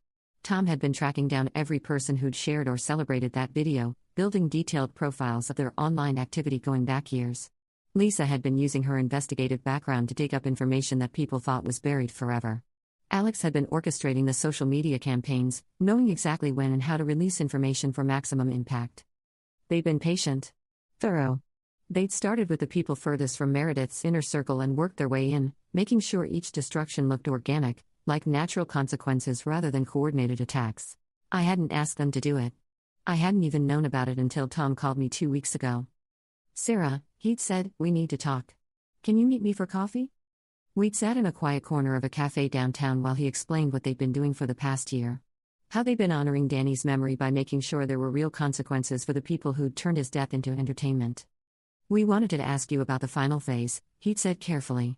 "We've taken care of most of the peripheral players. But Meredith herself. What about her? We've been saving her for last. We have enough information to completely destroy her life, not just her social media presence, but her relationships, her career prospects, her family dynamics, everything. But we wanted to check with you first." I'd stared at my coffee cup, thinking about Danny's laugh, about the way he used to call me just to share random funny articles he'd found online. What would Danny want? I'd asked. Honestly? He'd probably want us to find a way to make her understand what she did wrong and then forgive her. But Danny was always too good for his own well-being. "Do what you think is right," I'd said finally. "But leave me out of the execution. I don't want to know the details." Tom had nodded. "We'll make sure she knows it's connected to Danny, but we won't implicate you directly. That had been 2 weeks ago. Apparently, they decided to proceed. Now Meredith was sitting in my living room, terrified and broken, begging me to call off an operation I'd never actually orchestrated. "You want to know something interesting?" I said finally. "What?" "I didn't do any of this." Her eyes widened. "What do you mean?" "Danny's friends did it. People who actually cared about him, who were disgusted by what you did and spent the last year making sure there were consequences for everyone involved." But you said I'd regret it. At the funeral. "I said you'd regret it because I knew you would. Eventually. When the novelty of going viral wore off, and you had to live with what you'd actually done. I didn't need to orchestrate your regret, reality was always going to take care of that for me." Meredith stared at me like I'd just told her the sun was actually the moon. "So you can't? You can't make them stop?" "I could probably ask them to. They might listen to me." Hope flickered in her red-rimmed eyes. "Would you? Please." I stood up and walked to the window, looking out at the street where Danny used to park his beat-up Honda when he'd come visit me. We'd sit on the same couch and watch terrible horror movies together, competing to predict the stupidest possible plot twists. He had this laugh that was just slightly too loud for most situations, but I loved it because it meant he was genuinely delighted by something. "Do you know what Danny was doing the night before you humiliated him on TikTok?" I asked without turning around. No. He was planning our engagement party. He'd been secretly coordinating with your sister Emma for weeks, trying to organize a surprise celebration. He'd saved up money for months to rent that little event space downtown that you'd mentioned liking. He'd already ordered flowers, booked a photographer, even hired a string quartet because he remembered you saying once that live music was more romantic than a playlist. I heard her sharp intake of breath behind me. He was going to propose to you again. He knew you'd been dropping hints about the ring not being impressive enough, you'd made several TikToks about ring shaming and how size mattered, so he'd been working double shifts for weeks to save money for something better. He had it all planned out. The party would be the surprise, but then he'd get down on one knee in front of everyone and ask you to marry him properly this time, with a ring he thought you'd be proud to show off. When I turned around, Meredith was crying again, but these tears looked different somehow. Heavier. "Sarah, I didn't know." "Of course you didn't know. You never bothered to really see him, did you? You saw an audience of one when you wanted to practice your content, or a comfortable placeholder when you didn't feel like being alone. But you never saw the person who loved you enough to work himself to exhaustion just to make you happy." I sat back down across from her. "You didn't just break up with my brother, Meredith. You could have done that privately, with kindness, like a decent human being would. Instead, you turned his humiliation into content. You made his pain go viral for your own benefit. You contributed to a culture where destroying people is considered entertainment. But I'm sorry now. I understand now how wrong it was. You're sorry because there are consequences. You understand now because you're experiencing what Danny experienced. That's not moral growth, Meredith. That's just fear." She was quiet for a long moment, staring at her hands. "What happens to me now?" she asked finally. "I honestly don't know. That depends on what kind of person you choose to become moving forward." I stood up and walked toward the door. "Danny's friends aren't interested in destroying you forever, they just wanted people to see who you really are, the same way you forced everyone to see Danny at his lowest moment. You can rebuild from this, Meredith. You can actually become the person you pretended to be online, kind, thoughtful, genuine. You can use this experience to develop real empathy instead of just performing it for likes." I opened the door. "Or you can keep being the person who thinks destroying someone for content is acceptable behavior. That choice is entirely up to you." Meredith stood slowly, like every movement caused her physical pain. Will you tell Danny's friends that I came here? That I'm genuinely sorry about what happened to him? I'll tell them you stopped by. What they choose to do with that information is their decision to make." After she left, I sat in the quiet of my living room for a long time, thinking about Danny. Not the version of him that had become a meme, not the broken person who'd stood in that kitchen covered in humiliation, but the real Danny. The one who'd call me at midnight just to tell me about some weird documentary he'd found on YouTube, or show up at my apartment with Thai food when I was having a rough day at work. The internet had tried to reduce my brother to a single moment of degradation, but the people who actually knew him had spent a year making sure that wasn't the end of his story. 3 days later, Tom called me. "We saw that you came to your house," he said. "How did that go?" Honestly? It felt different than I thought it would. Sadder, somehow. We've been debating whether to continue or pull back. She seems genuinely broken by what's happened so far, and Danny really wouldn't have wanted us to completely destroy someone, even her. What does your gut tell you? That we've made our point. That maybe it's time to see if she'll actually change or if this is just temporary remorse that'll fade once the immediate consequences die down. That sounds like something Danny would say. There's one more thing we found, though. Something we thought you should make the final decision about. What is it? Meredith's sister Emma. She's 17, and we found some messages between them from right after Danny's video went viral. Emma was horrified by what Meredith did. She tried to get her sister to apologize, to take the video down, to understand how serious the situation was. Meredith told her to mind her own business, and then blocked her on social media. I waited for him to continue. Emma's been carrying a lot of guilt about Danny's death. She thinks she should have done more to stop Meredith, or found a way to make her understand how cruel she was being. She's been seeing a therapist, but she's really struggling with the weight of it all. What are you thinking? We found her school email address. We could send her a message letting her know that Danny's friends don't blame her for what happened, that we understand she tried to do the right thing. Sometimes people need to hear that it wasn't their fault, especially kids who are carrying guilt they don't deserve. I closed my eyes and tried to imagine what Danny would want. He'd always had a soft spot for people who were hurting, especially young people who were trying to navigate situations beyond their control. Yes, I said without hesitation. Do that. Make sure she knows that none of this was her responsibility. We will. And Sarah. We're going to scale back the operations against Meredith. Not stop entirely, there are still some natural consequences that need to play out, but we're not going to actively make her life worse anymore. What she does with this opportunity is up to her. I think that's what Danny would want. We thought so too. It's been 6 weeks since Meredith showed up at my door, and the internet moves fast. New scandals, new viral moments, new people to build up and tear down. The attention that had been focused on destroying everyone connected to Danny's humiliation has largely moved on to other targets. I've been watching Meredith's social media accounts, partly out of curiosity and partly because I needed to know whether this experience had actually changed her or just temporarily scared her. She deleted most of her content and posted a long video, not the performative kind of apology people usually make when they get caught doing something terrible, but something that seemed genuinely thoughtful. She talked about seeking therapy, about trying to understand how she'd become someone capable of such cruelty. She mentioned Danny by name, took full responsibility for what had happened, and didn't make any excuses about being young or wanting attention. The comments were brutal, of course. The internet doesn't forgive easily, especially when someone has fallen from grace as spectacularly as Meredith had. But there were also a few messages of support from people who'd made similar mistakes and found ways to become better.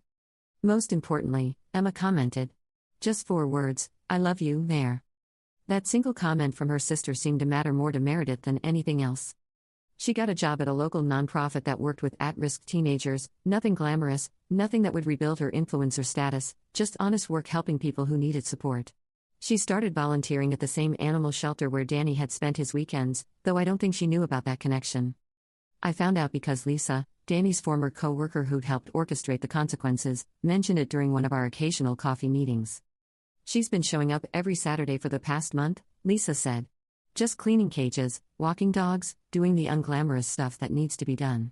She doesn't take photos, doesn't post about it, doesn't seem to be treating it as content or image rehabilitation. How do you know all this?" "I volunteer there too, actually. Started going after Danny died because it made me feel connected to him somehow. I've been watching her, trying to figure out if this is genuine change or just a performance for a different kind of audience." "What's your assessment?" "Honestly? I think it might be real. She's awkward with the animals at first, clearly not comfortable with the messiness of it all, but she keeps coming back. She listens when the other volunteers give her advice. She doesn't complain about the smell or the early hours or the fact that it's not exactly Instagram-worthy work." Lisa paused, stirring her coffee thoughtfully. "There was this moment last week where she was sitting with this old dog nobody else wanted to adopt, some kind of pit bull mix with scars and trust issues. She was just talking to him quietly, not trying to get him to do anything, just being present with him. It reminded me of how Danny used to interact with the animals. Patient. Kind. Like he understood that sometimes the best thing you can do for someone is just show up." I thought about that conversation for days afterward. The real test came 2 months later, when someone posted a "Where Are They Now?" video about viral moments from the previous year. Danny's humiliation was featured prominently, along with updates on what had happened to Meredith and the others involved. I expected Meredith to respond, to try to control the narrative or defend herself or use the renewed attention to rebuild her platform. Instead, she posted a single story on Instagram. No video, no lengthy caption, just a photo of a handwritten note that said, "I will not use someone else's pain for content ever again." Some things are more important than being seen. Then she went quiet again.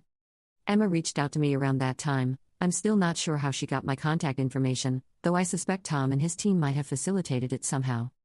I wanted to thank you, she said when I answered the phone. Someone sent me a message a few weeks ago, saying that Danny's friends didn't blame me for what happened. It meant more than I can explain. You were just a kid trying to do the right thing in an impossible situation. Maybe, but I still felt responsible.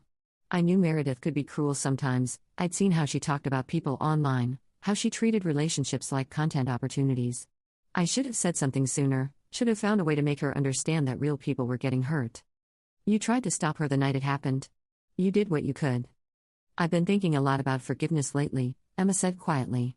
In therapy, we talk about how forgiveness isn't really about the person who hurt you, it's about freeing yourself from carrying their choices around like weights. That sounds wise. I think I'm ready to forgive Meredith. Not because what she did was okay, but because holding on to anger about it is making me sick. And I think maybe she's actually trying to be better now. What makes you think that? Little things. She got me a birthday gift last week, nothing expensive or flashy, just a book of poetry that she remembered me mentioning months ago. She's been texting me pictures of dogs from the animal shelter where she volunteers, not for her social media but just because she knows I love animals. She asks about my day and actually listens to the answers. Emma paused. She's started seeing a therapist too. Not just for show, but really working through why she became someone who could hurt people for entertainment. She told me she wants to understand how she lost sight of other people's humanity, including mine and Danny's. How do you feel about all that? Hopeful, I guess? Like maybe people really can change if they want to badly enough. And scared, because what if this is just another performance and she goes back to being cruel once the consequences fade? I think the fact that you're aware of that possibility means you'll be able to protect yourself if it happens. Yeah. Maybe. We talked for another hour, about Danny, about the internet's capacity for both cruelty and justice, about the difference between consequences and revenge. Emma was remarkably thoughtful for someone so young, probably forced to mature quickly by watching her sister's very public downfall. Before we hung up, she said something that stayed with me. I've been reading about Danny online, not the memes or the cruel stuff, but things his friends wrote about him after he died. He sounded like someone who would have wanted Meredith to become a better person rather than just suffer forever. He was. He always believed people were fundamentally good, that most cruelty came from pain or ignorance rather than genuine malice. Do you think he would have forgiven her? If he could? I thought about that question for a long time before answering. I think Danny would have been devastated by what she did, but I also think he would have found a way to forgive her if she'd shown genuine remorse and made real changes. He was better at grace than most people, maybe better than was good for him. I want to be like that. Not naive, but hopeful about people's capacity to grow. After Emma and I ended our call, I found myself thinking about forgiveness in ways I hadn't before. Not the cheap kind that people demand when they want to escape consequences, but the hard-earned kind that comes after genuine accountability and change. I wasn't ready to forgive Meredith, might never be ready, and that was okay too. But I was beginning to understand that my anger toward her was becoming less about seeking justice for Danny and more about protecting myself from having to believe that people could change. Because if Meredith could genuinely become a better person, that meant I had to confront some uncomfortable truths about the nature of human capacity for both cruelty and growth. 6 months after our confrontation in my living room, I ran into Meredith at the grocery store. She looked different again, not the polished influencer version or the desperate, broken person who'd pounded on my door, but something in between. Healthier than she'd been that morning, but more subdued than her former self. She was in the pet food aisle, reading labels carefully, and I realized she was probably shopping for the animals at the shelter. She noticed me before I could decide whether to approach or avoid her. "Sarah," she said quietly, and I could see her debating whether to come over or pretend she hadn't seen me. "Meredith." We stood there for a moment in the awkward space between acknowledgement and conversation. "I've been wanting to reach out," she said finally, "but I wasn't sure if you'd want to hear from me." "What would you want to say?" "That I'm sorry. Not just for what I did to Danny, but for the person I was when I did it. For building a life around other people's pain and calling it entertainment." She looked down at the dog food in her hands. "I know that doesn't undo anything. I know sorry doesn't bring him back or erase the hurt I caused. But I wanted you to know that I think about him every day, and I'm trying to become someone who would never be capable of hurting another person the way I hurt him." "How do you know you're succeeding?" "I don't know if I am. But I'm trying to measure success differently now. Not by how many people are paying attention to me, but by whether I'm actually helping anyone or just taking up space." "Emma seems to think you're making progress." Emma's been more gracious to me than I deserve. She's the only family member who still talks to me regularly, and I know that's a gift I need to earn every day. Meredith shifted the dog food to her other arm. I know you probably can't forgive me, and I'm not asking you to. I just wanted you to know that Danny's death wasn't meaningless. It taught me things about humanity and empathy that I should have learned years ago. I'm trying to honor his memory by becoming someone who adds kindness to the world instead of taking it away. What does that look like practically? Small things, mostly. I listen more than I talk now. I ask people about their lives without thinking about how their stories might benefit me. I show up when I say I will. I try to remember that everyone I interact with is dealing with things I can't see. She paused. And bigger things too. I'm going back to school to finish my degree, but in social work this time instead of marketing. I want to work with teenagers who are struggling with social media addiction and cyberbullying. I figure if I understand how these platforms can be weaponized, maybe I can help other people avoid making the kinds of mistakes I made. That sounds like meaningful work. I hope so. I want the rest of my life to be spent helping people instead of hurting them, even if no one ever knows I'm doing it. We stood in the pet food hall talking for another few minutes, about the dogs at the shelter, about Emma's college plans, about the strange process of rebuilding a life after it's been completely dismantled. It wasn't forgiveness, exactly, but it wasn't hatred either. It was something more complex, more human. As I drove home, I thought about Danny and what he would have made of this encounter. He'd always been fascinated by people's capacity for change, probably because he'd grown up with parents who'd overcome their own struggles with addiction and rebuilt their family from scratch. People aren't static, he used to say when we'd debate whether someone could really change their fundamental character. We're all just walking collections of choices, and we get to keep making new ones every day. I'd always been more skeptical, more inclined to believe that people revealed their true selves under pressure and rarely deviated from those revelations. But watching Meredith's transformation, hesitant and imperfect as it was, made me wonder if Danny had been right about human plasticity. Maybe people could fundamentally change, given enough motivation and support in time. That night, I called Tom to update him on the encounter. "How do you feel about her now?" he asked. "Complicated. Less angry than I expected, but not exactly warm either. Like I'm watching someone try to solve a puzzle they created, and I'm not sure if they'll succeed, but I'm cautiously interested in finding out. The others have been asking whether we should lift the remaining restrictions on her job prospects and social media reach. What's your instinct?" "That she's earned the chance to rebuild without us actively working against her. If she reverts to her old patterns, the internet will hold her accountable without our help. But if she's genuinely changed, continuing to sabotage her seems counterproductive. Do what feels right to you. I trust your judgment." "There's one more thing," Tom said. "Emma reached out to us directly. She wants to do something to honor Danny's memory, start a scholarship fund for students studying computer science who demonstrate both academic ability and genuine kindness to others." "That sounds perfect." She asked if you'd want to help select recipients. Said she'd value your perspective on what kinds of qualities Danny would have wanted to support. I thought about Danny's patient tutoring sessions, his quiet generosity, his belief that technology should be used to connect people rather than divide them. I'd be honored. A year later, I attended the first Danny Martinez Memorial Scholarship ceremony. Emma had raised enough money to support 3 students annually, and the application process focused as much on character and community service as it did on grades and technical skills. Meredith came to the ceremony, but she sat in the back and didn't speak. She'd contributed to the scholarship fund anonymously, Emma told me later, but hadn't wanted to make her presence part of the official program. After the formal presentations, I noticed her standing by the memorial table Emma had created with photos of Danny and quotes from people whose lives he touched. She was reading a card written by one of his former tutoring students, and I could see tears on her face. "Thank you," she said when she noticed me approaching. "For what?" "For letting this exist. For not trying to stop Emma from honoring him publicly. I would have understood if you'd wanted to keep his memory private, away from people like me who hurt him. Danny belonged to more people than just our family. Everyone who loved him deserves the chance to remember him. I don't know if I qualify as someone who loved him. I don't think I was capable of real love when we were together. I was too focused on myself to actually see him clearly. But you see him now? I'm trying to. I've been reading things he wrote online, talking to Emma about what he was like as a brother, learning about parts of his life I never bothered to explore when I had the chance." Meredith looked back at the memorial table. "He was remarkable, wasn't he?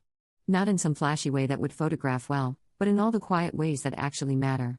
I'll spend the rest of my life wishing I'd been wise enough to recognize that when it could have made a difference."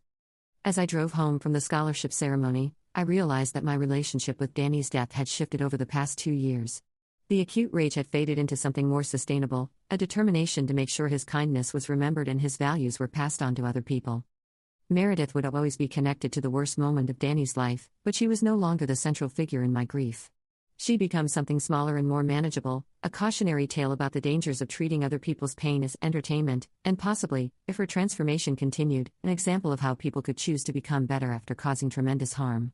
I still thought about Danny every day, but now those thoughts included his laugh, his terrible cooking experiments, his patient explanations of complicated technical concepts.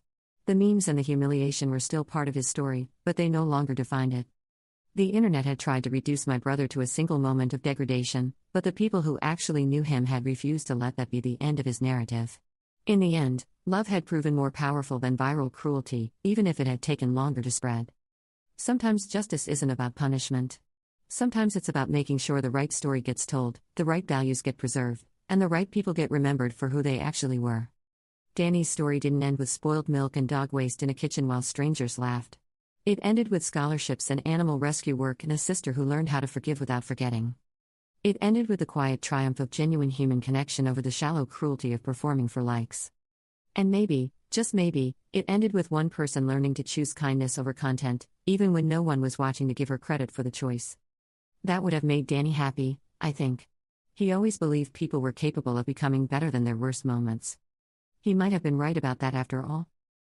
Story 6. My husband casually mentioned over dinner, "I've scheduled a vasectomy next week. I'm having surgery to remain childless forever." When I reminded him we had always planned to have children, he just shrugged and said, "People change. It's non-negotiable." I only nodded and replied, "Your decision." He smiled, convinced he had won. That was last week. This morning, I handed him divorce papers, packed my things, and moved out while he was at work.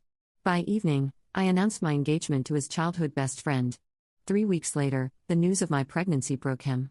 That same night, he appeared at my door, tears in his eyes. "Look, I need to tell someone this story because it's eating me alive, and honestly, I'm not sure if I'm a genius or a monster. Maybe both."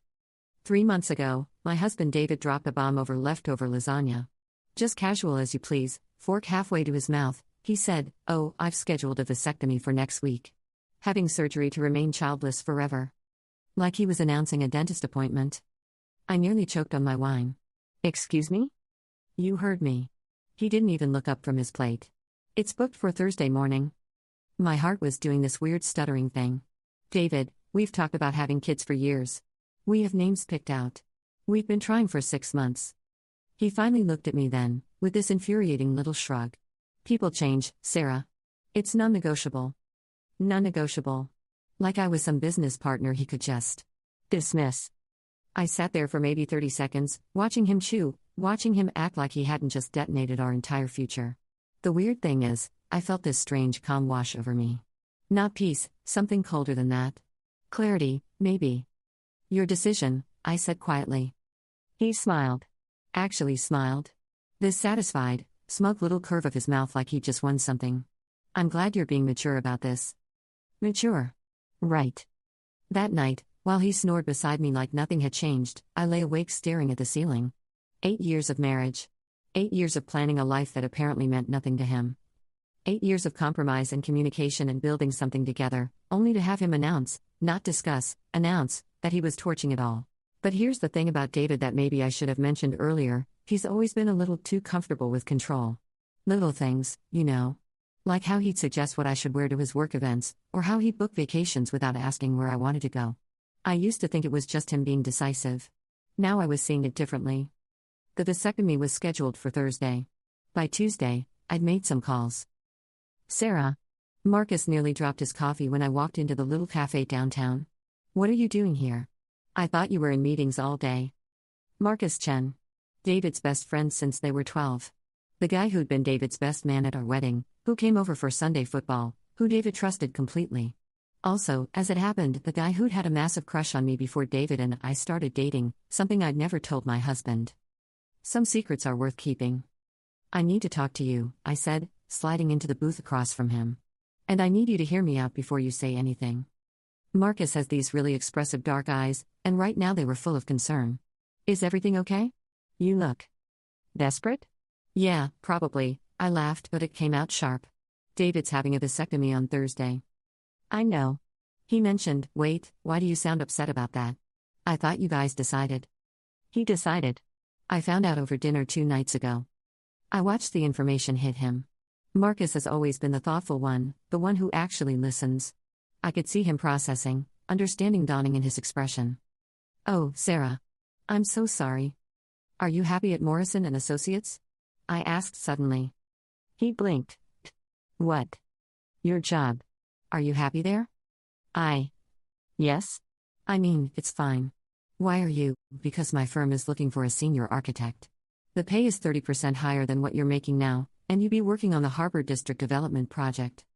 Marcus leaned back, studying my face. Sarah, what's going on? I took a breath. This was the moment. The line I was about to cross. I'm leaving, David. The divorce papers are already drawn up. And I have a proposal for you. The thing about Marcus is he's always been steady. Reliable. The kind of guy who thinks through every angle before making a decision. So when I laid out my plan, the job offer, the timeline, the very specific way I wanted everything to unfold, he didn't jump on it immediately. This is insane, he said quietly. You want me to help you destroy your marriage? My marriage destroyed itself the moment David decided I didn't get a vote in our future. But this. Sarah, this is revenge. Pure and simple. I met his eyes. Yes.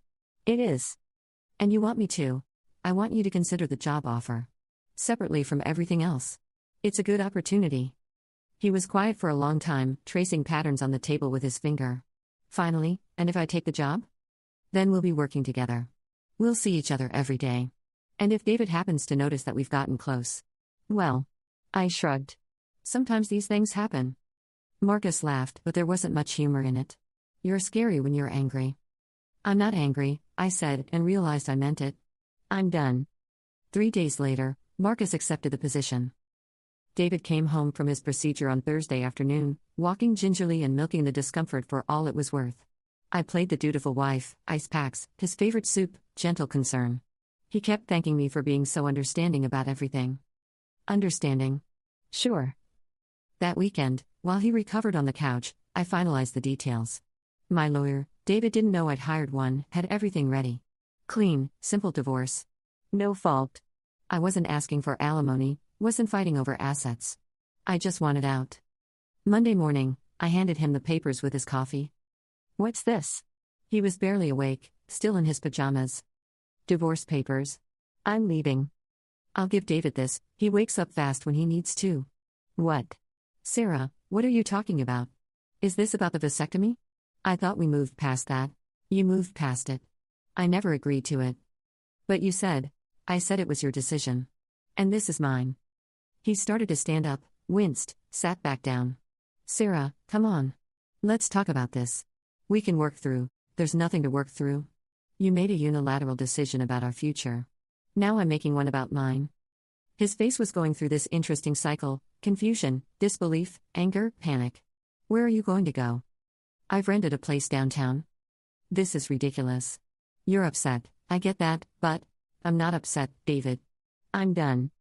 I'd already moved most of my important stuff the day before, while he was doped up on pain medication. Now I just needed to collect the last few boxes from upstairs. Sarah. He called after me as I headed for the stairs. This is crazy. You can't just leave because of one disagreement. I paused halfway up. One disagreement?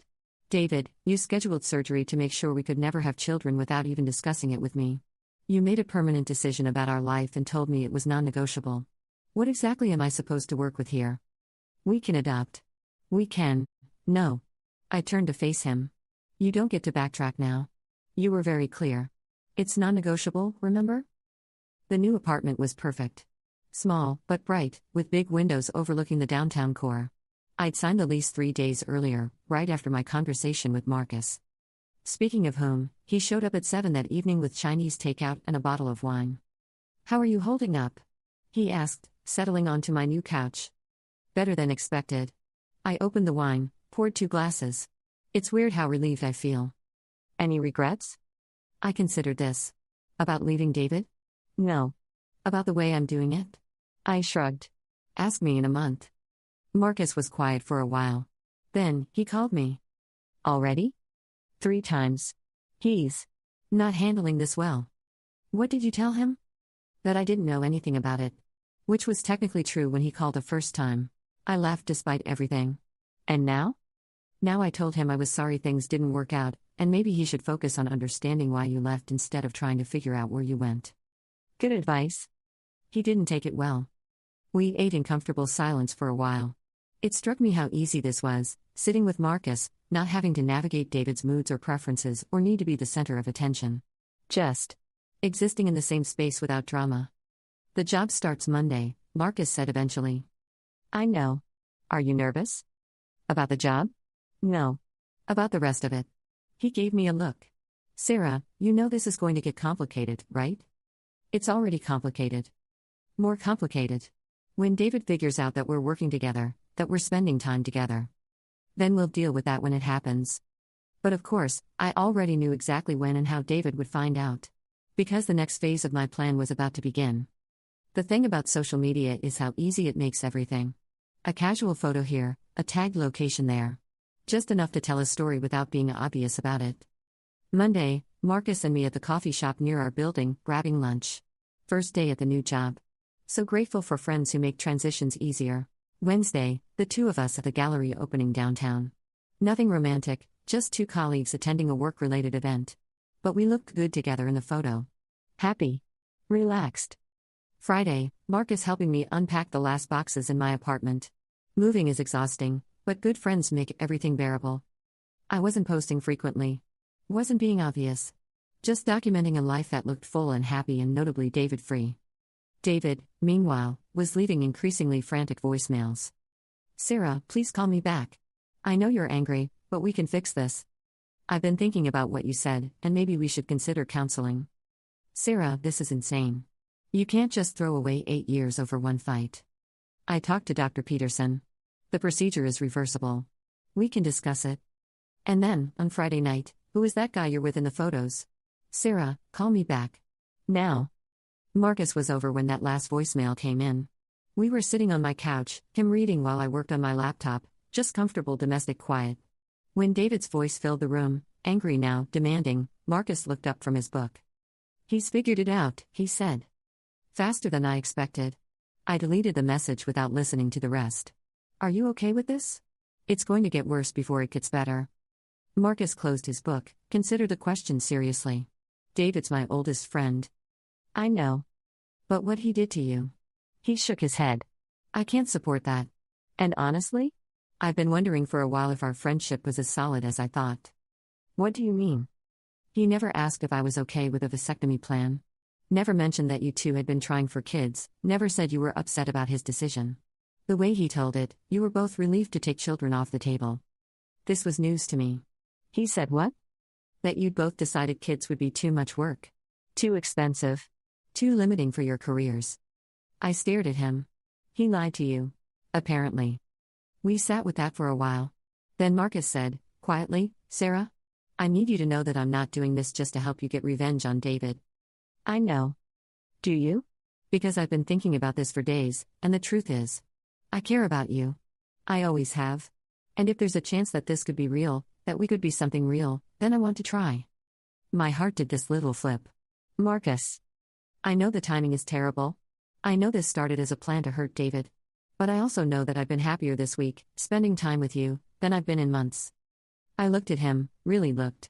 Marcus, who'd been there for every major moment in my adult life, even when I was married to his best friend. Marcus, who remembered how I liked my coffee and never tried to change my mind about anything. Marcus, who'd listened to my plan for revenge and agreed to help not because he wanted to hurt David, but because he thought I deserved better. The timing is terrible, I agreed.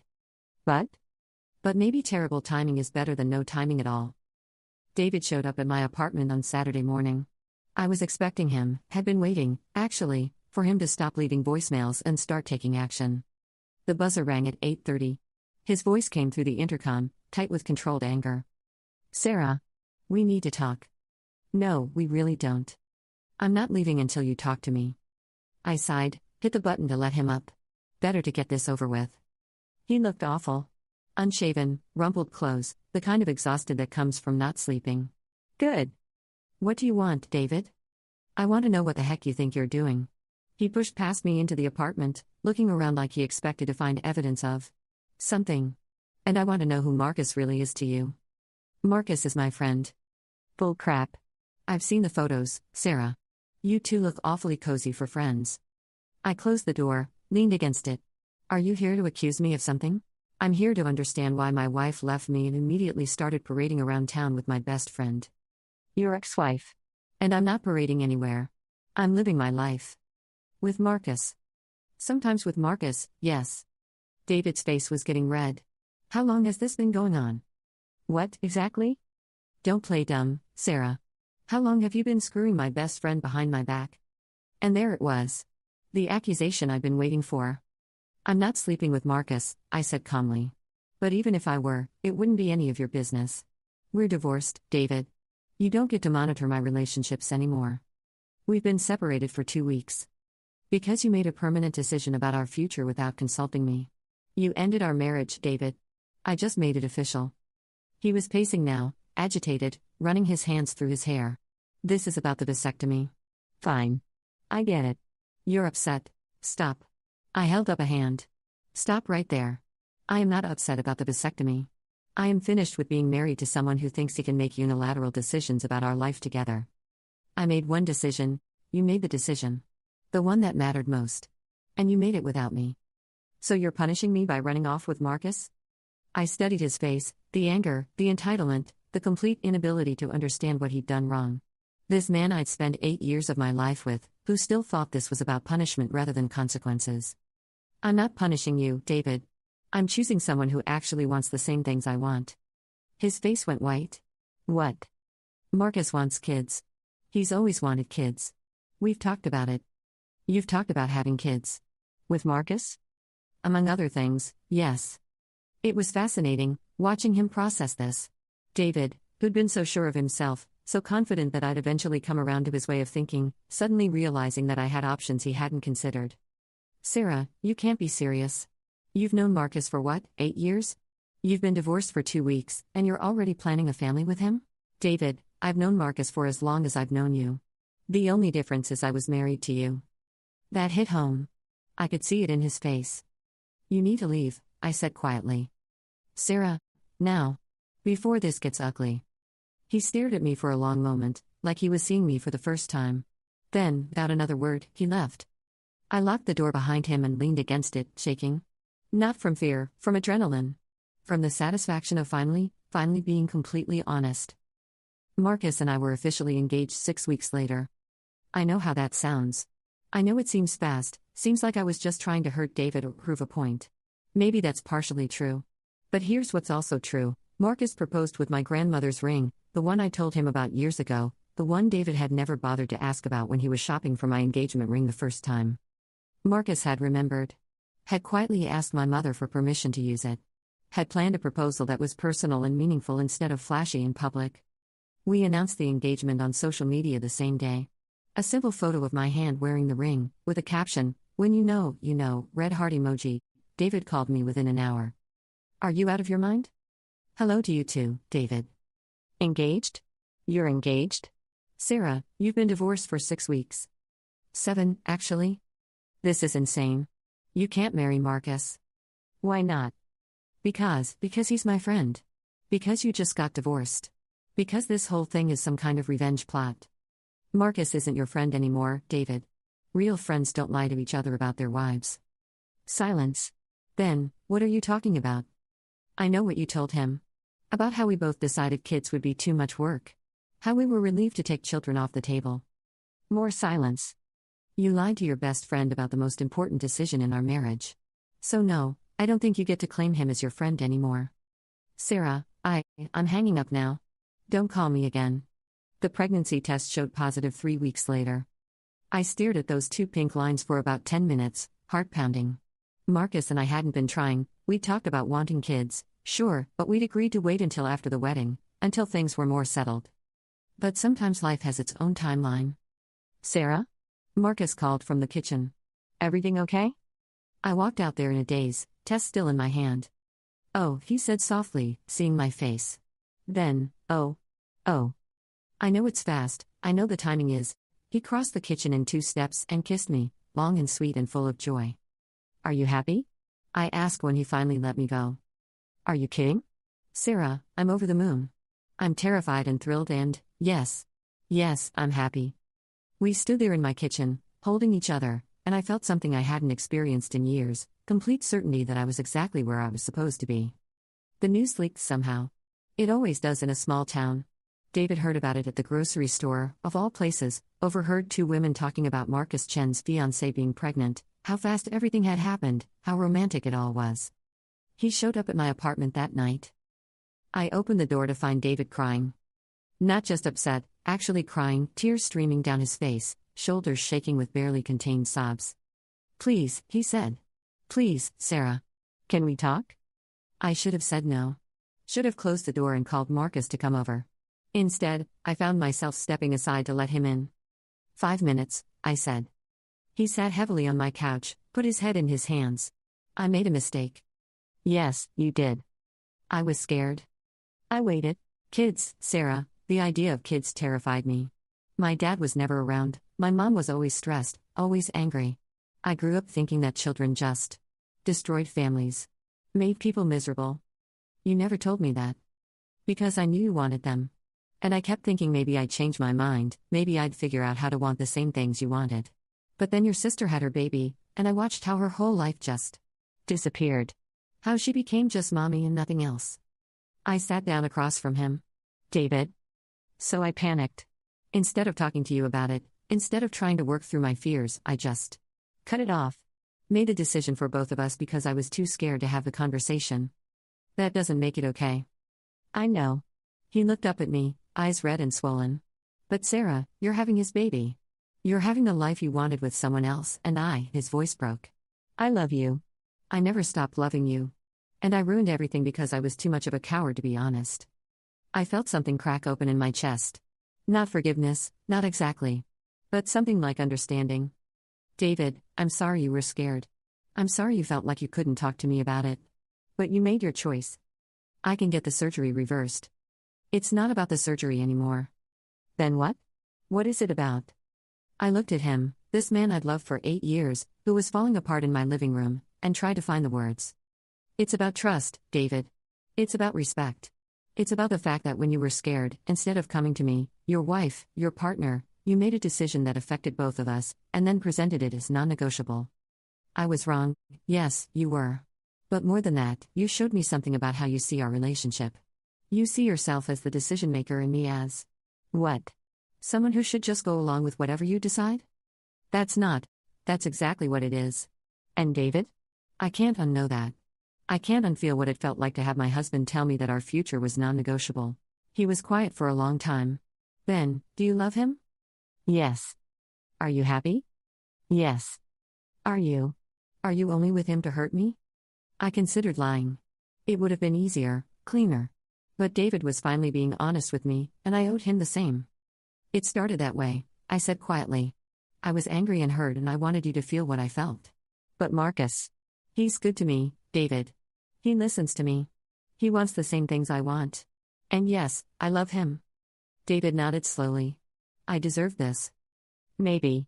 But that's not why I'm with him anymore. No? No. I'm with him because he makes me happy. Because we're building something together instead of him building something and expecting me to fit into it. David stood up, walked to the window. I lost you. You did. I lost Marcus too. Yes. And I lost my chance to be a father. I wanted to tell him that wasn't true, that he could find someone else, start over.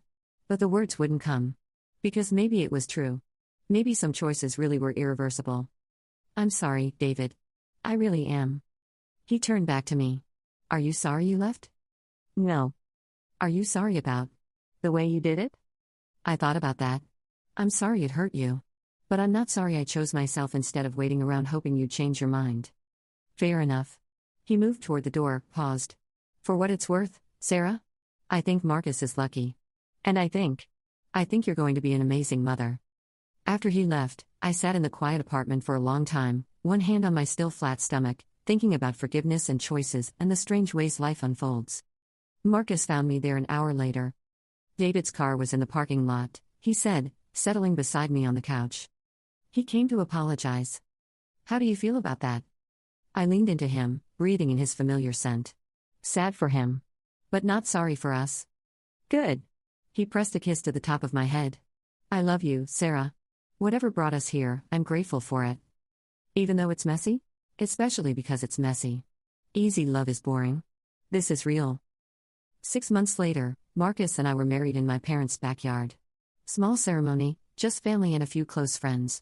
I was showing by then, not obviously, but enough that my dress needed some strategic tailoring. David wasn't invited, obviously. But I thought about him as I walked down the makeshift aisle, wondered if he was thinking about us too. Wondered if he'd learned anything from the wreckage of our marriage. I hoped he had. I hoped he'd find someone who could help him work through his fears instead of making decisions out of them. I hoped he'd get another chance at the kind of love that builds you up instead of boxing you in. But mostly, I hoped he'd leave us alone. Our daughter was born on a Tuesday in March.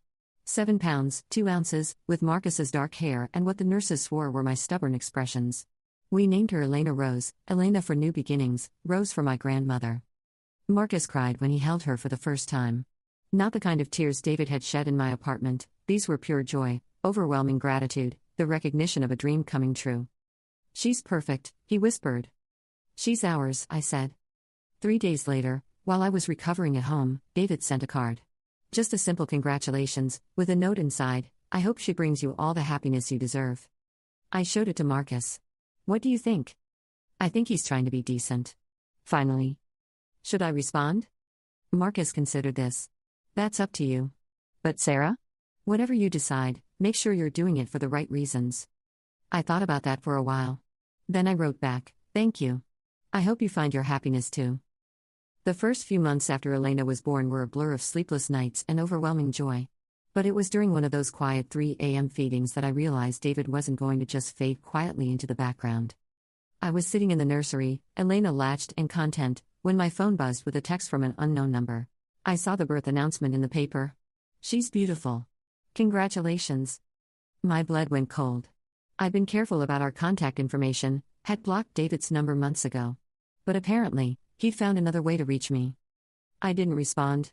But the text kept coming. I've been thinking about what you said. About trust and respect. You were right. I made a terrible mistake. I miss you every day. I miss us. Each message felt like a violation. Not because they were threatening, they weren't.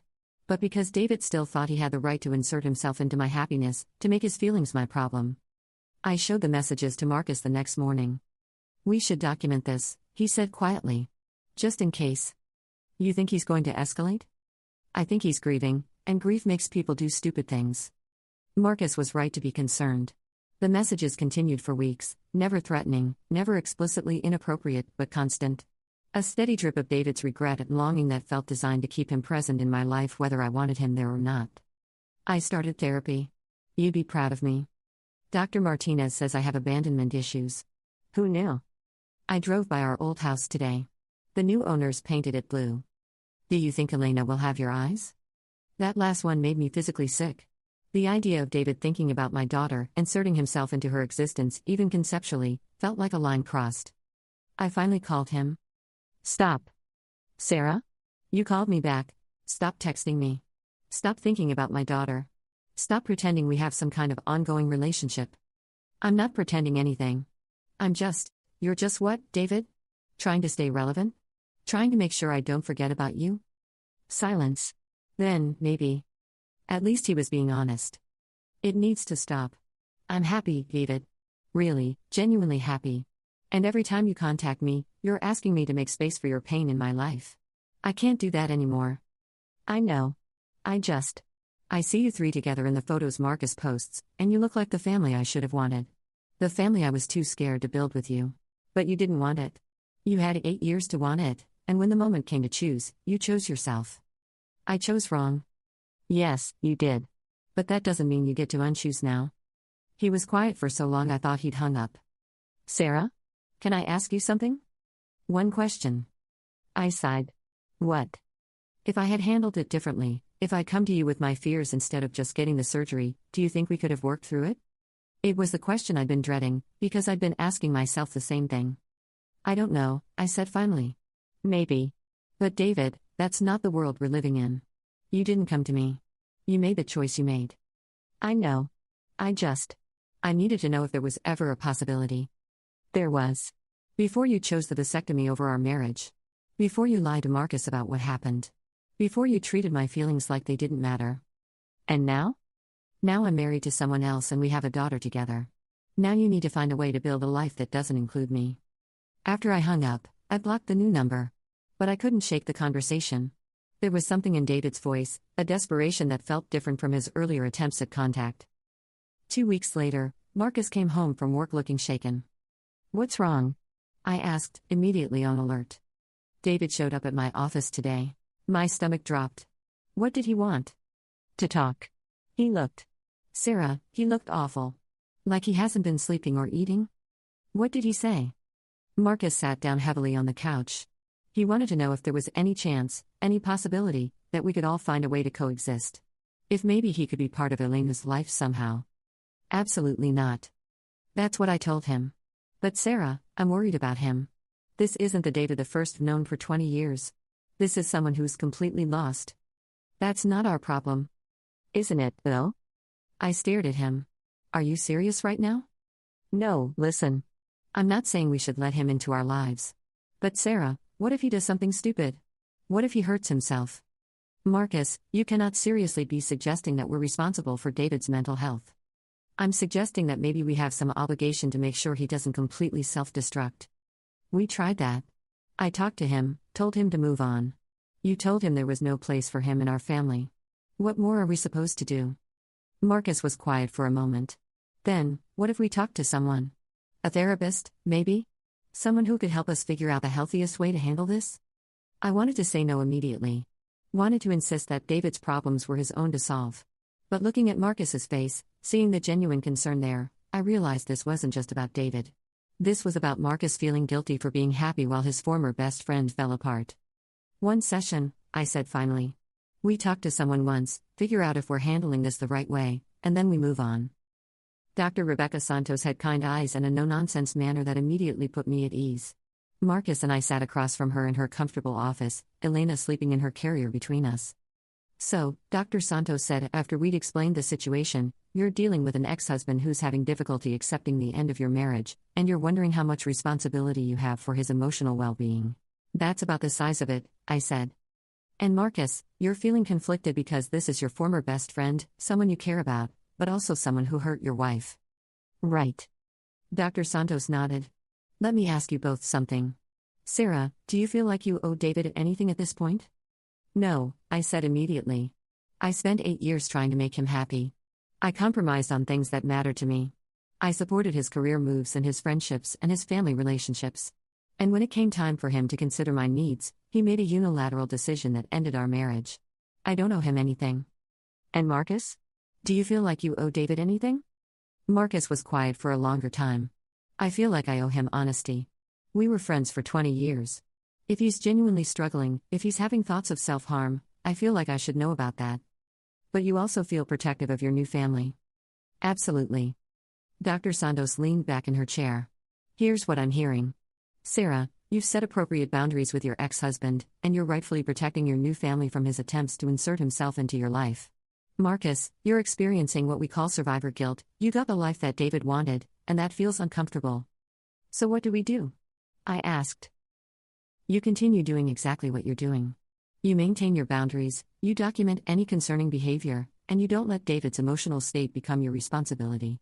Marcus, if you're genuinely concerned about David's safety, you can reach out to his family or suggest he contact a crisis hotline.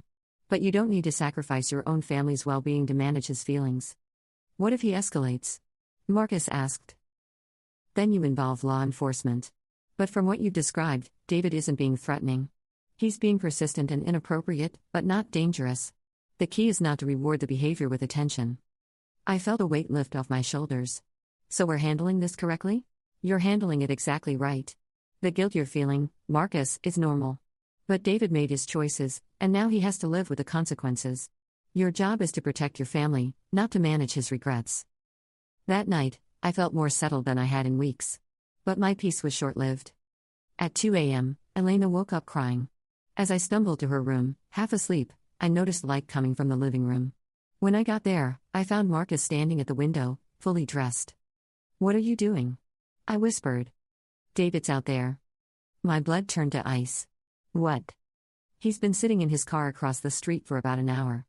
I looked out the window and sure enough, there was David's silver sedan parked under the streetlight. I could see his silhouette in the driver's seat. Did you call the police? Not yet. I was hoping he'd just leave. Elena was still crying, so I went to feed her, my hands shaking as I lifted her from her crib. Through the nursery window, I could see David's car from a different angle. He wasn't doing anything threatening, just sitting there. Watching. But it felt like a violation nonetheless. When I came back to the living room, Marcus was on the phone. Yes, he's been there for over an hour. No, he hasn't gotten out of the car. Yes, we have a restraining order. Marcus looked at me questioningly, and I shook my head. We didn't have a restraining order. Actually, no, we don't, but we've asked him repeatedly not to contact us. Okay, thank you. He hung up. They're sending someone by to talk to him. We watched from the window as a police cruiser pulled up behind David's car. I saw the officer get out, walk to David's window, have what looked like a brief conversation. After a few minutes, David started his car and drove away. The officer knocked on our door. Everything okay in here? The officer asked. He was young, maybe mid-20s, with a kind face. Your ex-husband says he was just thinking about old times, didn't realize he was making you uncomfortable. He's been texting me for months, I said. We've asked him to stop contacting us. Any threats? Any explicit harassment? No, nothing like that. Just persistent contact. The officer nodded. I'd recommend documenting everything, screenshots of texts, photos of him being here tonight. If it continues, you can petition for a restraining order. In the meantime, I had a talk with him about appropriate boundaries. He says he understands. After the officer left, Marcus and I sat on the couch in the dark. This has to stop, I said. I know. I mean it, Marcus. I won't have Elena growing up afraid in her own home because your ex-friend can't accept reality. I know. Tomorrow, I'm going to call his sister. She lives in Portland, but maybe she can talk sense into him. And if she can't? Then we get the restraining order. Marcus called David's sister Emma the next morning. I only heard his side of the conversation, but it was enough. Emma, it's Marcus. Yes, I know it's been a while. Actually, I'm calling about David. No, he's not okay. He's been showing up at our house, texting Sarah constantly. You didn't know about the divorce? Oh, Emma, there's a lot you don't know. The conversation lasted almost an hour. When Marcus hung up, he looked exhausted. She had no idea, he said. David told her we were taking a break to work on some issues. He never mentioned the vasectomy, never said anything about me and Sarah being together. So he's been lying to his family too. Apparently. Emma's driving down this weekend to see him. Do you think it'll help? I hope so. Because Sarah, I'm starting to think David might be having some kind of breakdown. That evening, David's texts resumed, but they were different now. Disjointed. Rambling. Emma says you told her I'm lying about everything. I'm not lying, I'm just trying to protect people. Do you know what it's like to watch someone else living your life? I see Marcus in the grocery store buying the organic milk you like, and I remember when I used to do that. I remember everything, Sarah. I remember how you used to sing in the shower. How you always wore my old t-shirts to bed. How you'd curl up against me when you had nightmares. I remember planning our life together. I remember being excited about growing old with you. I remember when I thought we'd have forever. Each message felt more desperate than the last. By midnight, my phone was buzzing constantly. I know you're awake. I can see your bedroom light. My blood ran cold. I grabbed Marcus's arm. He's outside again. We called the police immediately this time. David was gone by the time they arrived, but the officer who responded was the same one from the night before. This is escalating, he said. I'd recommend filing for that restraining order first thing Monday morning. That weekend felt like we were under siege. David didn't show up again, but the texts continued.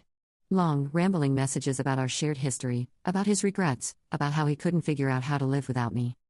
Emma called Sunday evening. I'm so sorry, she said. He's not well. I'm trying to get him into treatment, but he's an adult. I can't force him. Is he dangerous?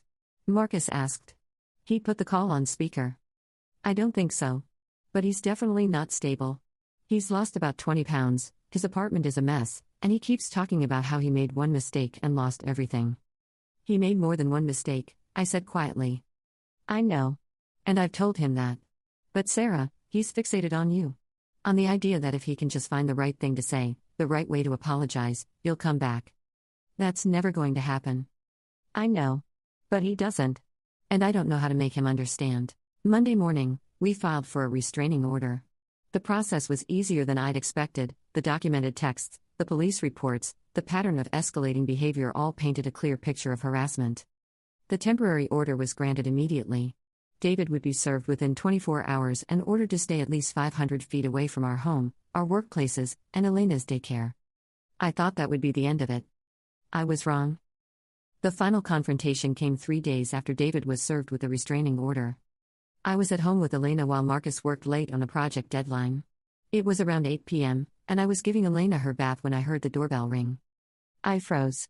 We weren't expecting anyone, and most of our friends would have called first. The bell rang again, followed by knocking. Then David's voice, muffled through the door. "Sarah, I know you're in there. I just want to talk."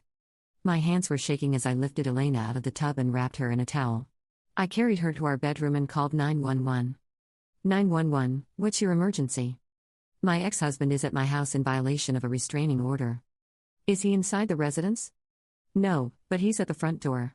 I have a baby with me. Officers are on their way. Stay on the line with me. The knocking continued, getting more insistent. Sarah, please. I know I messed up with the restraining order, but I had to see you.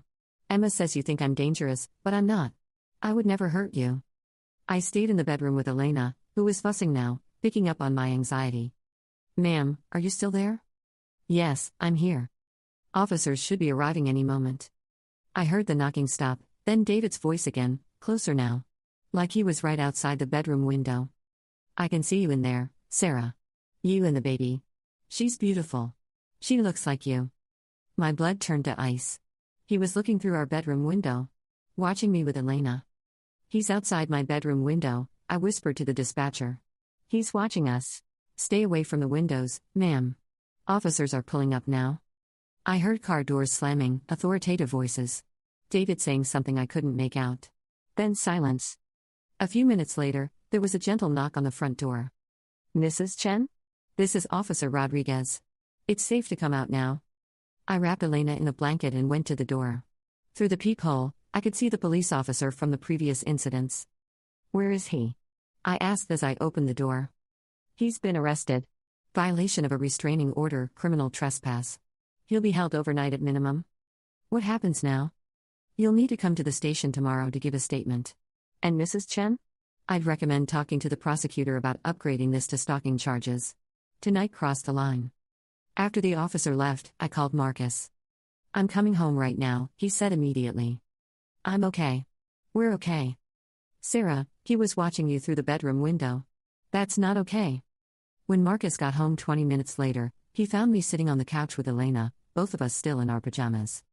Hey, he said softly, sitting beside us. How are you holding up? I'm scared, I admitted. Not just of David, but of what this means. Is this our life now? Looking over our shoulders, worrying about when he's going to show up next? No, Marcus said firmly. This ends now. Tomorrow, we're talking to the prosecutor about pressing every charge we can. We're installing a security system. And if necessary, we're moving. I don't want to move. This is our home.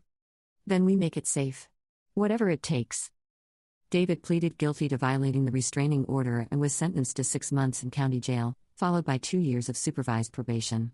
Part of his plea agreement included mandatory psychological counseling and a permanent no-contact order. The prosecutor told us David had what amounted to a complete emotional breakdown when he was arrested.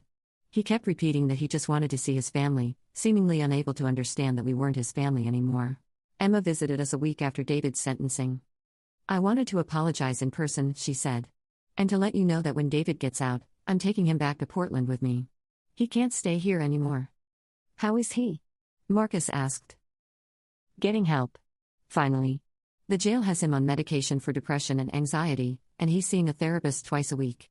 For the first time in months, he seems to understand what he did wrong. That's good, I said, though I felt nothing but exhaustion at the mention of David's name. Sarah, he asked me to give you this. Emma held out an envelope. You don't have to read it if you don't want to. But he wanted you to have it. I took the letter but didn't open it. What does it say? An apology. A real one. And a promise to leave you alone. After Emma left, I sat with the letter for a long time. Part of me wanted to throw it away unread. But part of me needed to know if David had finally, truly understood what he'd done. The letter was short. Sarah, I know I have no right to contact you, even through Emma. I know I've caused you and Marcus and Elena nothing but pain and fear. I'm writing this because Dr. Peterson says I need to take full responsibility for my actions, not because I expect anything from you. I was wrong about everything. Wrong to get the vasectomy without talking to you. Wrong to lie to Marcus about what happened.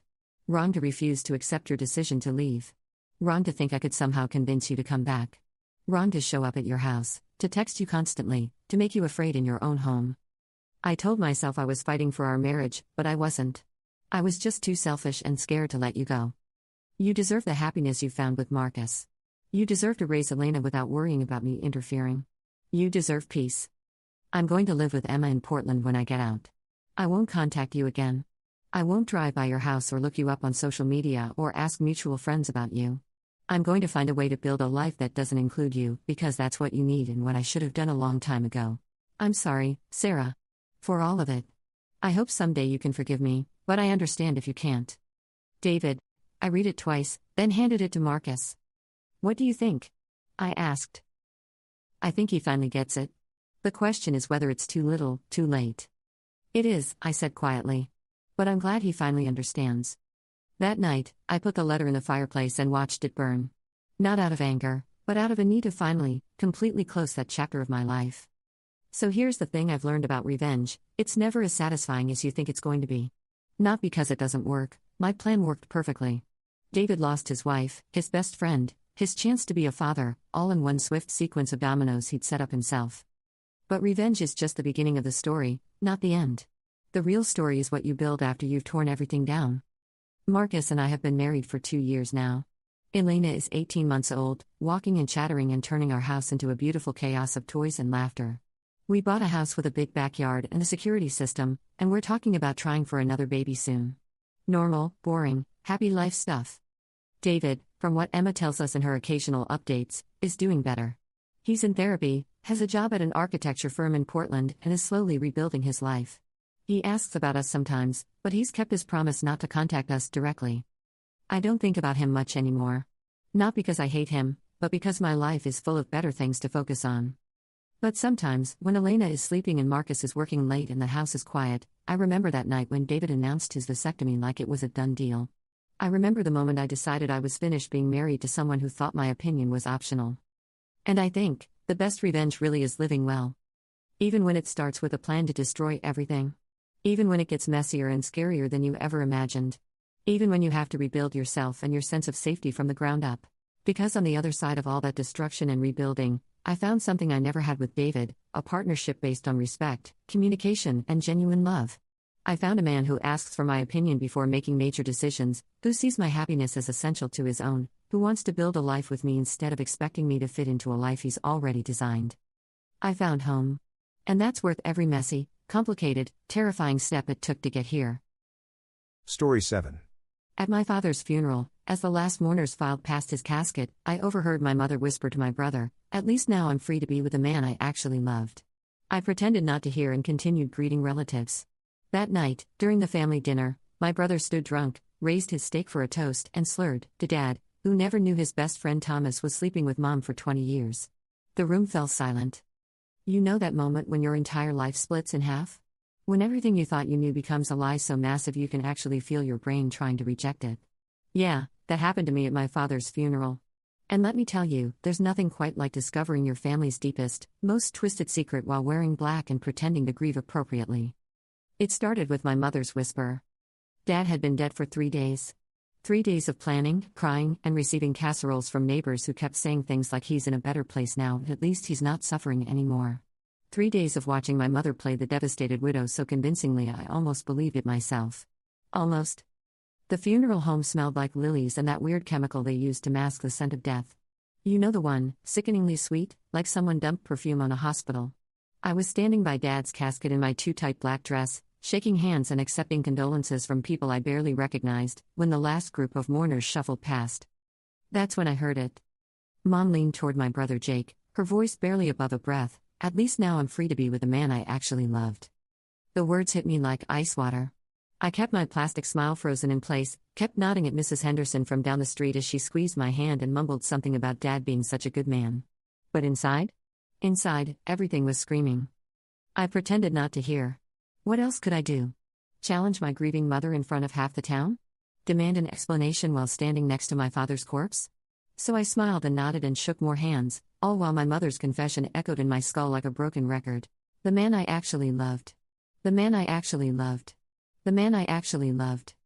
Not Dad. Not the man lying 6 feet away in a mahogany box. Some other man. Some secret man who'd been lurking in the shadows of our family for who knows how long. The wake stretched on forever. People kept coming up to me with their sad faces and their meaningless platitudes. Your father was such a wonderful person. He loved you so much. You must be so proud of the life he lived. Each word felt like a knife twist, because apparently everything I thought I knew about that life was complete garbage. I watched Mom across the room, accepting hugs and dabbing at her eyes with a tissue. She looked genuinely heartbroken, which made everything so much worse. How do you mourn someone you supposedly didn't love while carrying on a decades-long affair? How do you fake that kind of grief? Jake stood beside her, swaying slightly. He'd been drinking since breakfast, something I'd noticed but ignored because, honestly, who doesn't want to be numb during their father's funeral? But now I wondered if he knew something I didn't. Had he heard Mom's confession too? Or was there more to this story than one whispered sentence? By the time we got to the family dinner, I felt like I was walking through a nightmare. Everything looked normal, the same dining room where we'd celebrated every birthday and holiday, the same china Mom only brought out for special occasions, the same family photos lining the walls. But nothing felt real anymore. We'd invited about 20 people back to the house after the burial. Aunts, uncles, cousins, a few of Dad's old work friends. The kind of gathering that's supposed to be about celebrating a life and sharing memories. Instead, I sat there picking at my casserole and watching everyone pretend everything was fine while my world crumbled around me. Jake had been drinking steadily all day. By dinner, he was past tipsy and heading straight for disaster. I should have cut him off. Should have taken his wine glass away or suggested he go lie down. But I was too busy drowning in my own revelation to pay attention to his spiral. That's when he stood up. I'd like to make a toast, he announced, gripping his steak knife like a microphone. The room quieted, everyone turning toward him with those polite, expectant faces you wear when someone's about to say something inappropriate but you're hoping they'll surprise you. He raised the knife higher, swaying on his feet. To Dad, who never knew his best friend Thomas was sleeping with Mom for 20 years. The silence that followed was deafening. I'm talking about the kind of quiet that makes your ears ring. The kind where you can hear people breathing and then the grandfather clock ticking in the hallway and the sound of your own heart trying to beat its way out of your chest. Everyone just sat there, forks halfway to their mouths, staring at Jake like he'd just announced he was from Mars. Thomas. Thomas Mitchell. Dad's best friend since college. The man who came to every barbecue, every birthday party, every major holiday. The one who helped Dad build the deck in our backyard and taught Jake how to throw a curveball. The one who sent flowers when I graduated high school and who always remembered to ask about my job and my dating life whenever he came over. Uncle Thomas, we'd called him, though he wasn't actually related. He was just Dad's best buddy, the third wheel who never seemed to mind being the extra person at family events. The confirmed bachelor who joked about being married to his work and never brought a date to anything. 20 years. 20 years. I did the math automatically, the way your brain does when it's trying to process something impossible. Jake was 22, I was 25. That meant Mom had been cheating on Dad since before Jake was even born. Since I was maybe 5 years old. My entire childhood, every family gathering, every moment I'd ever spent with Thomas Mitchell had been a lie. The silence stretched until Uncle Robert, Dad's brother, cleared his throat. Jake, son, maybe you should what? Jake spun toward him, still clutching that ridiculous steak knife. Should pretend we don't all know? Should act like Dad wasn't the biggest fool in the county? Should keep protecting Mom's little secret now that the old man's finally in the ground? Mom hadn't moved. She sat frozen in her chair, her face paper white, staring at Jake like he was holding a live grenade instead of cutlery. Her mouth opened and closed a few times, but no sound came out. Jake. My voice came out steadier than I felt. Put the knife down. He looked at me then, and I saw something broken in his eyes. Something that had been festering for a long, long time. You didn't know, did you, Sarah? You actually had no idea. I started, then stopped. What was I supposed to say? That I just found out myself 3 hours ago? That I was still trying to process the fact that our entire family was built on a foundation of lies? She's good, isn't she? Jake gestured toward Mom with the knife. Real good. Had us all fooled. Perfect little wife, perfect little mother. Except she was screwing Dad's best friend the whole time. That's enough. Mom's voice came out as a whisper, but it cut through the room like a blade. Enough? Jake laughed, but it wasn't a happy sound. It's been enough for 20 years, Mom. It was enough when I was 12 and walked in on you and Thomas in the garage. It was enough when I was 16 and saw you two holding hands behind the shed at the 4th of July party. It was enough every single time I had to watch Dad light up whenever his best friend came over, not knowing he was being betrayed by the two people he trusted most. My stomach dropped. Jake had known. For years, he'd known, and he'd carried this secret like a poison in his chest. No wonder he'd been drinking. No wonder he looked like he wanted to burn the whole world down. The other guests started shifting uncomfortably, making those little movements people make when they want to leave but don't know how. A few of the older relatives began quietly gathering their purses and jackets, murmuring excuses about early mornings and long drives home. Jake, please, Mom tried again. Please what? Please keep your dirty secret? Please let you and Thomas ride off into the sunset now that Dad's out of the way. He was getting louder, more agitated. Where is he, anyway? Thomas. Your great love. Why isn't he here comforting his grieving widow? That's when I noticed it too. Thomas Mitchell, who'd been at every family event I could remember, who'd been Dad's constant companion for over 2 decades, was nowhere to be seen. Not at the funeral, not at the burial, not at this dinner. For someone who was supposedly Dad's best friend, his absence was glaring. He couldn't make it, Mom said weakly. Couldn't make it, Jake repeated. Right. Because it might look suspicious, his girlfriend's husband dying and all. Might raise some questions if he seemed too broken up about it. Or not broken up enough. The room was emptying faster now. People were practically fleeing, and I couldn't blame them. This was the kind of family drama that made you grateful for your own dysfunction. Uncle Robert grabbed his coat and muttered something about calling later. Cousin Michelle practically ran for the door, dragging her teenage kids behind her. Within 10 minutes, it was just the 3 of us. Me, and Jake with his steak knife and his 20 years of buried rage. You want to know the really sick part? Jake set the knife down on the table with a sharp click. Dad knew? My heart stopped. What? He knew. Jake's voice was flat now, all the drunken anger drained out of it. Maybe not the whole time, but he knew. I could see it in his face these past few years. The way he'd look at Thomas sometimes, or at Mom when she thought he wasn't paying attention. He knew, and he just accepted it. Mom made a sound somewhere between a sob and a gasp. She buried her face in her hands, her shoulders shaking. I stared at her, this woman who'd raised me, who'd taught me how to braid my hair and helped me with my homework and held me when I cried over stupid boys in high school. This stranger who'd been living a double life for my entire existence. Why? The word came out hoarse. Why didn't you just leave him? If you loved Thomas so much, why stay married to Dad? She looked up at me with red-rimmed eyes. For a moment, I thought she wouldn't answer. Then she whispered, because I loved your father too. The simple honesty of it hit me like a physical blow. Not the answer I'd expected. Not the neat, clean explanation that would make sense of everything. I love them both, she continued, her voice getting stronger. I know that sounds impossible, but it's true.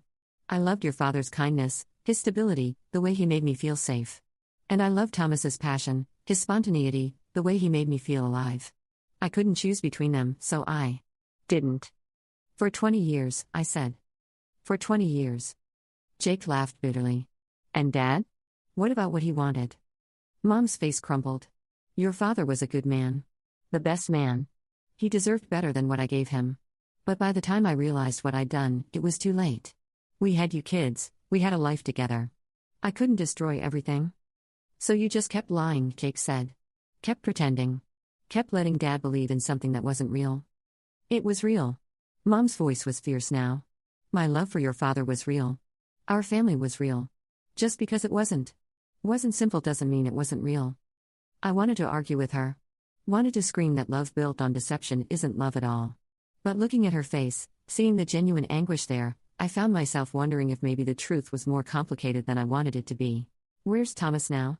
I asked. Mom wiped her eyes with the back of her hand. He left town 3 days ago. Said he couldn't face the funeral. Couldn't pretend to grieve appropriately when he was really grieving for his chance to be with me openly. His chance? The words tasted bitter. Dad's death was his chance? That's not, Mom started, then stopped. It's complicated, Sarah. It's really not, Jake said. You cheated on Dad for 20 years with his best friend. That's not complicated. That's just selfish. The ugly truth of it hung in the air between us. No matter how Mom tried to justify it, no matter what pretty words she used to dress it up, that's what it came down to. Selfishness. The desire to have everything without consequences, without having to make hard choices. I stood up abruptly, my chair scraping against the floor. I need air. I walked out onto the back deck, the same deck Thomas had helped Dad build all those years ago. The evening was cool, and I wrapped my arms around myself. I stared out at the yard where Jake and I had played as kids. The tire swing Dad had hung from the old oak tree was still there, weathered but intact. How many times had Thomas pushed me on that swing? How many summer afternoons had he spent in this yard, grilling burgers with Dad while Mom brought out lemonade and pretended to be the perfect wife? How many lies had been spoken over family dinners, casual conversations, birthday celebrations? The sliding door opened behind me. I didn't turn around. Sarah. Mom's voice was tentative. Don't. Please, let me explain. Explain what? I spun to face her. Explain how you managed to look Dad in the eye every morning for 20 years while carrying on with his best friend? Explain how you taught me about honesty and integrity while living the biggest lie imaginable? Explain how you're going to run off with Thomas now that Dad's conveniently out of the picture? It's not like that. Then what is it like, Mom? Because from where I'm standing, it looks pretty simple. You wanted 2 men, so you took them both. You didn't care who got hurt as long as you got what you wanted. Her face went very still. You think I didn't care who got hurt? Did you? I cared every single day. Her voice was barely above a whisper. Every day for 20 years, I cared. I agonized over it. I tried to end it with Thomas a dozen times, but I couldn't. And I tried to leave your father twice, but I couldn't do that either. Do you think this was easy for me? Do you think I enjoyed living with this secret? Then why did you do it? She was quiet for so long I thought she wouldn't answer. When she finally spoke, her voice was broken. Because I was weak. Because I was selfish. Because I convinced myself that as long as everyone was happy, as long as no one knew, it was okay. I told myself I was protecting everyone by keeping the secret, but really I was just protecting myself. The honesty was almost worse than the lies. At least lies I could be angry about. This raw confession, this acknowledgement of her own weakness, it made her human in a way that was harder to hate. Jake knew, I said. For years, he knew, and it was eating him alive. Tears started streaming down her face again. I know. I saw what it was doing to him, but I couldn't. I couldn't figure out how to fix it without destroying everything else. Everything else was already destroyed, Mom. It was destroyed the day you started the affair. We just didn't know it yet. She nodded, accepting the blow. You're right. We stood there in silence for a while, both of us staring out at the yard where we pretended to be a normal family for so many years. The tire swing moved slightly in the breeze, creaking on its worn rope. What happens now? I asked finally. I don't know. She sounded exhausted. Thomas wants me to come away with him. Says we've waited long enough, sacrificed enough. That we deserve to be happy. And I don't know if I deserve anything anymore. Something in her voice made me look at her more closely. She looked older than she had a week ago, worn down by years of carrying this secret, and by the weight of its revelation. The perfect wife and mother mask had finally slipped, and what was underneath was just a tired, broken woman who'd made terrible choices and was finally facing the consequences. Do you love him? I asked. Thomas. Do you really love him, or was he just an escape? She considered the question seriously. I love him. I've always loved him. But I love the memory of your father too, and I love you kids, and I love the life we built together even if it was built on lies. I don't know how to untangle all of that. I don't know how to figure out what's real and what's just habit or guilt or wishful thinking. The sliding door opened again, and Jake stepped out. He'd lost the manic energy from earlier and just looked drained. I called Thomas, he announced. Mom went rigid. Jake, don't worry. I didn't threaten him or anything. I just told him he had something that belonged to Dad, and he needed to return it. What are you talking about? Jake pulled something from his pocket and held it up. In the porch light, I could see it was a small velvet box. Dad's class ring. Thomas borrowed it a few months ago, said he wanted to get it cleaned and polished as a surprise. Funny thing is, when I called him just now, he said he'd already sent it back. But it never arrived. Weird, right? Mom stared at the box like it was a venomous snake. You want to know what else is weird? Jake continued. I found this in Thomas's glove compartment last week when I helped him move some furniture. Just sitting there, like he forgot about it. I felt a chill that had nothing to do with the evening air. Jake, what are you saying?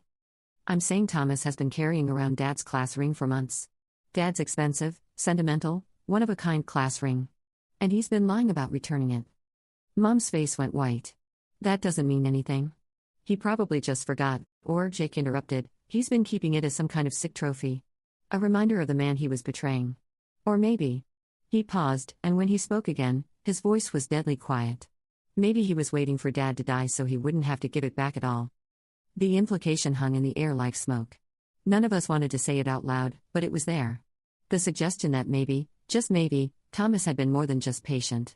Maybe he'd been helpful. Dad had a heart attack, I said quickly. The doctor said he had heart problems, Jake corrected. Problems that could have been made worse by stress. By finding out, for instance, that his wife had been cheating on him with his best friend for 20 years. You think Thomas told him? Mom whispered. I think, Jake said carefully, that Dad's been acting strange for the past few months. Asking questions about where you were going, who you were with. Like maybe someone had planted some doubts in his mind. My stomach twisted. You think Thomas wanted Dad to find out? I think Thomas was getting tired of waiting. I think he wanted his happy ending, and Dad was in the way. It was a horrible thought, but once it was out there, I couldn't shake it. Thomas's convenient absence from the funeral. The class ring that was supposed to be returned but never was. Dad's increasing suspicion in the months before his death. This is ridiculous, Mom said, but her voice shook. Thomas would never hurt your father. He loved him too, did he? Jake asked. Or did he just love having access to Dad's wife? Did he love the thrill of the secret, the power of knowing he was getting away with something? I thought about all those family gatherings, all those times Thomas had sat at our dinner table, laughing at Dad's jokes and helping with the dishes and acting like the perfect family friend. Had he been laughing at Dad the whole time? Had every act of friendship been a mockery? We need to call the police, I said. And tell them what? Mom demanded. That we think Thomas might have possibly contributed to your father's death because he has a class ring? That's not evidence, Sarah. That's paranoia. It's a starting point, Jake said. They can look into Dad's death more closely. Check if there were any substances in his system that shouldn't have been there. Interview Thomas about his relationship with Dad in the weeks before the heart attack. You want to turn this into a murder investigation based on a piece of jewelry and a conspiracy theory? I want to find out the truth, Jake shot back. Don't you? Don't you want to know if the man you've been in love with for 20 years might have killed your husband? The words hit Mom like a physical blow. She staggered backward, grabbing the deck railing for support. He wouldn't, she whispered. Thomas wouldn't do that. He's not that kind of person. What kind of person is he, Mom? I asked quietly. Because the Thomas I thought I knew wouldn't carry on a 20-year affair with his best friend's wife either. But apparently I was wrong about that. She didn't answer. Couldn't answer, maybe, because she was finally realizing that she didn't know Thomas any better than the rest of us had known about the affair. Jake pulled out his phone. I'm calling the police. Wait. Mom's voice was sharp. Just wait. Let me talk to Thomas first. Let me ask him about the ring, about what he might have said to your father. If there's an innocent explanation, then a police investigation will clear him, I said. And if there isn't? I didn't finish the sentence. I didn't need to. Mom looked between Jake and me, and I could see her struggling. The woman who'd been living with secrets for 20 years was being asked to reveal the biggest one of all. The woman who'd protected her lover at the expense of her family was being asked to potentially destroy him. What if you're wrong? She asked finally. What if Thomas is innocent, and we put him through a police investigation for nothing? What if we destroy his life over a misunderstanding? What if we're right? Jake countered. What if he killed Dad, and we let him get away with it because we were too afraid to ask hard questions? She closed her eyes, and for a long moment the only sound was the creak of the tire swing in the breeze. When she opened them again, something had changed in her face. A decision had been made. Make the call, she said quietly. Jake dialed. I listened to him explain the situation to whoever answered, watched him give our address and ask for someone to come out and talk to us. When he hung up, he looked older than his 22 years. They're sending someone over, he said. A detective. She'll want to ask us all questions about Dad's death, about Thomas, about everything. Everything, Mom repeated hollowly. We went back inside to wait. The house felt different now, like the walls were holding their breath. All those family photos on the mantel looked like evidence now, snapshots of a lie we'd all been living without knowing it. I found myself studying a picture from last Christmas. Dad in his ridiculous reindeer sweater, Mom laughing at something off camera, Jake and me flanking them with matching eye rolls. We looked happy. We looked like a real family. But Thomas was in the background of the shot, slightly out of focus but clearly visible, watching Mom with an expression I'd never noticed before. Hungry. Possessive. Like he was just waiting for his turn. How many other photos would look different now? How many memories would be poisoned by this new knowledge? The doorbell rang exactly 37 minutes later. Detective Martinez was younger than I'd expected, maybe early 40s, with sharp eyes and a no-nonsense manner that somehow made me feel both safer and more terrified at the same time. She listened to our story without interrupting, taking notes in a small notebook that she held close to her chest like she was protecting state secrets. When Jake finished explaining about the ring and his suspicions about Thomas, she looked up at us with an unreadable expression. "Mr. Mitchell hasn't returned any of your calls?" she asked Mom. I haven't tried calling him yet. This all just came out tonight. But you've been in regular contact with him up until your husband's death? Mom's cheeks flushed red. Yes. How regular? The question hung in the air like a challenge. Detective Martinez already knew the answer, or at least suspected it. She was just waiting to see if Mom would lie. Daily, Mom whispered. Sometimes more than once a day. I see. And when was the last time you spoke with him? The day before the funeral. He called too. To express his condolences. But he didn't attend the funeral. No. He said it would be too painful. Detective Martinez made another note. Mrs. Patterson, I have to ask you directly, were you having an intimate relationship with Thomas Mitchell? The words seemed to echo in the quiet room. Mom looked at Jake and me, then back at the detective. Yes. For how long? 20 years. Give or take.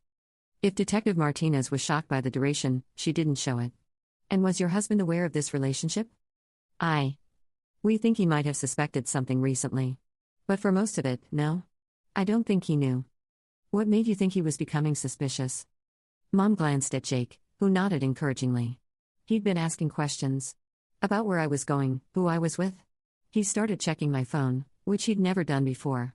And he seemed different. More distant. More sad. When did this change in behavior start? About 3 months ago. 3 months. The same time frame Jake had mentioned for Thomas borrowing the class ring. Detective Martinez turned to Jake.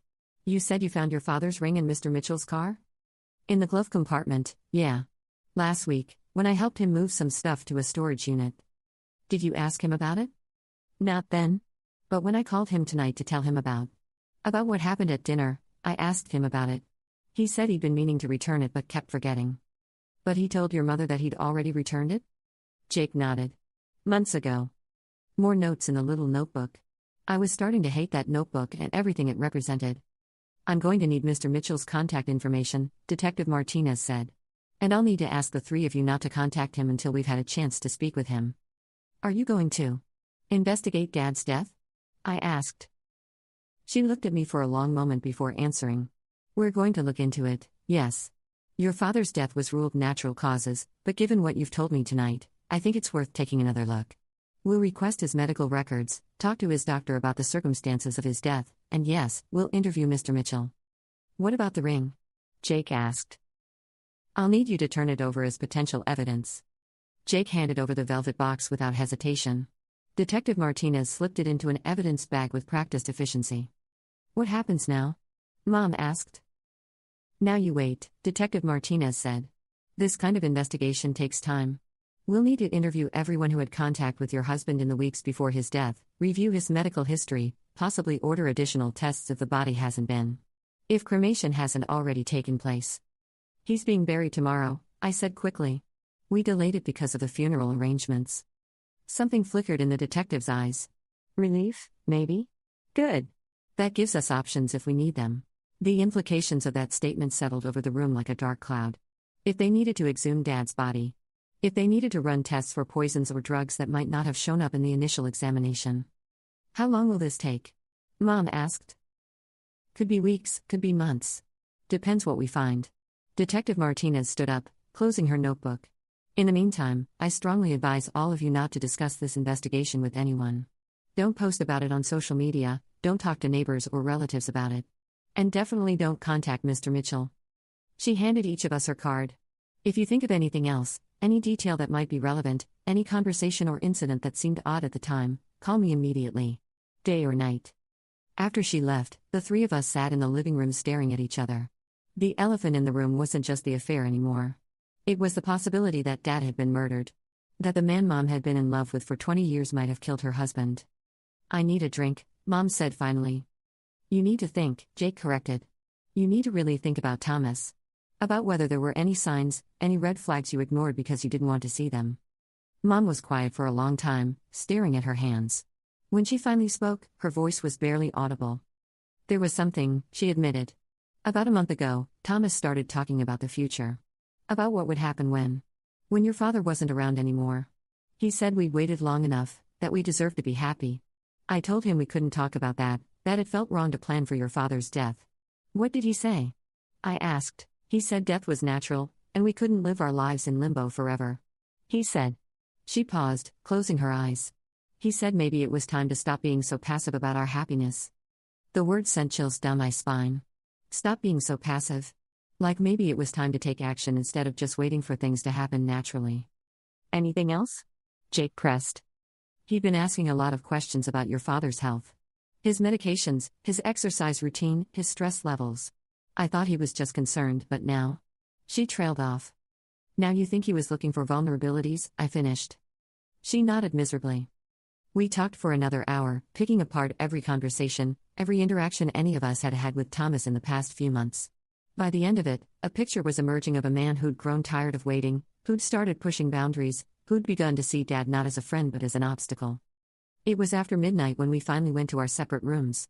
I lay in my childhood bed staring at the ceiling, thinking about how much my life had changed in the space of 12 hours.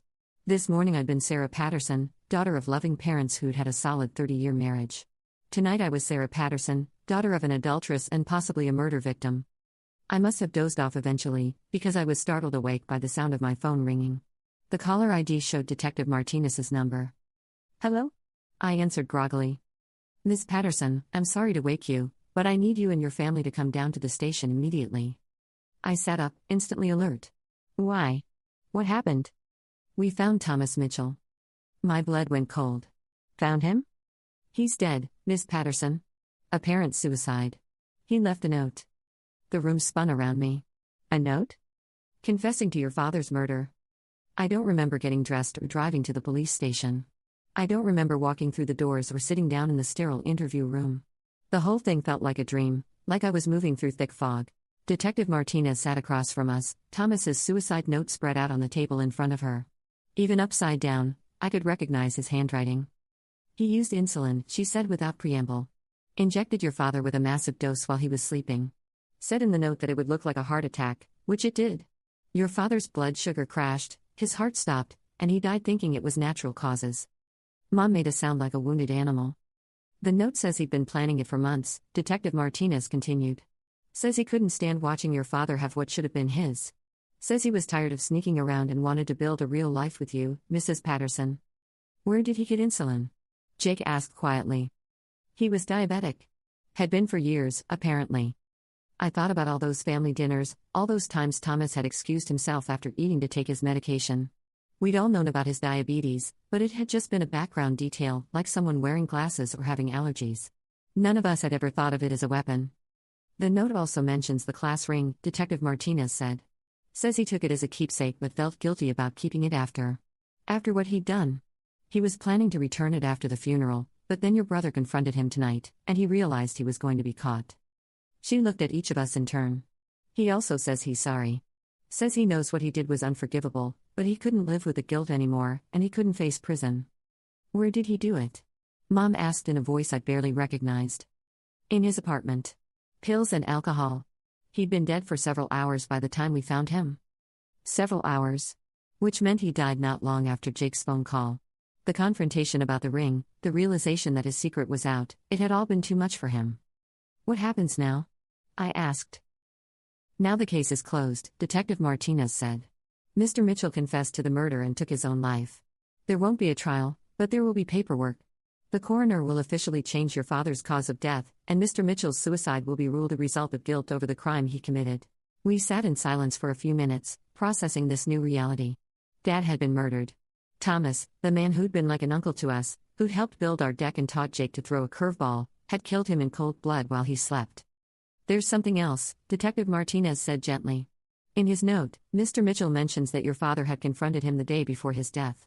Says your father had figured out about the affair and demanded that it end immediately. Mom's head snapped up.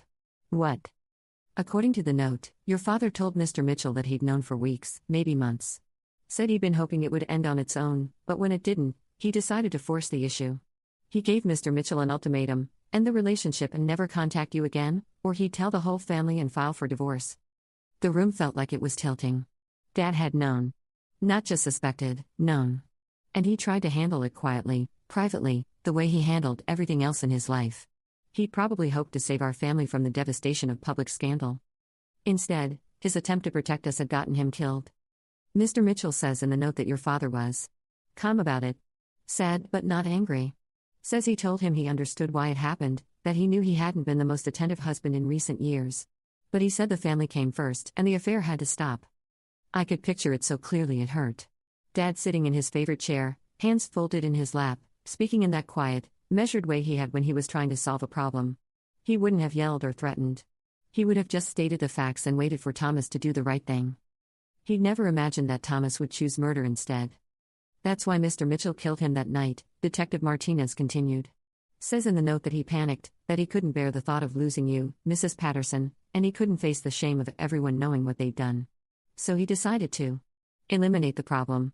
Mom was crying now, ugly, broken sobs that seemed to come from somewhere deep in her chest. This is my fault. If I'd just been faithful, none of this would have happened. Your father would still be alive. I wanted to comfort her, but I couldn't find the words. Because she was right, wasn't she? If there hadn't been an affair, Thomas would have had no reason to kill Dad. If Mom had made different choices 20 years ago, we'd all be home right now, grieving normally instead of sitting in a police station learning about murder and suicide. But then again, if Thomas hadn't been a psychopath who thought murder was an acceptable solution to his problems, Dad would also still be alive. The blame wasn't entirely Mom's to carry, even if she'd set the whole tragedy in motion. Mrs. Patterson, Detective Martinez said gently, what your husband's killer did was his choice. Not yours. You didn't tell him to commit murder. You didn't ask for any of this. But I started it, Mom whispered. I created this whole situation. You had an affair, the detective said bluntly. That was wrong, and it had consequences. But murder? That's on Thomas Mitchell, not on you. We were released from the station around dawn. The sun was coming up as we drove home, painting the sky in soft pinks and golds that seemed obscene given what we'd just learned. Beautiful mornings weren't supposed to happen on days when your world fell apart completely. The house felt different when we walked in. Not just because of the revelations from the night before, but because now it was a crime scene. The bed where Dad had been murdered, the kitchen where Thomas had sat at our table hundreds of times while planning his betrayal, the living room where we'd all laughed and celebrated and pretended to be a normal family. None of us knew what to say. We stood in the entryway looking at each other like strangers, because in a way, that's what we'd become. The people we'd been yesterday, before the funeral, before Jake's drunken toast, before Detective Martinez and her terrible revelations, those people were gone. I need to call the funeral home, Mom said finally. Tell them to delay the burial again while they do whatever they need to do. More evidence collection. More tests. More proof of Thomas's crime, as if his confession hadn't been enough. Jake disappeared upstairs without a word. I could hear his bedroom door slam, then nothing. He'd probably sleep for 12 hours, and when he woke up, he'd still have to live with the knowledge that he'd been carrying pieces of this truth for years without knowing how deadly they really were. Mom started making phone calls, to the funeral home, to relatives who'd need to know about the delay, to her boss to explain why she wouldn't be coming back to work anytime soon. I listened to her make the same explanation over and over. There have been some developments in my husband's death. The police are involved now. No, I can't really discuss the details. I found myself wandering through the house, looking at everything with new eyes. The family photos that now seemed like elaborate lies. The wedding picture on Mom's dresser where she and Dad looked so young and happy and naive. The Christmas ornaments we'd made as kids, displayed proudly on the mantel like evidence of the perfect childhood we thought we were having. Had any of it been real? Had Mom ever truly loved Dad, or had he always been second choice, the safe option she'd settled for while carrying on with her real love? Had Thomas ever cared about Jake and me, or had we just been obstacles he tolerated to maintain his access to Mom? I was examining a photo from my high school graduation, all of us smiling at the camera, Thomas's hand on Dad's shoulder in a gesture of friendship, when Mom found me. Sarah. Her voice was hoarse from crying and talking on the phone. We need to discuss what we're going to tell people. I looked at her standing in the doorway of the living room, this woman who'd raised me and loved me and lied to me for my entire life. She looked smaller than she had yesterday, diminished by the weight of her choices and their consequences. What do you want to tell them? I asked. The truth, I suppose. Or as much of it as they need to know. That dad was murdered by his best friend, who was having an affair with his wife. She flinched at my bluntness. When you put it like that, that's what happened, Mom. That's the truth. Dad was murdered because you were cheating on him, and Thomas couldn't stand the thought of losing you. I know. Her voice was barely a whisper. I know what I did. I know this is my fault. Is it? I asked. Because part of me thinks Thomas is the only one responsible for murder. But part of me thinks you created the situation that made murder seem like an option to him. She didn't answer, just stood there absorbing the accusation. Did you love Dad at all? I asked. Ever? Or was he always just the consolation prize? I loved your father very much. The words came out fierce, defensive. Not the way I loved Thomas, but I loved him. He was a good man, and a good husband, and a wonderful father. I loved his steadiness, his kindness, his integrity. I loved the life we built together. But you loved Thomas more. The pause before she answered told me everything I needed to know. I loved Thomas differently, she said finally. More. Intensely. More passionately. But that doesn't mean my love for your father wasn't real. It just wasn't enough. No, she admitted. It wasn't enough to keep me faithful. And that's something I'll have to live with for the rest of my life. We stood there looking at each other across the wreckage of our family, and I realized that I didn't know how to move forward from here. How do you rebuild a relationship with someone after learning they've been living a lie for your entire life? How do you trust someone who'd kept such a massive secret for so long? What about Thomas's funeral? I asked. Are you going to go? The question seemed to surprise her. I hadn't thought about it. He was your lover for 20 years. He killed Dad for you. Doesn't that merit some kind of goodbye? He killed your father, she said sharply. He murdered a man I was married to, the father of my children. How could I mourn him? The same way you mourned Dad while planning to run away with Thomas, I guess. The words were cruel, and I saw them hit her like physical blows. But I couldn't seem to stop myself. All the anger and hurt and confusion of the past 24 hours was spilling out, and Mom was the only target available. You're right to hate me, she said quietly. Both of you are. I made choices that destroyed our family, and now your father is dead because of those choices. I don't expect forgiveness. Good, I said. Because I don't know if I can give it. I left her standing there and went upstairs to my old room. It looked exactly the same as it had when I'd moved out 5 years ago, same purple walls, same posters of bands I'd outgrown, same twin bed with a pink comforter I begged for when I was 12. A shrine to the girl I'd been before I knew the truth about my family. I lay down on that little bed and stared at the ceiling, thinking about all the nights I'd spent in this room as a kid, feeling safe and loved and completely unaware that my entire world was built on lies. Had Thomas ever been in this room? Had he and Mom ever used my childhood home for their betrayal? The thought made me sick. My phone buzzed with a text message. Detective Martinez, medical examiner confirms insulin as cause of death. Case officially closed. My condolences to your family. Case closed. Dad's murder solved in less than 24 hours because his killer had confessed and taken his own life. No trial, no lengthy investigation, no months of uncertainty. Just a confession, a suicide, and a closed file. It should have felt like closure, but it didn't. It felt like the beginning of something much harder than a murder investigation, the beginning of learning how to live with the truth. Over the next few days, the story spread through our small town like wildfire. Dad's death being reclassified as homicide made the local newspaper, and from there it jumped to regional news outlets and social media. The combination of murder, adultery, and suicide was too salacious for people to ignore. Suddenly everyone who'd known our family had an opinion. Some people blamed Mom entirely, calling her a selfish woman whose affair had led directly to her husband's death. Others focused their anger on Thomas, painting him as a manipulative psychopath who destroyed an innocent family. A few blamed Dad for being too trusting, too passive, for not recognizing what was happening under his own roof. The funeral home was flooded with reporters looking for quotes. Our house became a destination for gawkers who drove by slowly, trying to catch a glimpse of the family at the center of the scandal. Mom had to disconnect the landline because of all the calls from journalists and true crime podcasters wanting interviews. Jake handled it by disappearing entirely.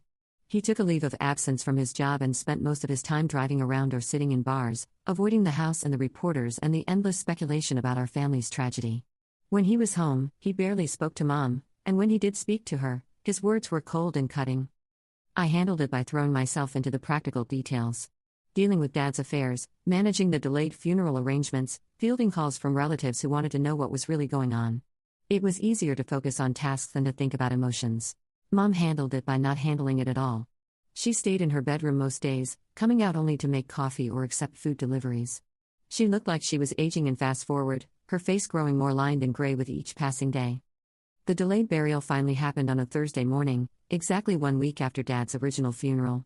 This time there were no crowds of mourners, no reception afterward. Just the immediate family, a handful of relatives who'd stuck by us despite the scandal, and a cluster of reporters kept at bay by police barricades. Standing by Dad's grave, watching his casket being lowered into the ground for the second time, I felt a strange sense of disconnect. This should have been the moment of final goodbye, of closure, of peace. Instead, it felt like just another step in a process that might never really end. The pastor, a different one this time, since our family pastor had quietly suggested we might be more comfortable with someone else, spoke about forgiveness and redemption and finding peace after tragedy. The words felt hollow, like they were meant for a different kind of death, a different kind of grief. After the burial, the three of us went home to our empty house. The reporters had finally given up their vigil, and the phone had stopped ringing quite so constantly. The intense public interest in our story was already beginning to fade, replaced by newer scandals and fresh tragedies. But for us, the hard work was just beginning. "I've been thinking about selling the house," Mom announced over a dinner none of us were really eating. Jake looked up from his untouched plate. "And going where?" "I don't know. Somewhere else. Somewhere we can start over without everyone knowing our business." "You can't run away from this," I said. "It's not going to stop being true just because you change your zip code." "I know that. But maybe it would be easier to figure out how to live with the truth if we weren't surrounded by constant reminders of the lies." She had a point. Every room in this house held memories that had been tainted by new knowledge. Every family photo on the walls told a story that was different from the one we'd thought we were living. Even the furniture felt like evidence of deception now. "What about Dad's things?" Jake asked. "His clothes, his tools, his books. You're just going to pack them up and pretend he never existed?" "Of course not." Mom's voice was sharp with pain. "I would never do that. But keeping his things doesn't require keeping this house. We could take what matters and start fresh somewhere else." "Start fresh," Jake repeated. "Right. Because that's so easy." "It's not easy," Mom snapped. "Nothing about this is easy. But what's the alternative?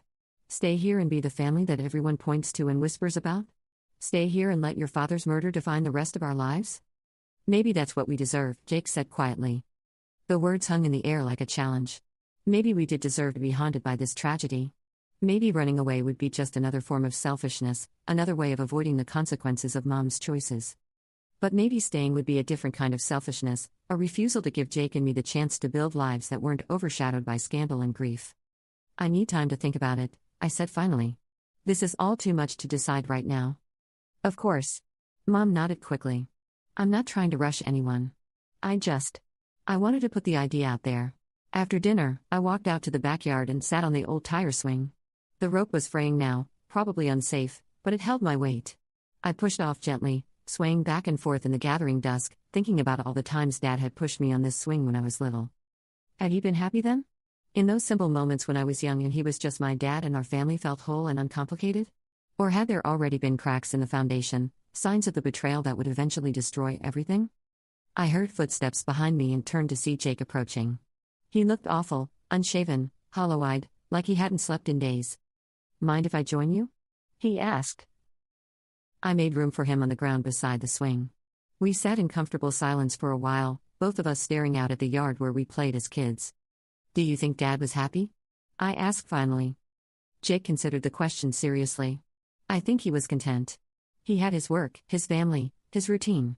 He wasn't the kind of person who needed a lot of excitement or drama to be satisfied." "But was he happy? Really happy?" "I don't know," Jake admitted. "Maybe happiness wasn't the point for him. Maybe he was more focused on duty, responsibility, doing the right thing. And Mom took advantage of that." "Yeah. She did." We sat quiet again, listening to the sounds of the neighborhood settling in for the night. Dogs barking in distant yards, television shows playing through open windows, the ordinary sounds of ordinary lives being lived by ordinary people who weren't dealing with murder and betrayal and family secrets. "What are you going to do?" I asked Jake. "About Mom's idea of selling the house, starting over somewhere else." "I don't know if starting over is possible," he said. "You can change your address, but you can't change what happened. You can't unknow what you know now. But maybe you can learn to live with it differently." "Maybe." He picked up a stick and started scratching patterns in the dirt. The thing is, I'm not sure I want to learn to live with it. I'm not sure I want to forgive Mom for what she did, or find a way to move past this. Maybe some things are supposed to hurt forever. I understood what he meant. There was something almost comforting about the pain, about having a clear reason to feel angry and betrayed. Forgiveness would require work, would require choosing to let go of justified resentment. Sometimes it was easier to hold on to the hurt. Dad wouldn't want that for us, I said. He'd want us to find a way to be okay, to be happy. Dad's dead because he tried to do the right thing, Jake replied bitterly. Because he trusted people he shouldn't have trusted, because he tried to solve problems quietly instead of burning everything down. Look where that got him. So what's the alternative? Burn everything down ourselves? Stay angry forever?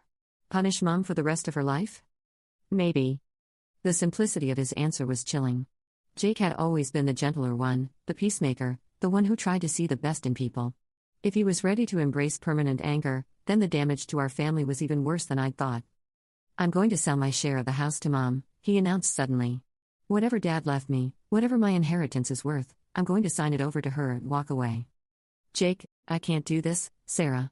I can't sit around the dinner table and pretend we're still a family. I can't make small talk with a woman whose affair got our father murdered. I can't pretend to forgive her just because that's what everyone expects me to do.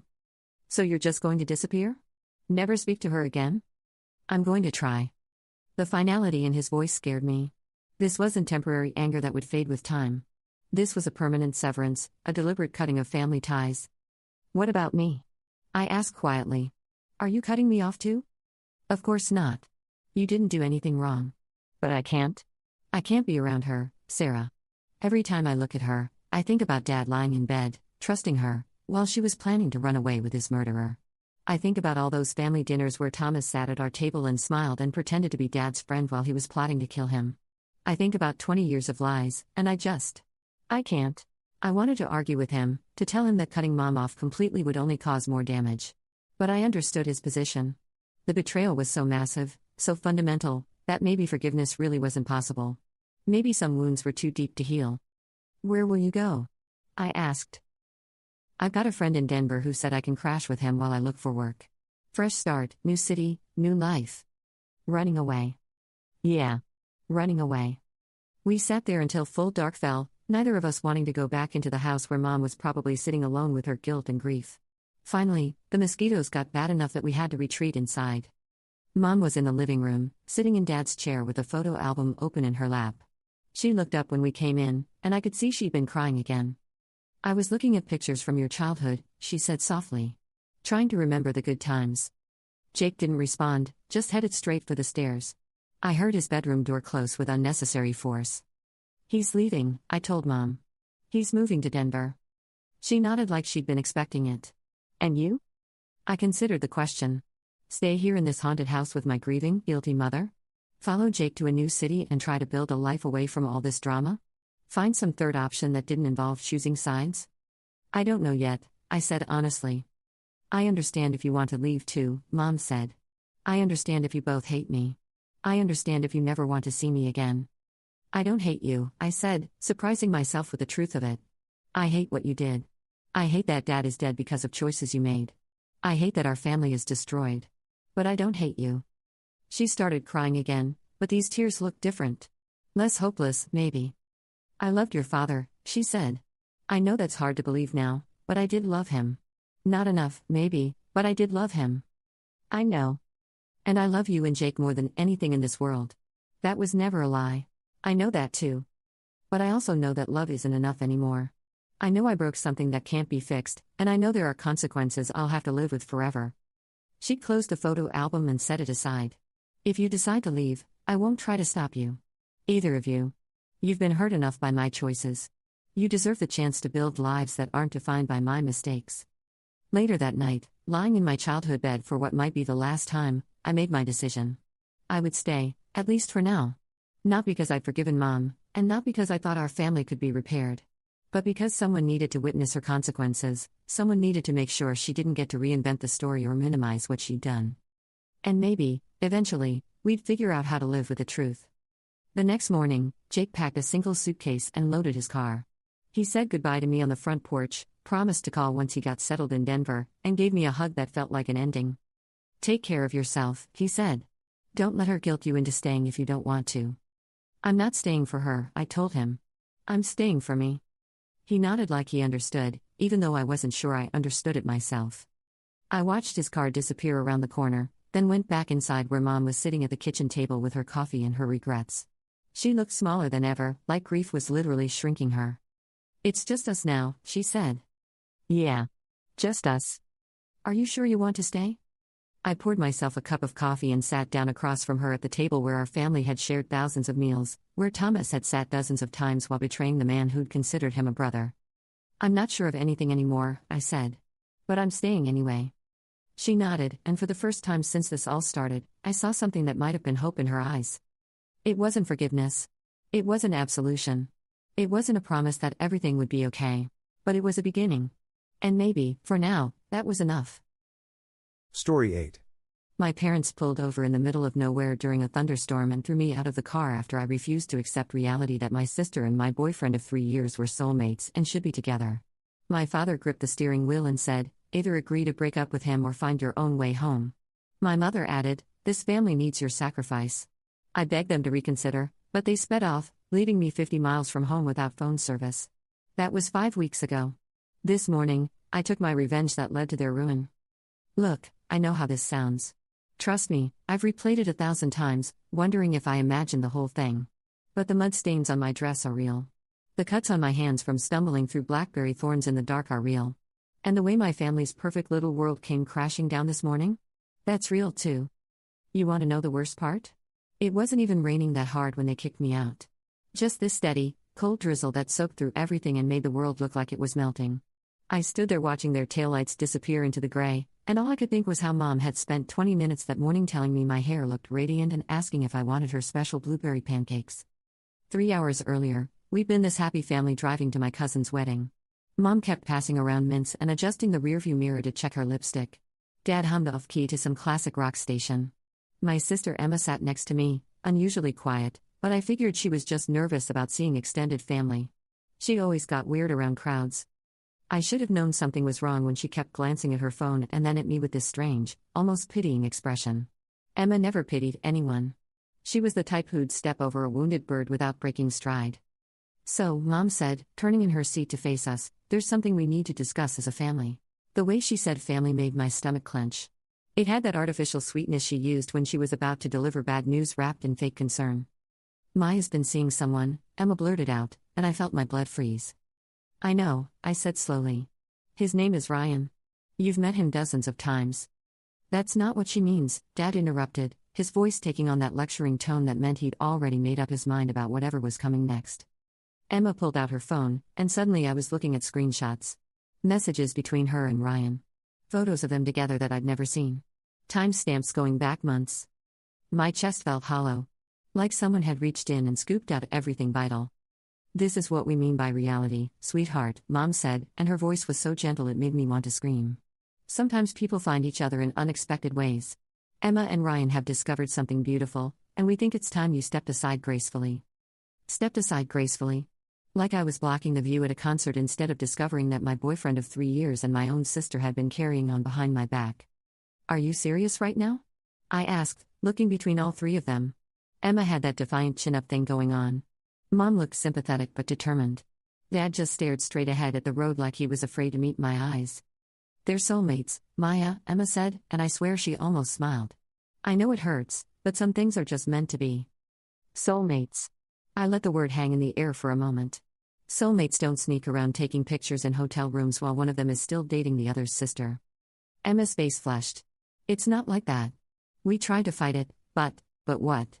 You accidentally fell onto his mouth? Multiple times? In multiple locations over multiple months?"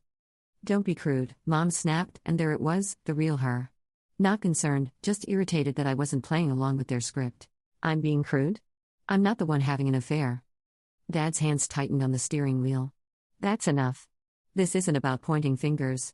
It's about doing what's best for everyone. Everyone except me, apparently." "You're being dramatic," Emma said, scrolling through more photos on her phone like she was curating evidence for a case. "We all know you and Ryan weren't that serious anyway. You barely even posted about him." The casualness of it hit me like a slap. Not posting about someone on social media meant the relationship didn't count? 3 years of late-night conversations, shared dreams, inside jokes, lazy Sunday mornings, all invalid because I preferred privacy over performance? I want to talk to him, I said. Ryan. I want to hear this from him. He's waiting at the house, Mom said. That's why we wanted to have this conversation now, privately. So you could process everything and make the right decision. The right decision. They'd already decided what that was. And if I don't? If I don't just roll over and let you all rewrite history? That's when Dad started slowing down. I watched the speedometer drop from 60 to 40 to 20. The rain was getting heavier, drumming against the roof like impatient fingers. Then you'll need to figure some things out for yourself, he said. We weren't even at a gas station or a store. Just this empty stretch of county road surrounded by farmland and storm clouds that looked like they were planning to stick around for hours. You're not serious. But even as I said it, I could see Emma gathering up her purse, moving away from me like I might contaminate her. Very serious, Mom said. This family needs your cooperation, Maya. Emma and Ryan need your blessing. And if you can't give it, then maybe you need some time to think about what really matters. Dad pulled over completely. The car shuddered as a truck roared past, splashing muddy water across the windshield. Get out, Emma said quietly. Emma, this is insane. You can't just. Get out. She screamed, and her face twisted into something I'd never seen before. Pure rage mixed with something that looked almost like hunger. I'm tired of pretending to care about your feelings. I'm tired of watching you waste him.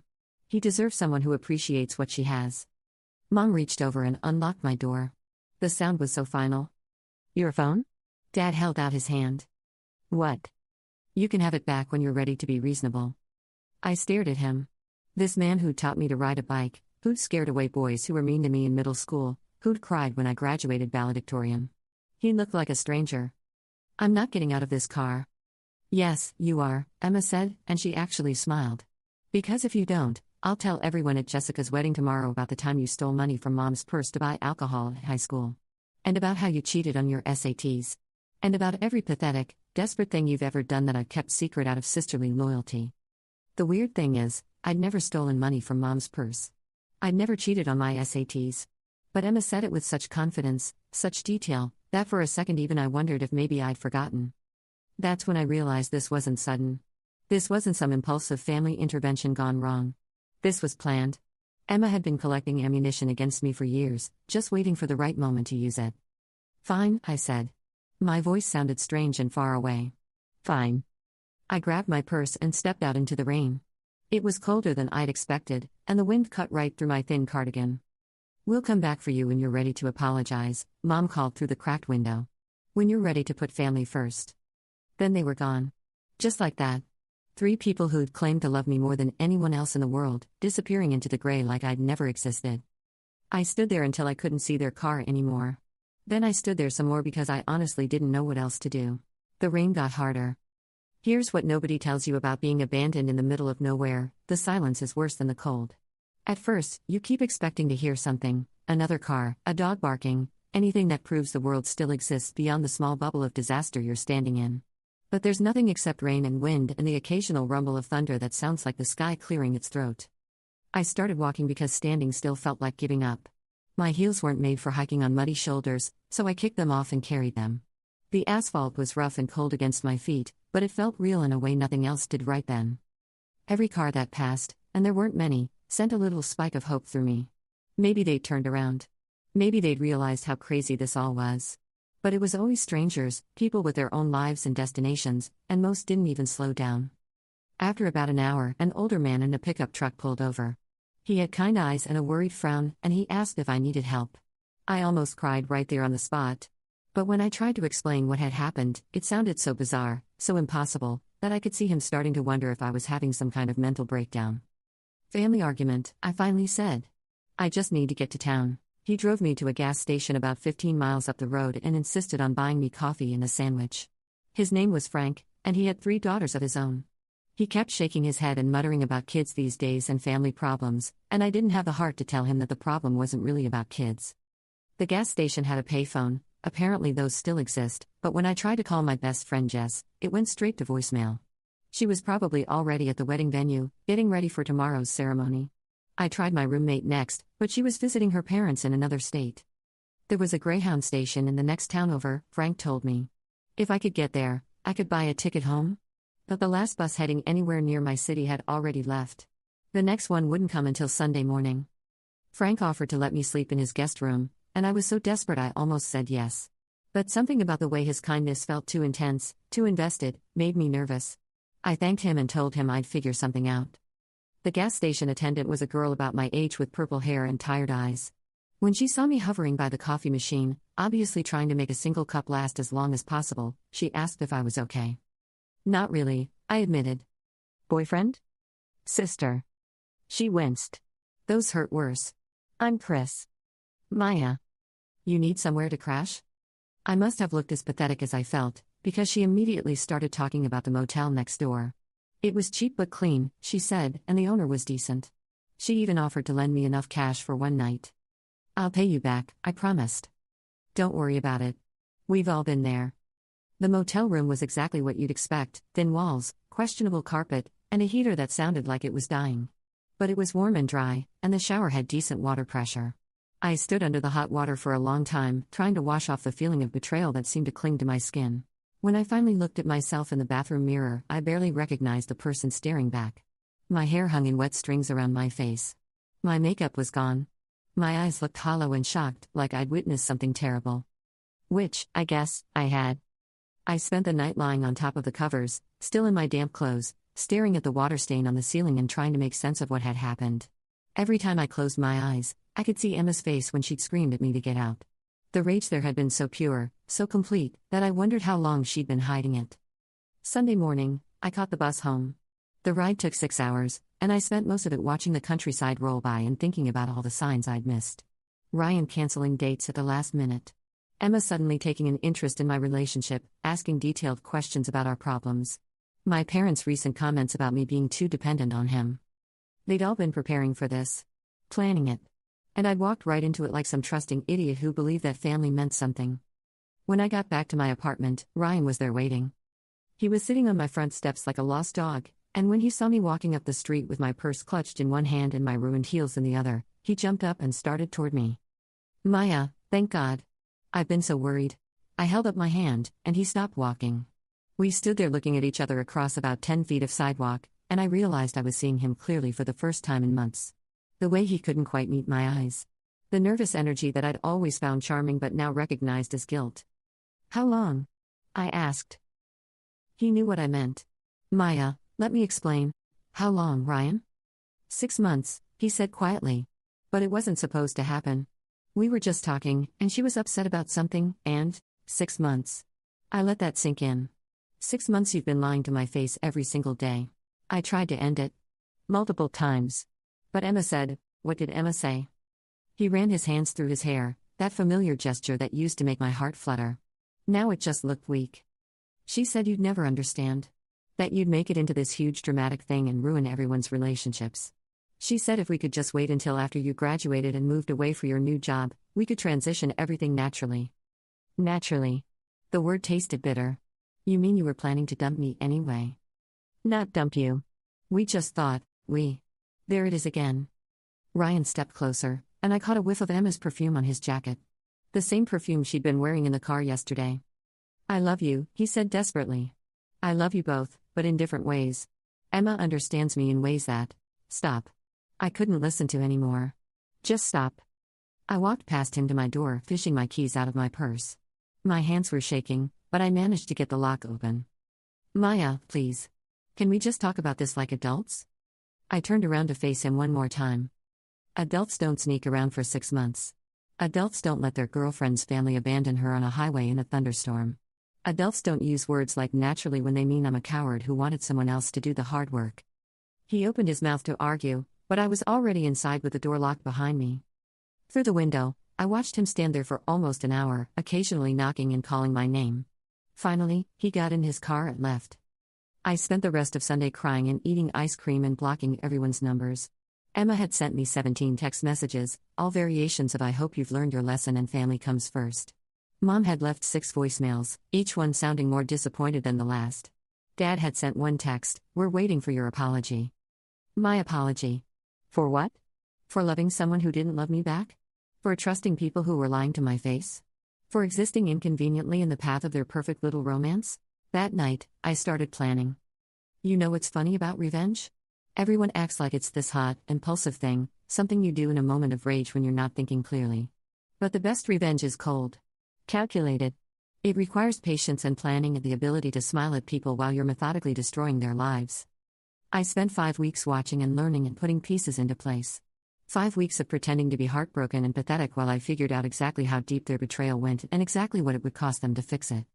First, I called Jess and told her everything. She was horrified, of course, but also fascinated in that slightly guilty way people get when they're witnessing someone else's disaster from a safe distance. She filled me in on what I'd missed at her wedding. Emma and Ryan had shown up together, apparently supporting each other through this difficult time. They told everyone I was going through some things and couldn't make it. Mom had given a touching speech about how proud she was of Emma for stepping up during the family crisis. It was weird, Jess said. Everyone kept asking what was wrong with you, and they all had these different stories. Like they couldn't keep their lies straight. That gave me my first real clue about how to proceed. I started with social media. Not posting anything dramatic, that would have made me look unstable.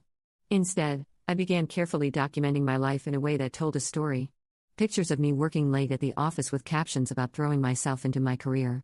Photos of the books I was reading, the healthy meals I was cooking, the runs I was taking through the park. I looked happy. Productive. Like someone who was thriving after removing toxic people from her life. Meanwhile, I was quietly gathering information. Emma had always been careless with her privacy settings, and Ryan was even worse. Their social media accounts were treasure troves of evidence, not just about their affair, but about the lies they'd been telling to justify it. There were posts dating back 8 months where Emma complained about me being too clingy with Ryan. Comments on mutual friends' photos where she made little digs about my relationship. A whole thread on Ryan's Instagram where he talked about feeling trapped and needing space to grow. They'd been building their narrative for almost a year, painting me as some desperate, suffocating girlfriend so that when they finally got together, everyone would see it as inevitable rather than cruel. But the real goldmine was in their private messages, which I accessed through a method I'm not going to describe in detail. Let's just say that people who conduct affairs over multiple platforms tend to be sloppy about password security. The messages revealed everything. Not just the physical affair, but the emotional manipulation that had preceded it. Emma had been systematically undermining my relationship with Ryan for over a year, pointing out my flaws, suggesting I wasn't right for him, offering herself as a more compatible alternative. And Ryan? He'd eaten it up. Every criticism, every suggestion, every intimate detail Emma shared about my insecurities and fears. He'd used the information I trusted my sister with as ammunition against me. There were messages where they laughed about my dramatics. Conversations where Emma shared things I told her in confidence, private fears and embarrassing moments, so Ryan could feel superior to me. Screenshots of arguments we'd had that Emma had somehow recorded and passed along for their entertainment. Reading through months of their betrayal was like swallowing glass, but it also crystallized my resolve. This wasn't just about them falling in love. This was about two people who had systematically destroyed my sense of reality for their own convenience. They wanted me gone? Fine. I'd give them exactly what they thought they wanted. The first phase was subtle. I started reaching out to old friends, people I'd lost touch with over the years. I mentioned, casually, that I was going through some family drama and could use support. I didn't give details, I didn't need to. People filled in their own blanks, and the blanks they filled in were usually far more generous to me than the truth. Within a few weeks, I had a network of people checking in on me, expressing concern about whatever my family had done.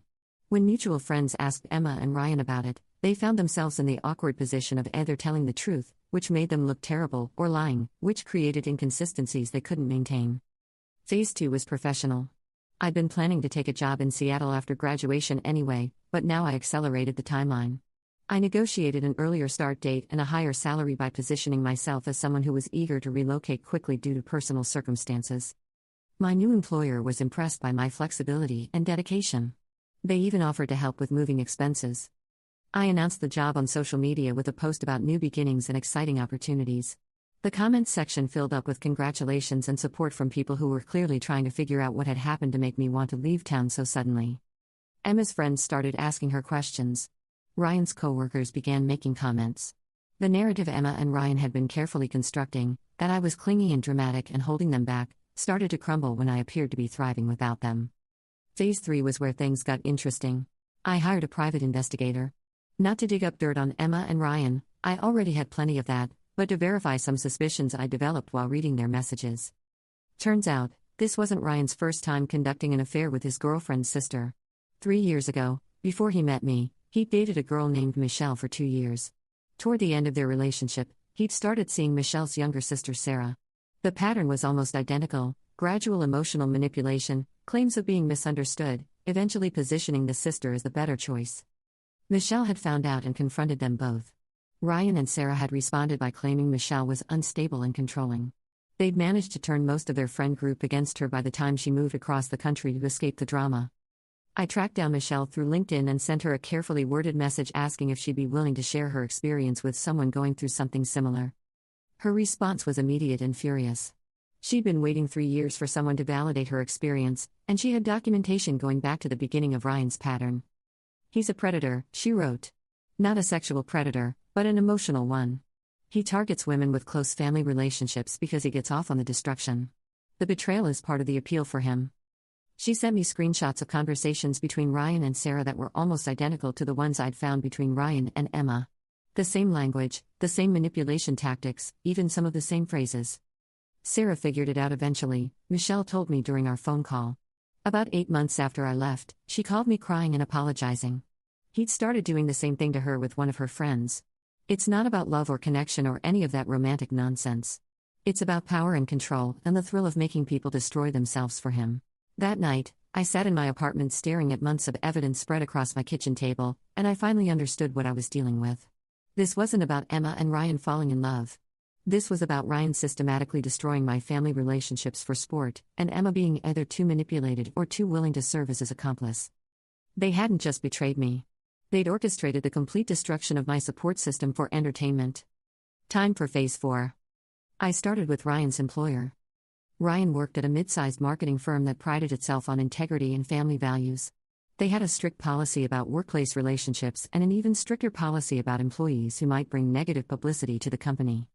I didn't contact them directly, of course. That would have been too obvious and probably ineffective. Instead, I created a carefully curated collection of screenshots and documents that told the story of Ryan's pattern of emotional manipulation and relationship destruction. Then I sent them anonymously to Ryan's ex-girlfriend Michelle, along with contact information for several of his co-workers' wives and girlfriends. Michelle knew exactly what to do with the information. She'd been waiting 3 years for the chance to warn people about Ryan, and she had a talent for making information spread through professional networks in ways that seemed organic. Within 2 weeks, rumors were circulating at Ryan's office about his personal conduct issues. Nothing actionable, nothing that violated any specific policies, but enough to make people uncomfortable working with him on client accounts. His performance reviews started reflecting concerns about his judgment and professionalism. Projects he'd been counting on were quietly reassigned to other team members. Meanwhile, I was working on Emma's social circle. Emma had built her identity around being the good sister, the responsible one, the family peacekeeper. Her friends saw her as trustworthy and loyal, someone who would never betray the people closest to her. I didn't need to destroy that image directly. I just needed to let the truth speak for itself. I created a group chat on a secure messaging app and invited several of Emma's close friends, people who also knew me well, and had been asking questions about our family situation. I didn't say anything dramatic or accusatory. I just shared some of the screenshots of Emma's messages about me, the ones where she'd mocked my insecurities and shared my private information with Ryan. "I thought you should see what Emma really thinks about the people she claims to love," I wrote. "Make of it what you will." The response was immediate and devastating. These were people who had trusted Emma with their own secrets, their own vulnerabilities. Seeing how casually she'd betrayed mine made them question everything they'd shared with her. One by one, they started distancing themselves. Invitations stopped coming. Group chats went quiet when Emma joined. Plans were made without her. Emma, who had always been the center of her social circle, found herself increasingly isolated. When she tried to reach out to friends for support about her difficult family situation, she discovered that most of them had already heard a different version of the story. Phase 5 was the masterpiece. My parents had always been proud of their reputation in our small community. Dad was a deacon at their church and served on the school board. Mom volunteered with 3 different charities and was known for her strong family values. Their identity was built around the idea that they had raised 2 successful, well-adjusted daughters who reflected well on their parenting.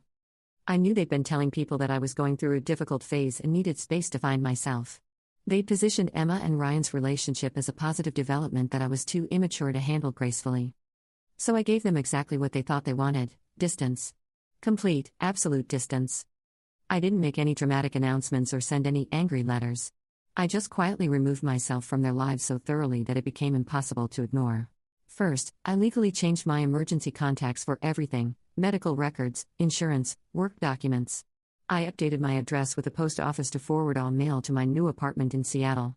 I closed the joint bank account I'd shared with my parents since college and moved all my assets to accounts they couldn't access.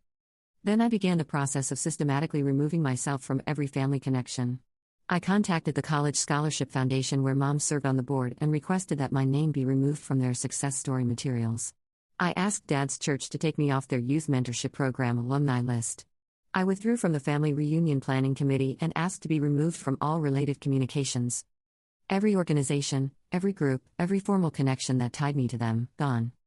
The beauty of this approach was that it looked mature and reasonable from the outside. I wasn't lashing out or making accusations. I was simply exercising my right to independence and privacy. But the cumulative effect was devastating.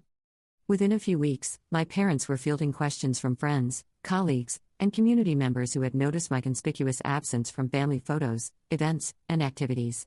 When people asked about me, my parents found themselves in the impossible position of explaining why their daughter had completely cut contact without admitting to what they'd done.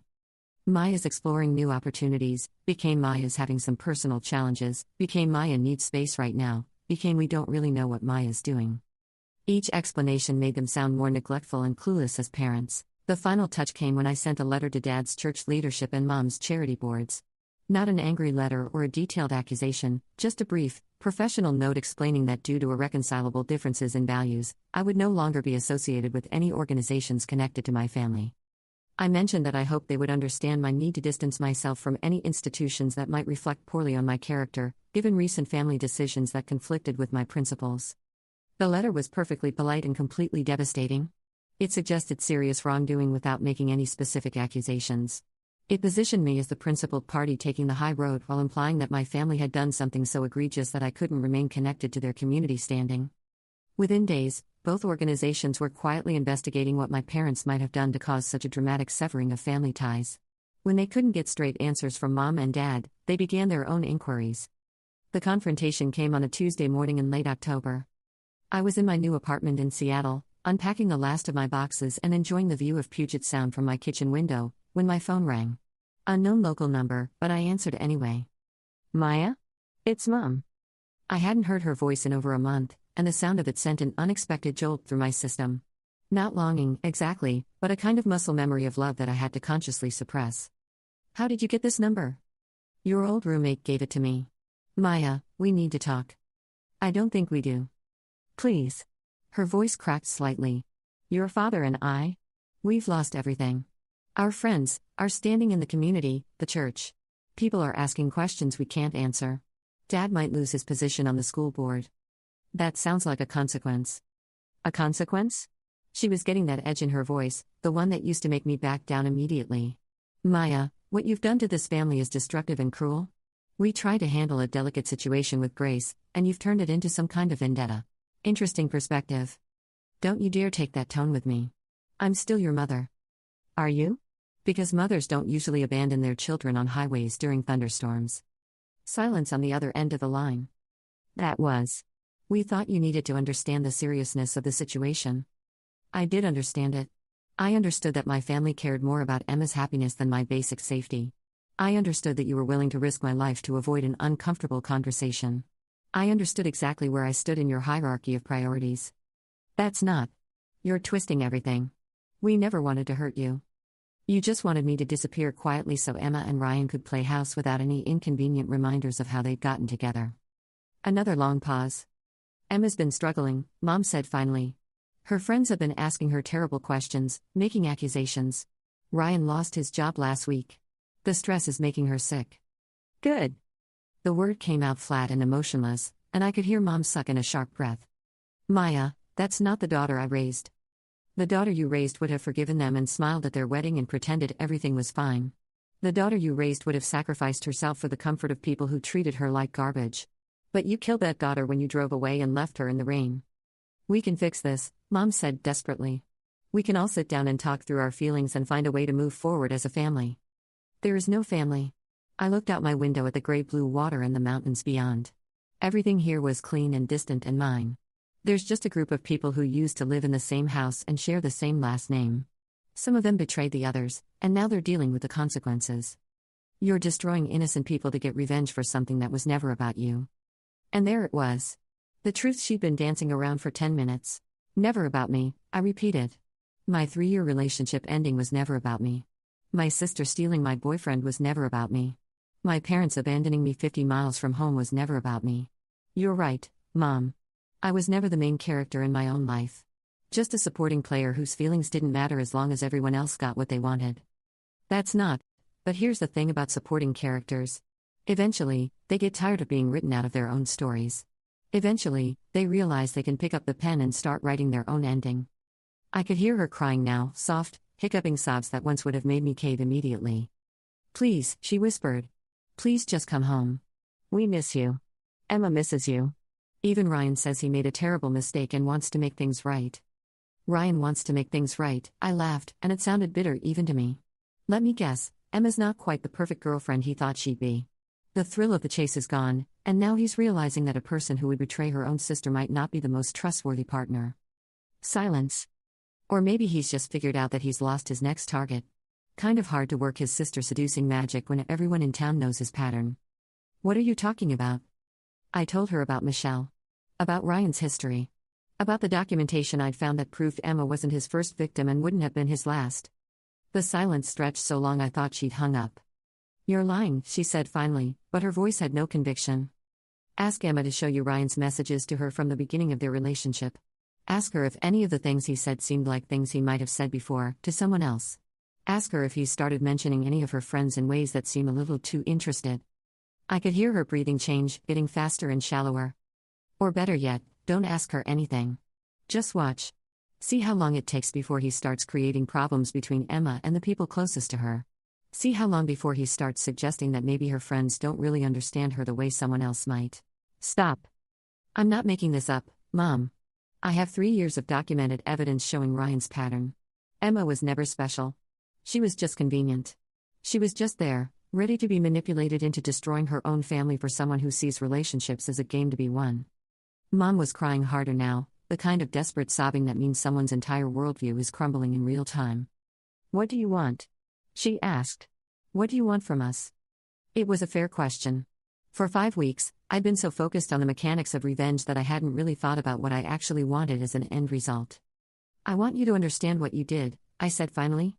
I want you to really comprehend that you threw away your daughter for a lie. I want Emma to realize that she destroyed her family for someone who was manipulating her from day one.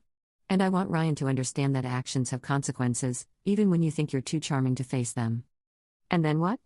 After we understand, after we realize, after we face consequences, then what happens?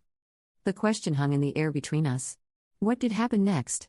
I'd been so focused on making them pay that I hadn't thought about what came after payment was complete. I don't know, I admitted. Maybe nothing.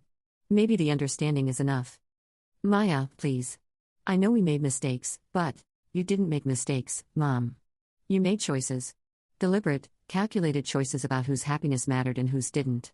You chose Emma's convenience over my safety. You chose Ryan's comfort over my truth. You chose protecting a lie over protecting your daughter. I could hear Dad's voice in the background, asking questions I couldn't make out. Your father wants to know if there's anything we can do to fix this, Mom said. Anything at all. I thought about it for a long moment, looking out at the water and the mountains and this new life I'd built from the ruins of my old one. You can start by telling the truth, I said. Stop letting people think I'm some unstable, dramatic child who couldn't handle her sister's happiness.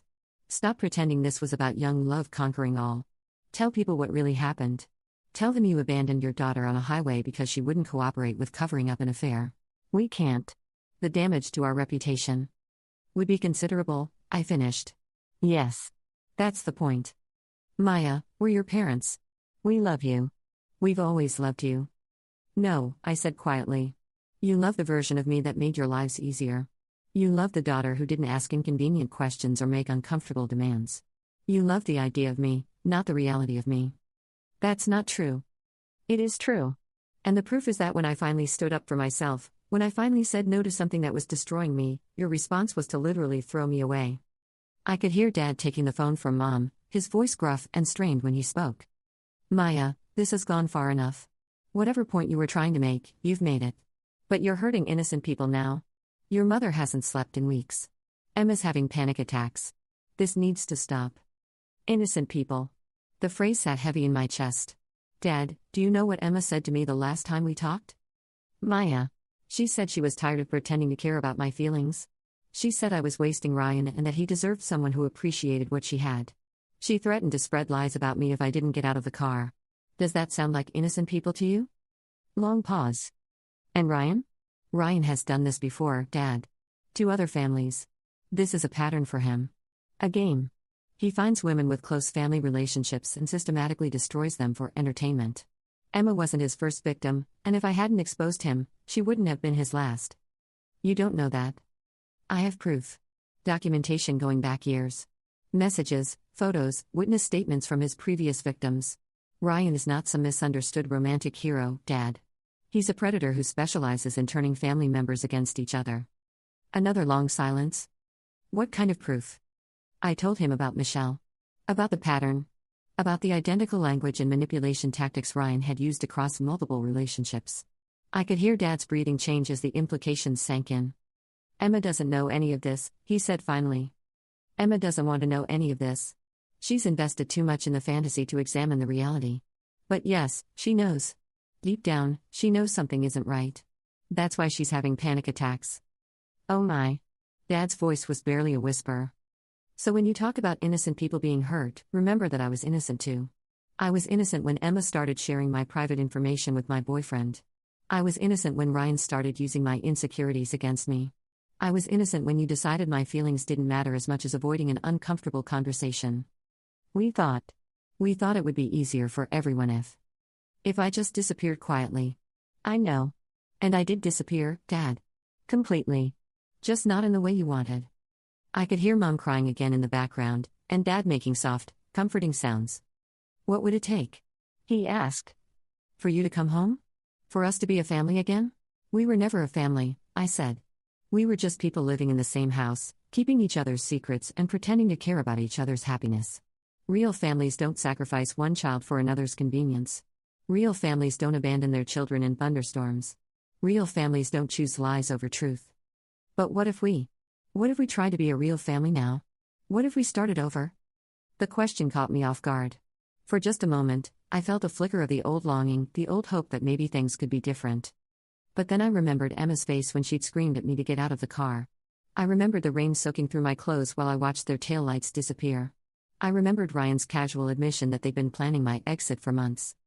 Some things can't be started over, I said. Some damage is permanent. You can't unring a bell, and you can't unfeel betrayal. So that's it? You're never coming back? We're never going to see you again? I looked around my apartment, at the life I'd built in 5 weeks of concentrated effort. Clean. Simple. Mine. No secrets, no lies, no hidden agendas. I'm not never coming back, I said. But I'm not coming back to be the same person I was. I'm not coming back to make everyone else comfortable by pretending their choices didn't have consequences. And I'm definitely not coming back to watch Emma and Ryan play house while everyone pretends their relationship isn't built on manipulation and betrayal. What about Emma? She's your sister. Emma made her choice.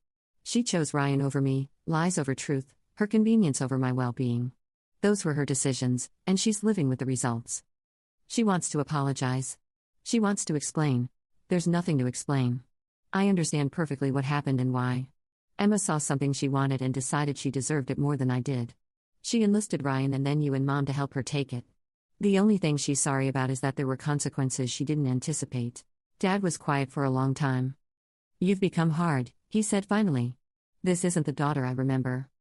The daughter you remember was naive enough to trust people who were lying to her face for months. The daughter you remember was weak enough to accept betrayal as long as it was wrapped in pretty words about family and love and sacrifice. You're right, Dad. That daughter is gone. You killed her when you chose Emma's happiness over mine. Maya. But here's what you don't understand. The person I am now is stronger, smarter, and more honest than the person I was before. I'm not hiding from reality or making excuses for people who hurt me. I'm not pretending that love means accepting abuse. I'm not sacrificing myself to keep other people comfortable. I could hear him starting to cry now, the same soft, helpless sounds Mom had been making. The daughter you remember was a victim, I continued. The woman I am now is not. And if you can't love the woman I've become, then you never really loved me at all. You just love the idea of having a daughter who would never challenge you or hold you accountable for your choices. We do love you. We've always loved you. Then prove it. Tell the truth about what you did. Stop protecting Emma and Ryan's reputation at my expense. Stop pretending I'm the problem in this situation. Own your choices and their consequences. Another long pause. And if we do that? If we tell everyone the truth? Will you come home? I closed my eyes and tried to imagine it. Going back to that house, sitting around that dinner table, pretending we could rebuild something from the wreckage of trust and love and basic human decency. I don't know, I said honestly. Maybe someday. When I'm ready to forgive you for things you haven't even begun to understand you need forgiveness for. When Emma is ready to acknowledge what she did instead of just being sorry she got caught. When Ryan is out of the picture permanently and you've all had time to understand how thoroughly he manipulated this entire situation. How long? Dad's voice was small and desperate. How long before you might be ready? I don't know. Maybe years. Maybe never. That's what consequences look like, Dad. Uncertainty. Loss. The possibility that some things can't be fixed. I could hear both of them crying now, and for just a moment I felt something that might have been regret. Not for what I'd done, but for the fact that it had been necessary to do it. I have to go, I said. I have a life to build here. Maya, wait. Tell Emma that Ryan will do to her exactly what he did to me, probably within the next 6 months. Tell her to pay attention to how he talks about her friends, how he creates little conflicts and misunderstandings, how he positions himself as the only person who really understands her. Tell her that when it starts happening, she can call Michelle and compare notes. Maya. And tell her that when she finally understands what she gave up for someone who was never worth having, she shouldn't expect me to be waiting with open arms and forgiveness. Some choices don't get do-overs. I hung up before they could say anything else. That was 3 months ago. I never did hear back from them directly, but the small-town grapevine is remarkably efficient. Through mutual friends and social media, I've pieced together what happened after our conversation. Dad resigned from the school board. Mom stepped down from 2 of her charity positions. They told people they were dealing with family issues and needed to focus on healing and rebuilding relationships. It wasn't the full truth I demanded, but it was closer than they'd ever come before. Emma and Ryan broke up 6 weeks after my phone call with my parents. Apparently, he'd started getting very interested in one of Emma's co-workers, asking detailed questions about her relationship status and family dynamics. When Emma confronted him about it, he accused her of being paranoid and controlling, the same words he'd once used to describe me. Emma called Michelle. The conversation lasted 3 hours, and by the end of it, Emma understood exactly what she'd been part of. She tried to reach out to me afterward, but I wasn't ready to talk. I'm still not ready. Ryan left town about a month ago. Word is he found a new job in Portland and has already started dating someone with a younger sister. I sent an anonymous message to his new girlfriend with Michelle's contact information and a suggestion that she might want to learn about Ryan's relationship history. I don't know if she'll listen. People rarely want to believe they're dating a predator, especially when the predator is charming and convincing and really good at making his victims feel special and chosen. But I planted the seed. That's all I can do. As for me? I'm good. Better than good, actually. I love Seattle. I love my job. I love the independence and the clean slate and the fact that nobody here knows anything about my family drama unless I choose to tell them. I've started dating someone new, a kind, straightforward man who doesn't have any interest in my family dynamics and treats me like I'm the main character in my own story. It's a novel experience. Sometimes I wonder if I went too far. If there was a gentler way to handle what happened, a path that didn't involve quite so much systematic destruction of the life I used to know. But then I remember standing in that rain, watching my family drive away, and I remember that they made their choice long before I made mine. They chose Emma's convenience over my safety. They chose Ryan's manipulation over my truth. They chose their comfortable lies over uncomfortable reality. I just chose to stop protecting them from the consequences of their choices. People ask me sometimes if I miss them. My family, my old life, the simplicity of being the person who always forgave and always understood and always put everyone else's happiness ahead of her own. The answer is complicated. I miss the illusion of having people who would always have my back. I miss the comfort of believing that family meant something more than shared genetics and shared secrets. I miss the version of myself who could trust completely and love without reservation. But I don't miss being a victim. I don't miss being disposable. I don't miss being the person everyone expected to sacrifice herself for other people's happiness. And I definitely don't miss being naive enough to believe that loving someone means accepting whatever they choose to do to you. The woman I am now is harder than the girl I used to be. More careful. More suspicious. Less willing to give people the benefit of the doubt when their actions contradict their words. Some people would call that damage. I call it education. I learned that revenge isn't about getting even. It's about making sure that people understand the true cost of their choices. It's about refusing to protect others from consequences they've earned. I learned that family isn't about blood or shared history or unconditional love. It's about choosing, every day, to treat each other with respect and honesty and basic human decency. I learned that sometimes the kindest thing you can do for someone is to stop enabling their worst impulses. Sometimes people need to lose everything before they can understand what they had. And I learned that the most powerful thing you can do when someone tries to write you out of your own story is to pick up the pen and start writing your own ending. The rain stopped a long time ago. The storm passed. And I'm still here, stronger and smarter and more honest than I've ever been. That's not revenge. That's justice. And sometimes, justice looks a lot like walking away and letting people live with what they've chosen. Story 9. At my parents' 40th anniversary dinner, my sister clinked her glass and announced to the table, "Let's not pretend anymore, Dad never loved you the way he loved us." When I looked at my mother for support, she just dabbed her napkin and nodded, adding, "It's better you accept it, dear, you were always different." I didn't argue or cry, just silently placed the faded letter I'd found in the attic last week onto the table. 5 sentences, I said quietly. At sentence 2, my sister laughed too loud, trying to drown out my voice. At sentence 4, my mother whispered, "Don't." At sentence 5, my dad fainted. My name is Maya, and I've been the family ghost for 28 years.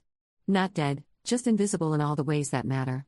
See, when you're born albino into a family where everyone else has rich, dark skin that glows golden in sunlight, you learn early that you're the mistake. The cosmic hiccup. The one who doesn't belong in the family photos. My parents, Robert and Diane Williams, had 3 children. First came Marcus, their golden boy with Dad's strong jaw and athletic build. Then Zara arrived, blessed with Mom's delicate features and that effortless confidence that seemed to radiate from her pores. And then there was me, pale as moonlight, with one blue eye and one green eye that made strangers stare and family members look away. Maya's special, Mom would say to concerned relatives, the way you might explain away a pet with 3 legs. She's our little snowflake. But snowflakes melt, and I spent most of my childhood feeling like I was slowly disappearing. The thing is, I accepted it. Genuinely. When you grow up hearing whispered conversations that stop when you enter a room, when your own father introduces you as our youngest instead of our daughter Maya, when family friends forget your name but remember your siblings' achievements, you adapt. You become smaller. Quieter. You learn to be grateful for whatever scraps of attention fall your way. I became the family photographer, always behind the camera instead of in front of it. I organized birthday parties and graduation celebrations for Marcus and Zara, staying busy in the kitchen while they received congratulations in the living room. I was the one who remembered everyone's allergies and favorite foods, who sent thank you cards on behalf of the family, who kept track of anniversaries and appointments. The perfect helper. The invisible daughter. For years, I told myself this was enough. That love came in different forms, and maybe mine just looked like being useful. Maybe some children were born to shine, and others were born to help them glow brighter. Then last week happened. Mom had been complaining about mice in the attic again, and since I'm the one who handles the unsexy family maintenance tasks, I volunteered to check the traps. The attic of our childhood home is a tomb of memories, boxes of Christmas decorations, Marcus's old trophies, Zara's pageant crowns, report cards, and photo albums that somehow never included many pictures of me. I was moving a particularly heavy box of Dad's old papers when the bottom gave way, spilling decades of documents across the dusty floor. Bank statements, tax returns, insurance policies, the boring architecture of adult life. But tucked between a 1987 car registration and a warranty for a long-dead refrigerator, I found something that made my blood turn to ice water. A letter. Handwritten. Dated 3 months before I was born. The envelope was addressed to my father in careful, feminine script that definitely wasn't my mother's. Inside, cream-colored stationery with delicate pink flowers along the border. The kind of paper a young woman might choose when writing something important. I almost didn't read it. Almost put it back with the other papers and pretended I'd never seen it. But something about the date nagged at me. 3 months before I was born. Right around the time my parents had that rough patch Mom sometimes mentioned in hushed tones to Zara. My hands were shaking as I unfolded the letter. Robert, I know you said we couldn't see each other anymore, but I need you to know that I'm pregnant. The baby is due in November. I won't ask you to leave Diane, I've accepted that you've made your choice. But this child deserves to know their father.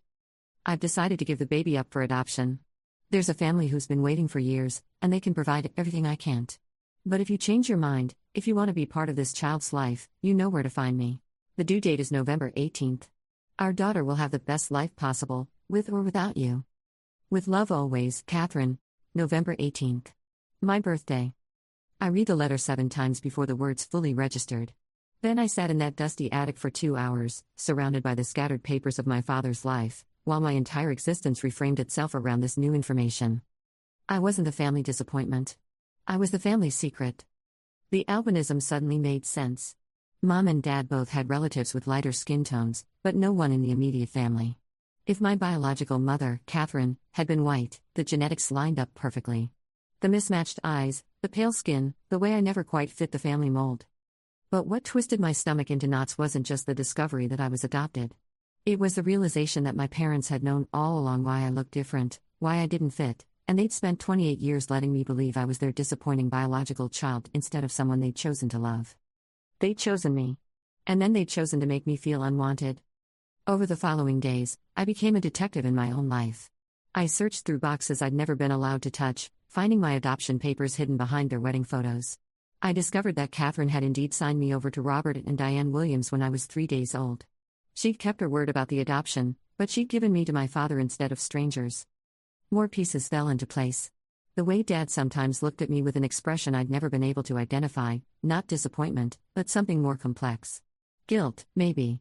The way Mom had always been slightly more distant with me, as if I were a constant reminder of something she'd rather forget. The way they'd never quite known how to explain my appearance to extended family. I also found hospital records indicating that Mom had suffered a miscarriage around the time I was born. She'd lost the baby she'd been expecting, their biological child, right around when Dad was dealing with Catherine's pregnancy. In their grief and desperation, they'd taken me in. But they'd never quite forgiven me for not being the child they'd actually wanted. By the time their anniversary dinner rolled around, I was running on pure adrenaline and 28 years of suppressed fury. Mom had spent weeks planning the celebration, inviting extended family and family friends to the fancy restaurant downtown. She'd asked me to handle the decorations and party favors, naturally. I'd spent hours crafting centerpieces and coordinating with the restaurant staff, making sure everything was perfect for their big day. I'd also spent hours deciding whether to confront them about the letter. The dinner started typically. Aunt Rose gushed over Marcus's latest promotion at the law firm. Uncle James asked Zara detailed questions about her upcoming wedding, wanting to hear every detail about the venue and the dress and the honeymoon plans. Cousins shared updates about their children's achievements and vacation plans. And me? I got a pat on the shoulder from Grandma Williams, who commented that I looked tired and maybe should get some sun. The usual. Dad stood up to give a toast about 40 years of marriage, about building a life together, about the blessing of children who made them proud. His eyes lingered on Marcus and Zara as he spoke. When his gaze passed over me, it was like looking through glass. That's when Zara decided to twist the knife. She'd had 3 glasses of wine by then, which always made her mouthy. She stood up with her own glass, swaying slightly, and announced, "I think we should be honest tonight. Really honest, for once." Mom's face went pale. Dad set down his glass too quickly, making it clink against his plate. But Zara was on a roll. "Maya, honey, you've spent your whole life trying to fit into this family, and it's kind of painful to watch. Dad never loved you the way he loved us because, well, look at yourself. You're nothing like us. You never were." The restaurant conversations around us didn't stop, but our table fell silent. I could hear the couple at the next table debating whether to order dessert. Someone dropped a fork across the room. "Zara," Dad said quietly. "That's enough." "No, it's not enough," Zara continued, emboldened by wine and what she clearly thought was righteousness. "We all tiptoe around it, but Maya needs to hear this. She needs to understand that some people are just born to be supporting characters. There's nothing wrong with that, but she keeps trying to be the star of her own story instead of accepting her role in ours." I looked at Mom, waiting for her to defend me. Waiting for her to tell Zara she was out of line, that all children were loved equally in this family, that I mattered just as much as anyone else. Instead, Mom dabbed her napkin against her lips and nodded slowly. "It's better you accept it, dear," she said, not meeting my eyes. "You were always different. We tried our best with you, but you never quite fit the way the others did." Something inside me snapped. Not broke, snapped. Like a rubber band that had been stretched for 28 years finally reaching its limit, I reached into my purse and pulled out Catherine's letter, still creased from its decades hidden in the attic. I placed it gently on the table between the centerpiece and the bread basket. 5 sentences, I said quietly. "That's all it takes to explain everything." Marcus leaned forward, squinting at the faded paper. "Maya, what is that?" I cleared my throat and began to read. Sentence 1. Robert, I know you said we couldn't see each other anymore, but I need you to know that I'm pregnant. Dad's fork clattered to his plate. Mom's face had gone from pale to ashen. Sentence 2. The baby is due in November. Zara let out a high, forced laugh. Maya, what kind of game is this? Whose letter is that supposed to be?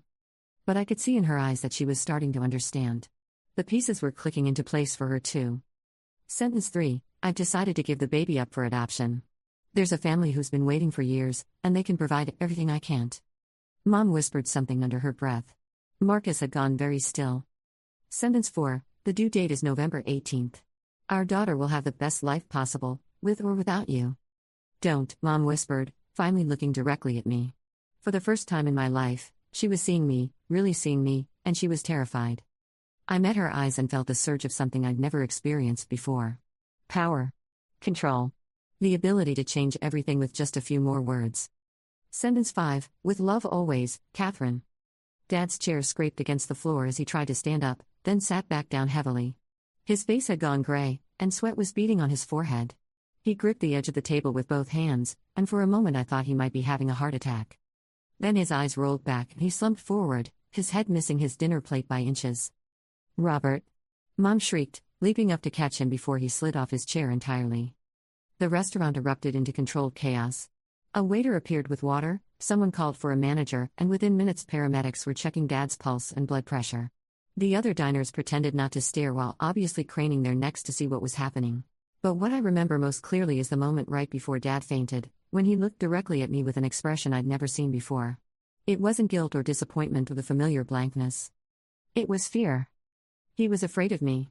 Afraid of what I knew, what I might do with that knowledge, how I might use it to destroy the carefully constructed life he'd built on lies. For 28 years, I'd been the powerless one. The outsider. The supporting character in my own family's story. Now, suddenly, I held all the cards. The hospital waiting room smelled like industrial disinfectant and anxiety. Dad was stable, just a panic attack that had caused him to pass out, but they were keeping him overnight for observation. Mom sat in one of those uncomfortable plastic chairs, clutching her purse like a life preserver. Marcus and Zara flanked her on either side, shooting me looks that ranged from confused to accusatory. None of them had said much during the ambulance ride or the check-in process. What was there to say? I sat across from them, still holding Catherine's letter, waiting. Finally, Mom spoke without looking up. How long have you known? 1 week, I said. I found it in the attic with Dad's papers. And you decided our anniversary dinner was the perfect time to, what? Detonate our family? There was venom in her voice I'd never heard before. All those years of careful politeness, of treating me like a difficult houseguest who might leave if handled roughly, had evaporated. You let me believe I was broken, I said simply. For 28 years, you let me think there was something wrong with me. That I was your biological child who just happened to be defective. Marcus shifted uncomfortably. Maya, we always loved you. No. The word came out sharper than I intended. You tolerated me. You kept me around because it was the right thing to do, but you never loved me the way you loved each other. And instead of explaining why, instead of helping me understand that I was chosen, that I was wanted despite being different, you let me spend my entire childhood wondering what I'd done wrong. Zara had been uncharacteristically quiet, but now she spoke up. So you're adopted? So what? Lots of people are adopted, Maya. That doesn't give you the right to humiliate Mom and Dad in front of the entire family. I stared at her, marveling at her ability to miss the point so completely. It's not about being adopted, Zara. It's about the lies. It's about letting me believe I was genetically disappointing instead of explaining that I came from someone else entirely. It's about making me feel like a mistake instead of a choice. Mom finally looked up at me, and her eyes were red-rimmed. We thought it would be easier. Less complicated. We never meant for you to feel unwanted? Defective? Like I was constantly failing to live up to some impossible standard? I laughed, but there was no humor in it. Mission accomplished. The truth was settling over all of us like dust after an explosion. There was no taking back what I'd revealed, no returning to the careful balance we'd maintained for so many years. What do you want from us? Mom asked quietly. It was a good question. What did I want? For 28 years, I'd wanted to belong. I'd wanted to feel like their daughter instead of their charity case. I'd wanted Dad to look at me with pride instead of that careful blankness. I'd wanted Mom to include me in conversations instead of talking around me. I'd wanted Zara to treat me like a sister instead of an unfortunate hanger-on. But sitting in the hospital waiting room, looking at their shocked faces, I realized those things were impossible now. Too much damage had been done. Too many years had passed. Too many moments of casual cruelty had accumulated into an insurmountable wall. I want the truth, I said finally. All of it. I want to know about Catherine. I want to know why you took me and then spent 3 decades making me feel unwanted. I want to know about the baby Mom lost. I want to understand how we got here. Mom's face crumbled. Maya, please. Some things are better left buried. Not for me, they're not, I said. I've been living with a buried version my whole life, and it nearly killed me. I spent years thinking I was fundamentally broken, that there was something wrong with my DNA that made me impossible to love. At least the truth makes sense. Over the next 2 hours, piece by piece, the real story emerged. Mom had miscarried twins at 6 months, the babies they'd been planning for, decorating a nursery for, telling everyone about. She'd fallen into a deep depression afterward, unable to get out of bed for weeks. Around the same time, Dad had been having an affair with Catherine, a young teacher at the elementary school where he worked maintenance. When Catherine got pregnant and decided to give the baby up for adoption, Dad saw it as a sign. A chance to give Mom the child she'd lost, to fill the hole in their family. But Catherine wasn't just any random pregnant woman. She was the daughter of a wealthy white family who disowned her for getting involved with a married black man. She was alone, scared, and desperate. Dad convinced her to let them adopt the baby privately, without going through an agency.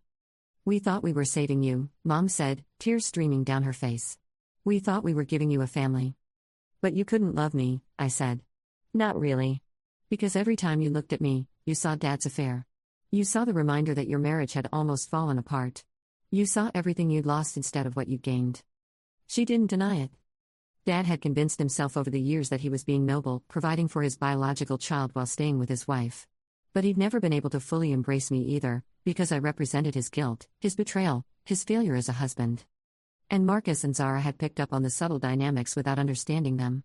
They'd learned that I was different, that I was treated differently, that I somehow deserved less attention and love than they did. We were young, Mom said weakly.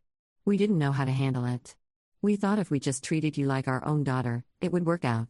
But you didn't treat me like your own daughter, I pointed out. You treated me like a foster child you were stuck with. Like someone you were doing a favor for who should be grateful for whatever scraps you threw my way.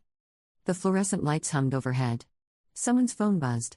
A nurse walked by with soft-soled shoes that squeaked against the linoleum. Marcus cleared his throat. What happens now? It was the question we were all thinking. Where did we go from here? How did a family recover from having its foundational lies exposed? I don't know, I admitted. I've spent so many years trying to earn love that was never available that I don't know how to exist in this family anymore. You're still our daughter, Mom said desperately. Adopted or not, you're still our daughter. But we both knew it was too late for that kind of simplicity. I'd grown up feeling like an outsider, and now I knew why. The damage was done. Dad was released the next morning with instructions to avoid stress and follow up with his doctor. He looked older somehow, as if the truth had aged him overnight. We gathered at the family home afterward, the same house where I'd found Catherine's letter just a week earlier. Everything looked the same, but it felt different. Like a movie set with a fourth wall removed, revealing the cameras and crew that had been hidden all along. I want to find Catherine, I announced while we sat around the kitchen table drinking coffee no one really wanted. Dad's cup rattled against the saucer. Maya, she made her choice. She gave you up. She gave me to you, I corrected. There's a difference. She didn't abandon me, she trusted you to love me. And you failed. The words hung in the air like an accusation. Which they were. You don't understand, Mom said. Catherine was young, barely 20. She had no idea what she was doing. She was caught up in some fantasy about your father, thinking he was going to leave me and run away with her. Did she? I asked Dad directly. Did she ask you to leave, Mom? He was quiet for a long moment. When he finally spoke, his voice was barely above a whisper. No. She never asked me to leave Diane. She knew I wouldn't. But you let her believe there was a future for you too. Another long pause. Yes. I felt something cold settle in my chest. So you lied to her too. You let her think you cared about her, got her pregnant, and then abandoned her when it became inconvenient. It wasn't like that. What was it like? I demanded. Because from where I'm sitting, it looks like you used a vulnerable young woman, discarded her when she became problematic, and then took her baby while making her feel like she was doing the noble thing by giving me up. Dad's face had gone gray again. I wondered if he was going to faint again, but he stayed upright. I was trying to do the right thing, he said weakly. For who? For Catherine, who spent 28 years wondering what happened to her daughter. For Mom, who got a constant reminder of your infidelity. For me, who grew up feeling unwanted and broken. The kitchen fell silent except for the hum of the refrigerator and the tick of the wall clock. I made mistakes, Dad admitted finally. A lot of mistakes. But taking you in wasn't one of them. You're my daughter, Maya. You always have been. No, I said quietly. I've been your responsibility? There's a difference. I could see the truth of that statement hitting him like a physical blow. He'd never seen me as his daughter, not really. I'd been his obligation, his penance, his attempt to balance the scales of his own guilt. I want to find Catherine, I repeated. I want to know where I come from. I want to understand the woman who gave birth to me, who made the hardest decision of her life because she thought it would give me a better family. And then what? Zara asked. She'd been unusually quiet, but now there was something calculating in her voice. You find this woman, you get your touching reunion, and then what? You disappear from our lives entirely? I looked at my sister, my adoptive sister, and realized I didn't know how to answer that question. The truth was, I'd spent so much energy over the past week being angry about the lies that I hadn't thought much about what came after the revelation. What did I want my life to look like now that I knew the truth? I don't know, I said honestly. I know I can't go back to pretending everything is normal.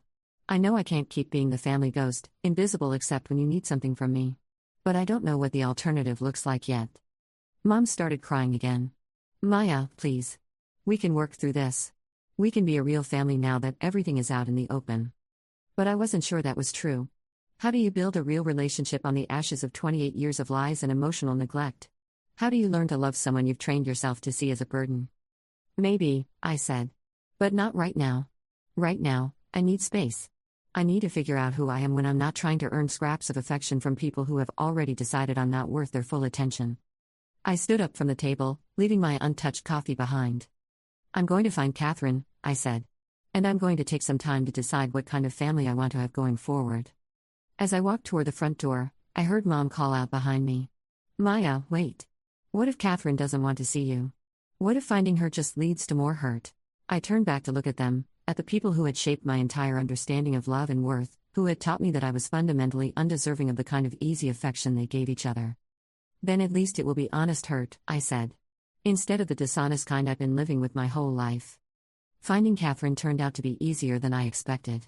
She'd kept her maiden name, Catherine Morrison, and a simple internet search revealed that she'd become a nurse, married a man named David Chen, and had 2 more children. She lived about 3 hours away in a small town I'd never heard of. I spent a week crafting and recrafting an email to her, trying to figure out how to introduce myself without causing a heart attack. Finally, I settled on something simple. Dear Catherine, my name is Maya Williams. I was born on November 18, 1997, and adopted by Robert and Diane Williams when I was 3 days old. I recently discovered a letter you wrote to Robert before I was born, and I believe you are my biological mother. I understand if you don't want any contact, but I wanted you to know that I'm okay and that I have some questions about my background if you're willing to answer them.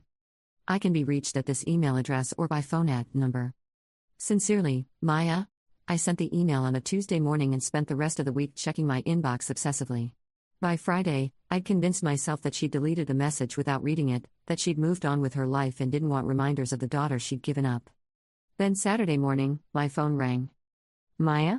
The voice was soft, tentative. This is Catherine. Catherine Chen now, but I'm your mother. Your birth mother. I sat down heavily on my couch, unprepared for how it would feel to hear those words. Thank you for calling, I managed. Thank you for reaching out, she said, and I could hear tears in her voice. I've wondered about you every day for 28 years. Every November 18th, I bake a cake and wonder if you're happy, if you're healthy, if Robert and Diane gave you the life I wanted you to have. We talked for 2 hours.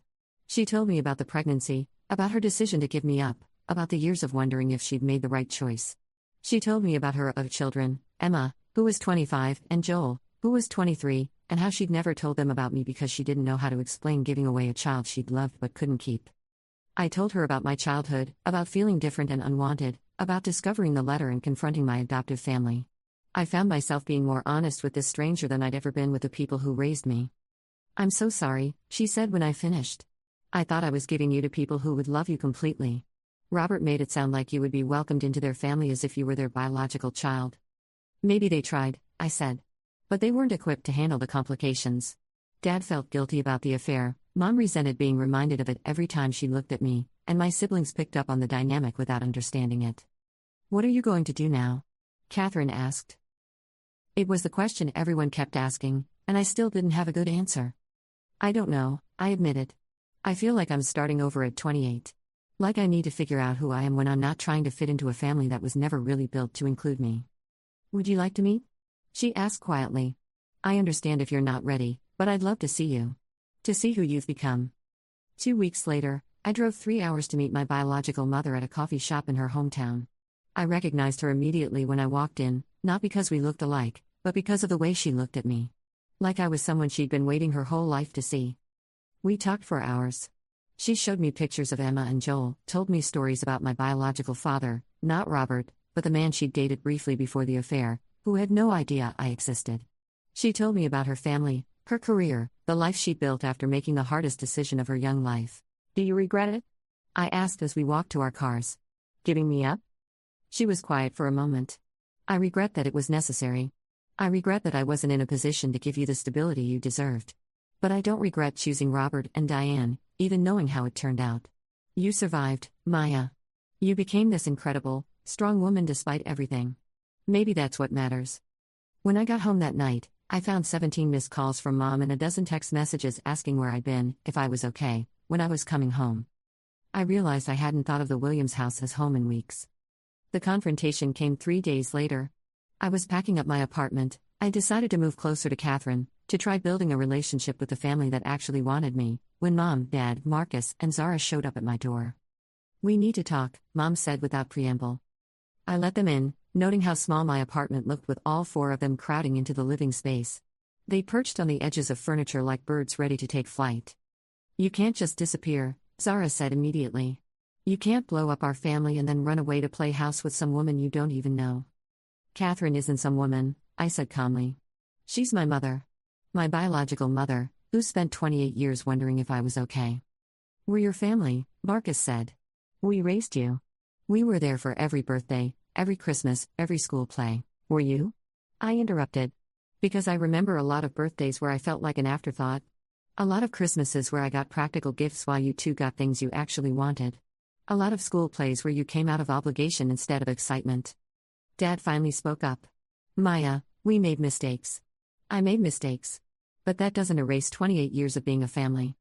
No, I agreed. But it explains why those 28 years felt so lonely. The apartment fell quiet. Outside, I could hear traffic and someone's dog barking. Normal life continuing while we tried to figure out how to be abnormal people. What do you want from us? Mom asked again. It seemed to be her favorite question lately. I want you to let me go, I said simply. I want you to stop trying to guilt me into pretending this family works. I want you to acknowledge that you spent nearly 3 decades treating me like a second-class citizen and that I have every right to find people who see my worth. And that's it? Zara's voice was sharp with something that might have been hurt. You're just going to erase us? Pretend we never mattered to you? I looked at my sister, really looked at her. Despite everything, despite the years of casual cruelty and dismissive comments, I realized that losing me probably did hurt her. I'd been a constant in her life, the reliable sister who organized her birthday parties and remembered her anniversaries and cleaned up her messes. But that wasn't the same thing as being loved. I'm not erasing you, I said. But I'm also not going to keep accepting crumbs and calling them a feast. If you want a relationship with me going forward, it has to be different. It has to be based on mutual respect and genuine affection, not obligation and guilt. How do we do that? Marcus asked quietly. He looked genuinely confused, as if the concept of treating me as an equal was foreign to him. I don't know, I admitted. Maybe we start with honesty. Maybe you acknowledge that you've never seen me as your real sister, and I acknowledge that I've spent so many years trying to earn your approval that I don't know how to have a normal relationship with you. Mom was crying again. Maya, please. We love you. We've always loved you. No, I said gently. You've always felt responsible for me. There's a difference. I walked to the window and looked out at the street below. A young mother was pushing a stroller, talking animatedly to the toddler inside. A couple was walking hand in hand, laughing at something one of them had said. Normal people living normal lives, unburdened by the weight of family secrets and conditional love. Catherine invited me to have dinner with her family next week, I said without turning around. Her husband and children want to meet me. They're excited about having a new sister, a new daughter. They don't see me as a complication or a burden, they see me as an addition. I heard Mom's sharp intake of breath. That doesn't mean I'm replacing you, I continued. But it means I'm finally going to experience what it feels like to be wanted instead of tolerated. When I turned back around, all four of them were staring at me with expressions I couldn't quite read. Loss, maybe. Fear. The dawning realization that they might actually lose me for good. We can change, Dad said desperately. We can be better. We can learn too. Maybe you can, I interrupted. But I can't unlearn 28 years of feeling like I don't belong. I can't pretend that your sudden interest in treating me well isn't motivated by guilt and fear instead of genuine love. I walked back to the couch where they were sitting and looked at each of them in turn. I don't hate you, I said. Any of you. But I also can't keep sacrificing my emotional well-being to maintain relationships that have never served me. If you want to be part of my life going forward, you're going to have to prove that you actually want me around, not that you feel obligated to keep me around. How do we do that? Mom whispered. I don't know, I said honestly. But maybe start by figuring out who I actually am instead of who you think I should be. Maybe start by seeing me as a whole person instead of the family project. They left an hour later, after more tears and promises and desperate attempts to negotiate some kind of immediate reconciliation. I watched them walk to their car from my window, noting how they clustered together while I remained separate, even in leaving. Some patterns run too deep to change overnight. Dinner with Catherine's family was a revelation. Her husband David greeted me with a warm hug and genuine curiosity about my life. Emma and Joel peppered me with questions about my job, my hobbies, my favorite movies, the kind of getting-to-know-you conversation that should have happened with my adoptive siblings decades ago but never did. Mom's told us so much about you, Emma said as we sat around their kitchen table eating homemade lasagna. She said you work in graphic design? I do, I said, surprised by how good it felt to have someone actually interested in my career. Mostly marketing materials for small businesses, but I've been working on some personal projects too. That's so cool, Joel said. I'm hopeless at anything artistic. I can barely draw stick figures. The conversation flowed easily, naturally. No one seemed to find my appearance startling or worthy of comment. When Catherine mentioned that I had heterochromia, different colored eyes, David just said, "How beautiful." My grandmother had that too. Beautiful. Not strange, not unfortunate, not something to be explained away or ignored. Beautiful. After dinner, Catherine and I sat on her back porch while David and the kids cleaned up inside. The evening air was warm, and somewhere in the distance, I could hear children playing. They like you, Catherine said softly. I like them too, I admitted. It's strange, feeling so immediately comfortable with people I just met. Maybe it's not strange, she said. Maybe it's what family is supposed to feel like. We sat in comfortable silence for a while. A cricket chirped somewhere in the garden. A car drove by with music playing softly through open windows. Can I ask you something? I said finally. Anything. Do you think I made the right choice? Confronting the Williams family the way I did? Catherine considered this for a long moment. I think you made the only choice you could, she said. You lived with their version of the truth for 28 years and it was slowly killing you. Sometimes you have to burn something down to see what's worth rebuilding. But what if nothing's worth rebuilding? What if I've just destroyed the only family I had? Then you'll build a new one, she said simply. Family isn't just about blood or legal documents, Maya. It's about the people who choose to love you, who see your worth, who make space for you in their lives because they want you there. I thought about that as I drove home later that night. About the difference between being wanted and being tolerated. About the way Emma had insisted I take leftovers home, and how Joel had asked if I wanted to hang out next weekend, and how David had told me I was welcome anytime. About how none of them seemed to think loving me required any effort at all. The Williams family didn't give up easily. Over the following weeks, I received a steady stream of texts, calls, and emails. Mom sent care packages to my office. Dad showed up at my apartment with flowers and apologies. Marcus and Zara tried everything from guilt trips to bribery to get me to come home. But the more distance I put between myself and their desperate attempts at reconciliation, the clearer my perspective became. I could see now how exhausting it had been to constantly manage their emotions about my existence. How much energy I'd spent trying to make them comfortable with loving me. I started therapy. Dr. Martinez was a small woman with kind eyes who specialized in family trauma and adoption issues. She didn't seem surprised by my story. Adoptive families often struggle with attachment when the circumstances are complicated, she explained during one of our sessions. Your parents were dealing with their own grief, guilt, and relationship issues when you arrived. They probably did the best they could, but their best wasn't enough to help you feel secure. So what now? I asked. How do I figure out who I am when I'm not trying to earn love? That's the work, she said simply. Learning to value yourself independent of other people's approval. Learning that your worth isn't contingent on being easy to love. It was harder than it sounded. 28 years of conditioning doesn't disappear overnight. I caught myself apologizing for things that weren't my fault, downplaying my achievements, automatically putting other people's needs before my own. But slowly, incrementally, I began to change. I started saying no to requests that felt like obligations rather than genuine opportunities to help. I stopped apologizing for taking up space. I bought clothes I actually liked instead of clothes that would help me blend in. I signed up for a pottery class because I'd always wanted to try it, not because it served anyone else's needs. And I kept building my relationship with Catherine's family. Emma and I discovered we both loved hiking and started taking weekend trips together. Joel taught me how to play chess, patiently explaining strategies while I fumbled through my first games. David shared his collection of old jazz records, playing songs he thought I might enjoy. Catherine and I talked almost daily, filling in the gaps of 28 years. She told me about her pregnancy, about the young woman she'd been, about the choice that had haunted and defined her. I told her about my childhood, about the ways I'd learned to make myself small, about the person I was trying to become. "I wish I'd been braver," she said one evening as we sat in her garden. "I wish I'd fought harder to make sure you felt loved." "You were 20 years old and alone," I reminded her. "You made the best decision you could with the information you had."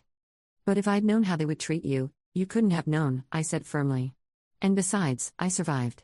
Maybe I needed to go through all of this to become who I am now." It was true, I realized.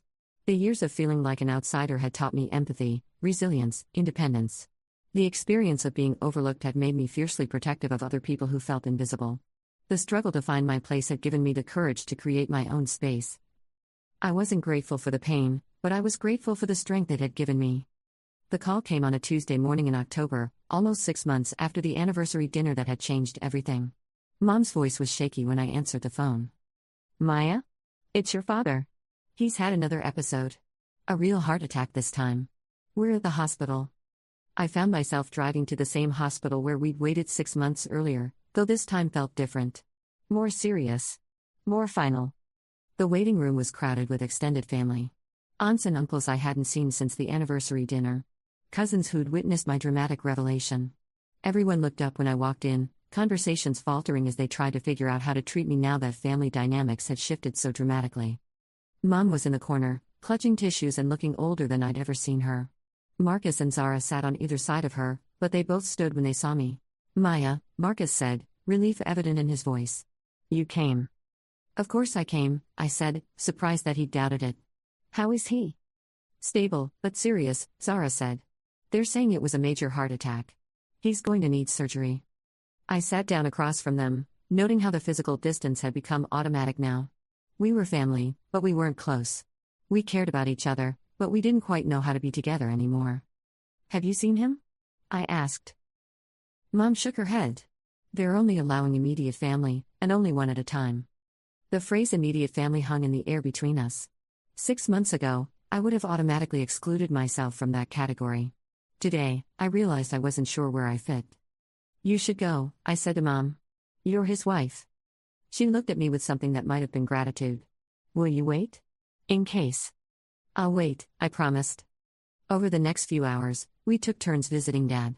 When my turn came, I found him looking smaller than I remembered, connected to machines that beeped and hummed around his bed. His eyes were closed, but they fluttered open when I approached. "Maya," he whispered. "You came." "Hi, Dad," I said, settling into the chair beside his bed.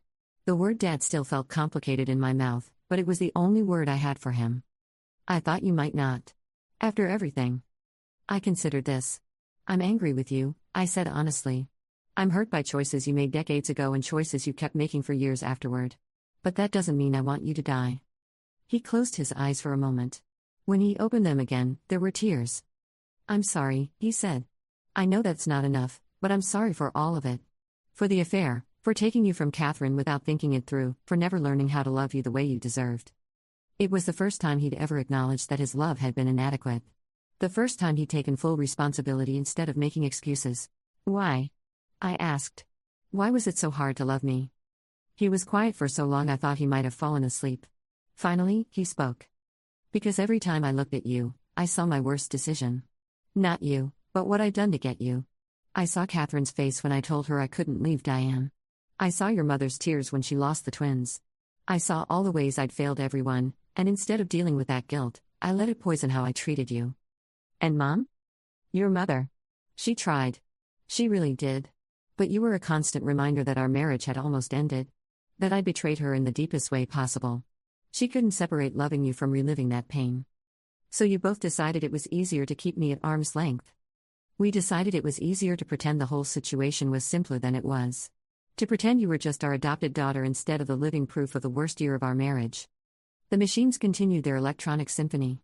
Somewhere down the hall, a baby was crying. Life continuing despite crisis, despite revelation, despite the messy complications of human relationships. I don't know how to forgive you, I said finally. Any of you. I don't know how to get past 28 years of feeling unwanted. I don't expect you to, he said. I just needed you to know that the failing was ours, not yours. You were never the problem, Maya. You were never broken or wrong or insufficient. We were just too damaged to love you properly. It was the closest thing to closure I was likely to get. Dad survived the surgery, though his recovery would be long and uncertain. As I prepared to leave the hospital that evening, Mom caught up with me in the parking lot. Maya, wait. I turned to face her, noting how the fluorescent lights made her look ethereal and fragile. I know you're building a life with Catherine's family, she said. I know you're moving on from us. But I need you to know that losing you is the hardest thing I've ever been through. Harder than losing the twins? I asked, not unkindly. She considered this. Different, she said finally. I lost the twins to biology, to fate, to things beyond my control. I'm losing you because of choices I made. Because of ways I failed you that I could have done differently. So why didn't you? Do differently, I mean. Because I was young and hurt and scared, and I thought if I just pushed through the pain without dealing with it, everything would work out. I thought love was something that happened automatically instead of something you had to choose every day. We stood in the parking lot as the sun set behind the hospital, two women trying to figure out if there was a path forward or if some damage was simply too extensive to repair. I can't come back, I said finally. I can't pretend that we can just pick up where we left off and be a normal family. I know, she said. But maybe we could learn to be something different. Maybe we could find a way to love each other without all the history and baggage and expectations. Maybe, I said. But it would have to be entirely different. It would have to be based on who we actually are now, not who we wish we'd been then. I'd like to try, she said quietly. If you're willing. I looked at this woman who had raised me but never quite claimed me, who had fed me and housed me and sent me to school but had never made me feel like I truly belonged. I thought about the years of careful distance, the polite interactions, the way she'd looked through me instead of at me. But I also thought about the genuine pain in her voice, the recognition of her failures, the willingness to start over instead of demanding that I accept the old dynamic. I'm willing to try, I said finally. But slowly. And honestly. And with the understanding that we might not be able to rebuild this. I understand, she said. As I drove home that night, I realized something had shifted. Not resolved, too much damage had been done for easy resolution. But shifted. The power dynamic that had defined my relationship with the Williams family for 28 years was different now. I was no longer the powerless child hoping for scraps of affection. I was an adult with choices, with other sources of love and support, with the ability to set boundaries and enforce them. If we were going to have relationships going forward, they would be relationships I chose rather than obligations I accepted. Christmas morning found me in an unexpected place, Catherine's kitchen, helping her prepare dinner for a celebration that would include both families. It had been Emma's idea, actually. She'd suggested that the people who loved me should meet each other, that maybe we could create something new instead of being trapped by the old patterns. The Williams family had been hesitant at first. The idea of sitting down with Catherine, the woman whose existence had complicated their lives for nearly 3 decades, felt awkward and potentially explosive. But Dad's health scare had given everyone a new perspective on what mattered. Life's too short, he'd said during one of our weekly coffee meetings, a new tradition we'd started as part of our careful reconstruction of our relationship. And Maya's too important to lose over old grudges. So here we were, an unlikely collection of people connected by complicated love and shared commitment to doing better. Catherine was nervous, bustling around the kitchen with more energy than the meal preparation actually required. What if they hate me? She asked for the 5th time that morning. What if they blame me for everything that went wrong? Then we'll deal with it, I said calmly, carving vegetables for the roast. But I don't think that's going to happen. Mom specifically asked if she could bring anything. That's not the behavior of someone planning to start a fight. David wandered into the kitchen, drawn by the smell of cinnamon and nutmeg. The kids are setting the table, he reported. Emma's using the good china, and Joel's folding napkins like tiny works of art. They're excited about this.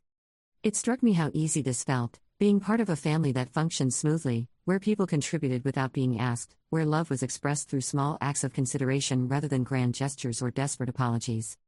The doorbell rang at exactly 2 o'clock. Catherine and I exchanged a look before I went to answer it. The Williams family stood on the front porch looking like they were attending a diplomatic summit. Mom held a covered dish and a bottle of wine. Dad carried flowers. Marcus and Zara flanked them, clearly prepared to play defense if necessary. But when I opened the door, what I saw in their faces wasn't hostility or resentment. It was hope. The careful, fragile hope of people who knew they'd damaged something precious and were genuinely committed to repairing it. "Hi," I said simply. "Hi," Mom replied, and her smile was tentative but real. The introductions were awkward but sincere. Catherine and Mom shook hands while both of their voices wavered slightly. Dad thanked Catherine quietly for giving us Maya, which made her tear up immediately. Marcus and Zara were polite if reserved, clearly still processing the idea that this stranger had more genetic claim to me than they did. But Emma and Joel bridged the gaps with the easy warmth of young people who hadn't yet learned that family relationships were supposed to be complicated. They asked Marcus about his law practice and complimented Zara's engagement ring. They helped Mom carry dishes to the kitchen and listened attentively when Dad told stories about my childhood.